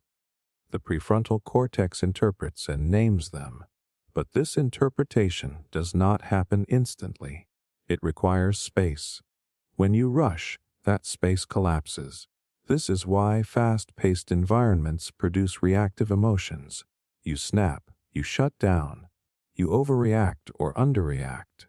Not because you lack emotional intelligence, but because your system is being forced to respond before it can understand itself. Slowness changes that. When you slow your movements, your speech, your breathing, your transitions between tasks, your nervous system downshifts, arousal lowers. Sensory input becomes clearer. Instead of one loud emotional signal, you start noticing layers. Tightness in the chest instead of vague anxiety. Heaviness behind the eyes instead of unexplained irritation. These distinctions matter. Emotion research shows that people with higher emotional granularity regulate better. Emotional granularity means the ability to identify and differentiate emotions accurately. Saying I feel disappointed instead of I feel bad. Saying I feel nervous instead of I feel overwhelmed. This precision reduces emotional intensity and improves decision-making. And granularity improves when the nervous system is calm enough to notice details. Speed does the opposite. When everything is urgent, the brain defaults to broad categories: good, bad, threatening, safe, useful for survival, terrible for emotional clarity. Here is where it gets personal. Many people stay fast because slowing down feels unsafe. When life once required quick reactions, slowness felt risky. So the nervous system learned to stay ahead of feelings instead of inside them. That strategy may have worked before, but now it creates emotional blur. This explains why slowing down can initially feel uncomfortable. When you reduce speed, emotions that were skipped start to surface, not because slowness causes emotion, but because it finally allows processing. That discomfort is not regression. It is access. Now the validating part. If you feel emotionally messy when you try to slow down, that does not mean you are doing it wrong. It means you are finally giving your brain the time it needs to sort signals accurately. Precision comes after patience. Slowness improves emotional timing. You respond later, but better. Instead of reacting from the first spike, you wait just long enough for clarity to arrive. That pause changes conversations. It changes boundaries. It changes how you treat yourself. You stop apologizing for the wrong thing. You stop explaining emotions you did not actually feel. This is why practices that emphasize slowness work, even when they seem simple. Slow walking, slow breathing, slow speech. They are not about calm alone. They are about accuracy. They give your brain the milliseconds it needs to label emotions correctly instead of guessing. There is also a biological reason this works. Slower pacing increases parasympathetic activity. That reduces noise in the nervous system. When background noise drops, signal resolution improves. Just like turning down static on a radio, the emotion was always there. You just could not hear it clearly. Over time, slowness retrains your system. Emotions stop feeling overwhelming because they stop arriving as a flood. They arrive one at a time. Clear, nameable, manageable. And here is the quiet truth. Emotional intelligence is not about feeling less. It is about feeling accurately. Slowness makes that possible. It does not dull your inner world. It sharpens it. When you move slower, you stop mislabeling your emotions. You stop fighting the wrong battles. You stop reacting to feelings you did not fully understand. And in that space, calm emerges not as numbness, but as clarity. Slowness does not take anything away from you. It gives your emotions the precision they have been waiting for. The brain prefers safety over stimulation. Your brain is not addicted to excitement the way culture tells you it is. It is addicted to safety. That is the part that flips everything you think you know. We chase stimulation thinking it will wake us up or calm us down or finally make us feel alive. But underneath all of that scrolling, noise, and constant input, your brain is asking a much simpler question: am I safe enough to rest? Here is what shocks most people. Stimulation is not the goal. It is a strategy. When your nervous system does not feel safe, it looks for movement, novelty, and intensity to stay ahead of potential threats. Busy feels protective. Loud feels distracting. Constant input feels like control. But none of that is the brain preference. It is the brain compensating. From an evolutionary standpoint, safety always came first. A calm nervous system meant the environment was predictable. Food was accessible. The group was stable. When safety was present, the brain conserved energy. It repaired itself. It explored selectively. But when safety was uncertain, the brain shifted into stimulation mode. Scan more. Move more. Notice everything. This is why restlessness often increases when life feels unstable. Your brain is not bored. It is vigilant. It is using stimulation to avoid stillness because stillness feels unsafe, and the modern world offers endless stimulation on demand.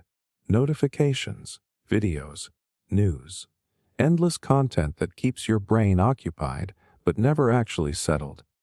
Here is the uncomfortable truth. A stimulated brain can feel alive, but it cannot feel at peace. Dopamine-driven stimulation creates short bursts of engagement, not long-term calm. It keeps your attention hooked while your nervous system stays on edge. That is why you can feel exhausted after doing nothing but consuming content. Your brain was active, but it was not regulated. Neuroscience shows that when the brain detects safety, it shifts toward parasympathetic dominance. Heart rate slows, muscles release, attention narrows naturally. This is the state where focus feels effortless and rest feels restorative. When safety is absent, the brain prioritizes dopamine over regulation. It seeks novelty, not because novelty is better, but because safety is missing. This reframes a lot. If you struggle to sit in silence, it is not because you need more stimulation. It is because your nervous system does not trust quiet yet. Quiet removes distraction. Without distraction, the body checks in. And if safety is uncertain, the brain fills the space with noise. This also explains why high-stimulation environments can feel comforting at first. Crowded cafes, background television, music playing constantly. These inputs can mask internal unease.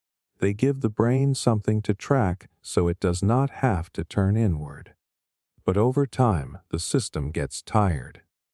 Stimulation becomes draining instead of energizing. Now the validating part. If you find yourself reaching for stimulation when you are overwhelmed, that does not mean you lack discipline or depth. It means your brain is trying to regulate with the tools it has. It learned that staying busy prevented something worse. That strategy made sense once. But here is where change becomes possible. When the brain experiences safety directly, its appetite for stimulation drops naturally. You do not have to force minimalism or silence. You start preferring simplicity because your nervous system no longer needs distraction to cope. Safety shows up as consistency, gentle pacing, predictable routines, calm social cues, being around people who do not demand constant performance. These signals tell the brain it can power down its scanning systems. When that happens, curiosity becomes selective instead of compulsive. This is why people often report losing interest in constant stimulation after periods of emotional healing. They stop craving noise. They choose quieter spaces, not because they became boring, but because their nervous system finally feels secure enough to rest. There is also a biological payoff. In safe states, the brain integrates information better. Memory consolidates. Emotions process fully. Creativity deepens. You get more depth from less input. Stimulation adds more data. Safety adds meaning. Once you understand this, you stop trying to stimulate yourself into calm. You stop blaming yourself for restlessness. You start asking a different question. What would help my nervous system feel safer right now? That question changes your behavior without force. You slow down not because you should, but because you want to. You choose environments that soothe instead of excite. You notice that peace feels richer than constant input ever did. The brain does not actually want more. It wants safe enough. And when it gets that, stimulation stops being a craving and starts being a choice. Calm follows not because life got louder, but because your nervous system finally stopped needing noise to survive. Calm improves problem-solving efficiency. When you are calm, your brain does not work harder. It works cleaner. That distinction matters more than most people realize. We are taught to believe pressure sharpens thinking, that urgency creates solutions, that stress keeps us focused. But inside the brain, the opposite is usually true. Calm is what makes problem-solving efficient instead of frantic. Think about the last time you solved something easily. It probably did not happen while you were panicking. It happened when you stepped away, took a breath, talked it through calmly, or woke up the next morning with clarity. That is not luck. That is biology. Here is the shocking part. Stress narrows the brain ability to see options. When your nervous system is activated, blood flow shifts away from the prefrontal cortex, the part of the brain responsible for reasoning, planning, and flexible thinking. That area goes partially offline. Meanwhile, the brain prioritizes fast pattern recognition and threat response. Good for emergencies. Terrible for complex problems. This is why stressed thinking feels repetitive. You circle the same ideas. You fixate on worst-case scenarios. You miss obvious solutions. Your brain is not stupid in those moments.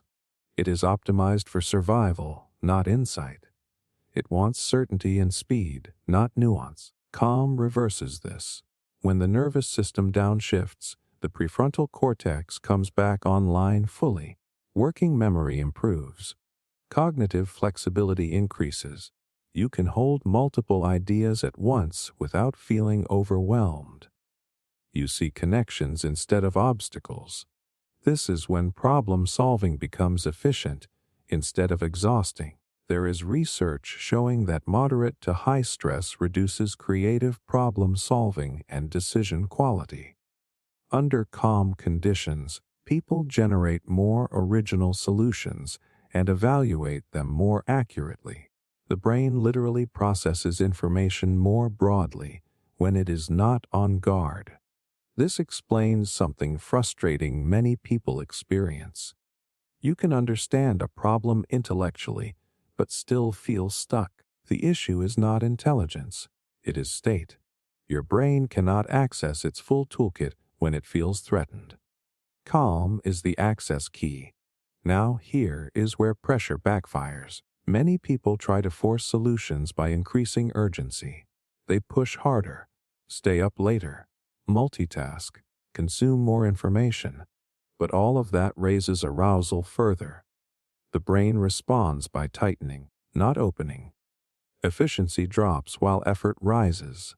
This is why calm people often appear smarter under pressure, not because they know more, but because their nervous system is regulated enough to use what they know. Calm creates bandwidth. Here is the validating part. If you feel like you cannot think clearly when you are stressed, that is not a personal flaw. That is a predictable nervous system response. Your brain is doing exactly what it evolved to do. The problem is not you. It is the state you are in. Calm improves sequencing.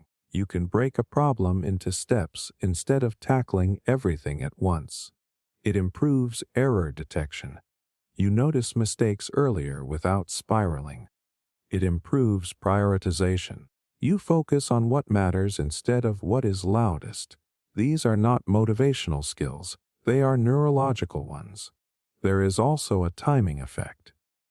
Calm allows insight to emerge. Those sudden solutions that appear in the shower or on a walk happen because the brain is relaxed enough to integrate information in the background.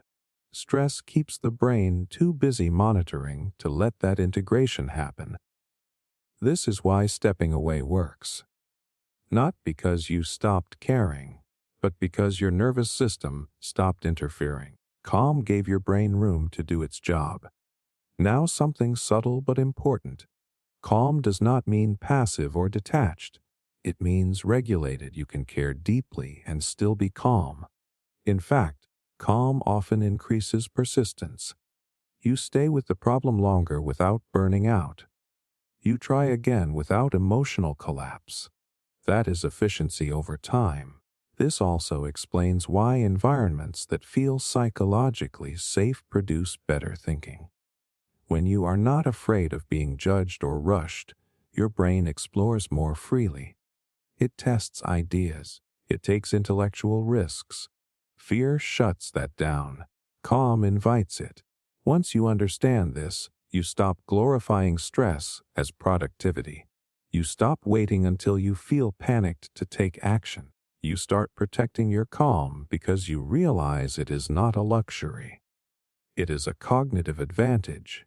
You slow down not to escape problems, but to solve them better. You regulate your body so your brain can think clearly. And gradually, you notice something surprising. Problems that once felt overwhelming start to feel workable. Not because they got smaller, but because your brain finally had the conditions it needed to be effective. Calm is not the absence of challenge. It is the state that allows your intelligence to show up fully. And once you experience how much more efficient your thinking becomes in that state, you stop seeing calm as something that comes after solutions. You see it as what makes solutions possible in the first place. The brain conserves energy through relaxation. Your brain is expensive to run.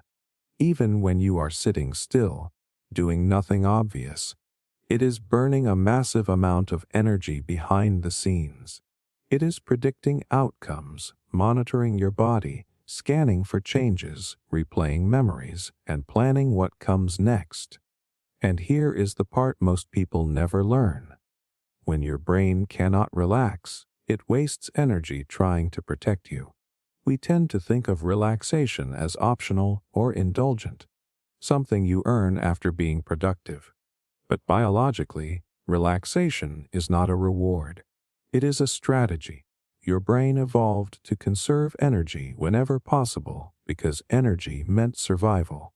And the fastest way it conserves energy is by turning off unnecessary vigilance. The shocking truth is this: a tense brain is an inefficient brain. When your nervous system stays activated, your brain burns fuel at a higher rate. Stress hormones keep systems running that are only meant for short bursts. Muscles stay primed. Attention stays scattered. Thoughts loop endlessly. All of that costs energy. Relaxation changes the equation. When your nervous system shifts into a calmer state, the brain reduces background monitoring. It stops double-checking everything. It narrows focus naturally. It lets go of tasks that are not immediately relevant. This is not laziness. This is optimization.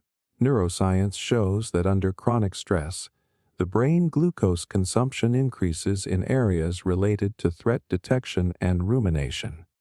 That means you are using more fuel to worry, replay, and anticipate than to actually solve problems or create.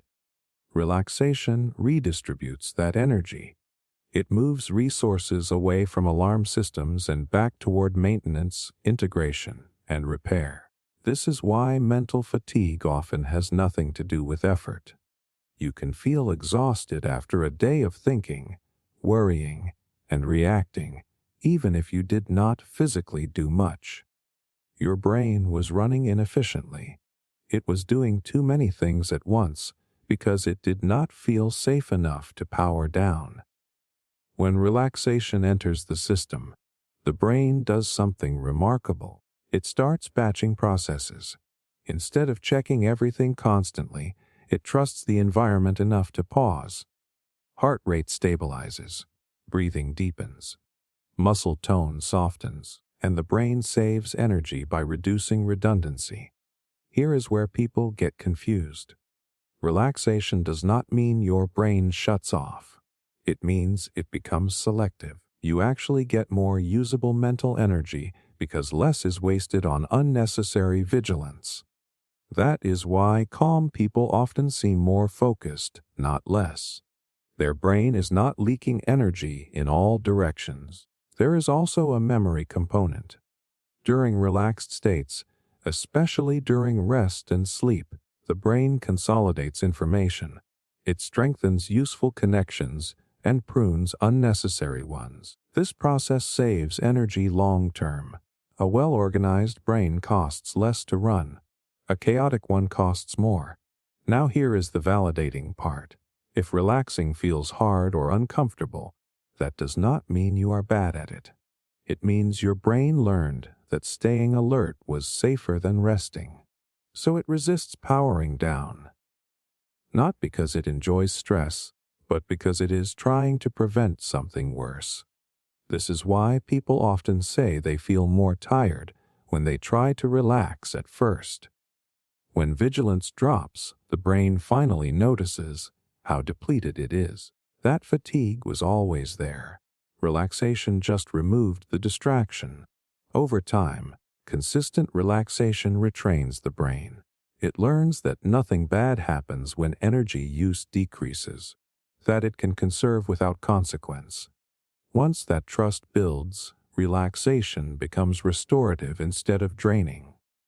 There is a biological payoff to this. Lower baseline stress means less wear on neural circuits, less inflammation, better sleep quality, more stable mood. Your brain spends less energy defending and more energy living. This also explains why chronic business feels addictive. When your brain does not trust relaxation, it uses activity to justify high energy output. Busy feels purposeful. Rest feels risky, but the cost of that strategy is long-term exhaustion.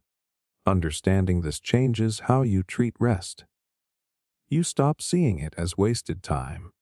You start seeing it as system maintenance, like closing unnecessary apps so your device runs smoother. Relaxation is how your brain clears cache, frees memory, and lowers power consumption. And here is the quiet shift that happens when you allow that. You start waking up with more clarity. Thinking takes less effort. Emotional regulation improves. Not because life became easier, but because your brain is no longer running on emergency mode.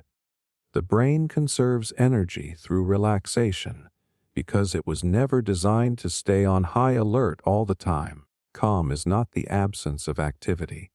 It is the absence of unnecessary activity.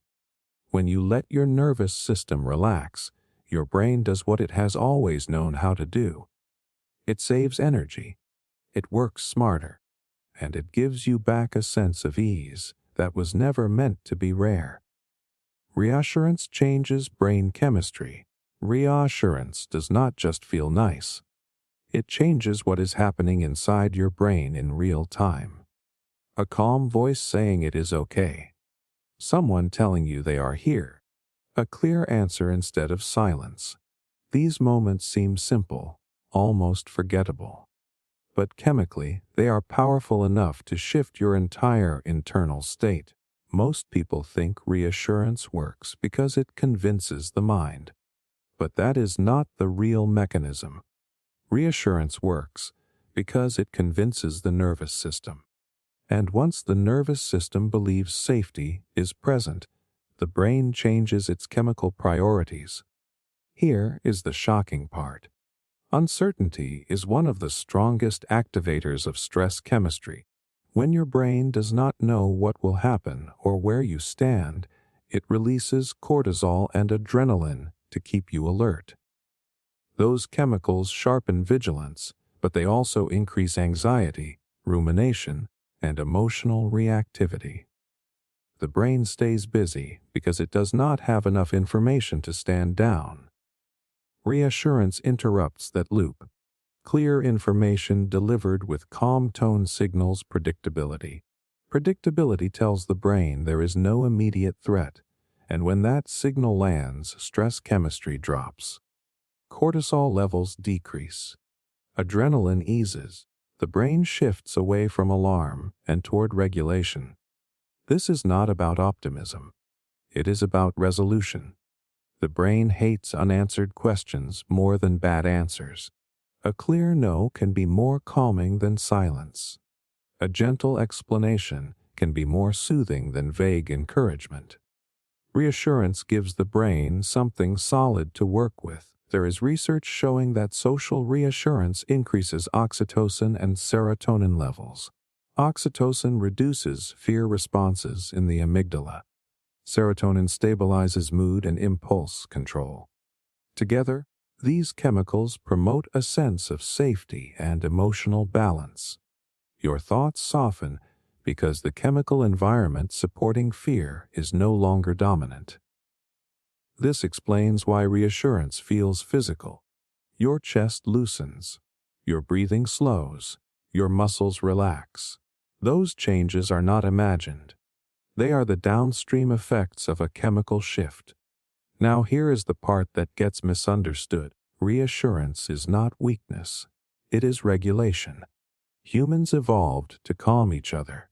In early survival contexts, reassurance from the group meant you were not alone and danger had passed. Your nervous system still responds the same way. This also explains why lack of reassurance can feel unbearable. When signals are mixed or absent, the brain fills the gap with worst-case scenarios. Not because you are pessimistic, but because the nervous system prefers certainty over hope. Stress chemistry stays elevated until clarity arrives. Here is the validating part. If you find yourself craving reassurance, that does not mean you are needy or insecure. It means your nervous system is asking for information it needs to regulate. That need becomes more intense if reassurance was inconsistent in the past. When safety was unpredictable, the brain learned to scan harder for confirmation. At the same time, reassurance that feels rushed or dismissive does not work. Saying you are fine without emotional attunement does not change chemistry. Tone matters. Timing matters. Presence matters. The nervous system listens more to how something is said than what is said. This is why self-reassurance can be challenging but still effective. When you speak to yourself calmly, slowly, and clearly, you can activate similar chemical shifts. Gentle internal language reduces cortisol. Predictable self-responses build trust. Over time, the brain learns that reassurance can come from within as well as from others. But there is an important nuance. Reassurance works best when it is truthful and grounded. Empty reassurance may calm briefly, but can increase anxiety later if it proves unreliable. The brain tracks accuracy. Trust builds when reassurance matches reality consistently. This also explains why certain people calm you instantly. Their reassurance feels real. Their nervous system is regulated enough to deliver safety cues your body believes. You relax not because they fixed anything, but because your chemistry changed. Once you understand this, You stop minimizing reassurance as emotional fluff. You see it as a biological intervention, a way to shift brain state without force. You start offering reassurance more intentionally, knowing it is not just comforting but stabilizing. And you stop judging yourself for needing it. The need for reassurance is the need for regulation. It is the brain asking for enough safety to stop producing stress chemistry unnecessarily. When reassurance is present, the brain does not go quiet, it goes efficient. Thoughts organize, emotions settle, energy returns. You can focus again because the alarm chemicals are no longer running the show. Reassurance does not erase problems. It changes the chemistry that determines how those problems are experienced. And once your brain has that chemical shift, everything feels more manageable. Not because the world suddenly became safe, but because your nervous system finally got the signal it needed to stop preparing for danger that is no longer there. Calm is a measurable brain pattern. Calm is not vague. It is not a mood or a personality trait or something you either have or you do not. Calm shows up in the brain as a specific, measurable pattern. You can see it, track it, predict it, and once you understand that, calm stops feeling mysterious and starts feeling attainable. Most people think calm is subjective, that it lives only in how something feels. But inside the brain, calm has a signature. When researchers measure brain activity during calm states, they do not see emptiness. They see coordination. Regions of the brain communicate more efficiently. Noise decreases. Signals become clearer. Calm is not the brain doing less. It is the brain doing things in sync. Here is the part that surprises people. A calm brain often shows increased alpha wave activity. Alpha waves are associated with relaxed alertness, not sleep, not zoning out.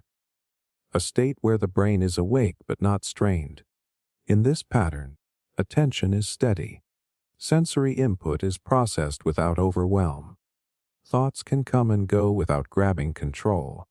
In contrast, a restless or anxious brain shows fragmented activity. High beta waves dominate. These are linked to active thinking and problem solving, but when they stay elevated too long, they create mental tension. The brain jumps between tasks. Focus splinters. Calm is not the absence of beta activity. It is the balance between beta and alpha that matters. This balance is measurable. EEG studies can distinguish calm states from stressed ones with surprising accuracy. Heart rate variability also shifts. Higher variability correlates with better emotional regulation and calmer brain states. When calm increases, the brain and heart communicate more flexibly. That flexibility is a biological marker of resilience. The shocking implication is this: calm is not imagined. It is not something you talk yourself into. It is a physical state your brain either enters or does not. And when it enters, everything downstream changes. Perception, decision-making, emotional response, memory access. Calm is a state that organizes the system. This explains why you can feel calm even when life is not perfect, and why you can feel anxious even when nothing is wrong. The external situation matters less than the internal pattern. The brain can be in a calm configuration or a threat configuration independent of circumstances. Here is where people get stuck. They try to create calm by changing thoughts. But thoughts are outputs of brain state, not the cause. You cannot force alpha activity by thinking positive. You have to change the conditions that allow the brain to shift patterns. Those conditions are physical and relational. Slow breathing alters carbon dioxide levels and vagus nerve activity, nudging the brain toward alpha dominance. Safe environments reduce sensory threat, lowering beta noise. Gentle movement synchronizes neural timing. Connection with regulated people stabilizes rhythms. These inputs tell the brain it can reorganize. Now the validating part. If calm feels elusive, that does not mean you are bad at it. It means your brain has been practicing a different pattern for a long time. Brains get good at what they repeat. If your nervous system has lived in vigilance, that pattern becomes familiar. Familiar does not mean healthy.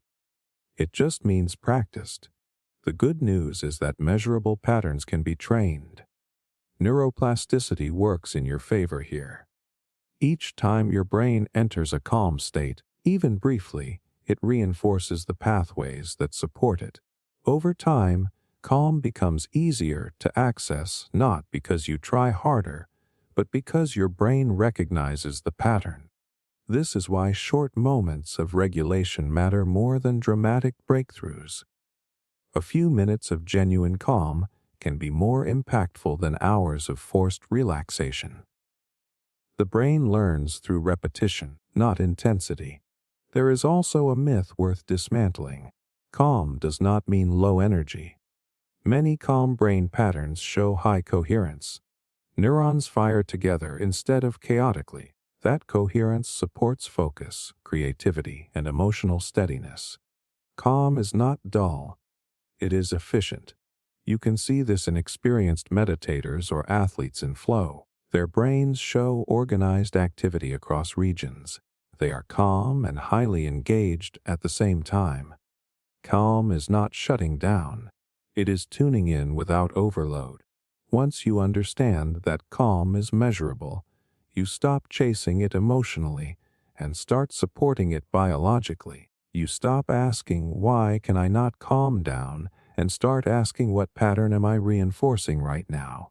That shift is powerful because patterns can change. States can be trained. Calm is not a personality upgrade. It is a brain state your nervous system already knows how to enter under the right conditions. And the more often your brain experiences that state, the more it trusts it. Calm stops feeling rare or fragile. It becomes a familiar configuration your system can return to. Not because you forced it, but because your brain learned that this pattern works better.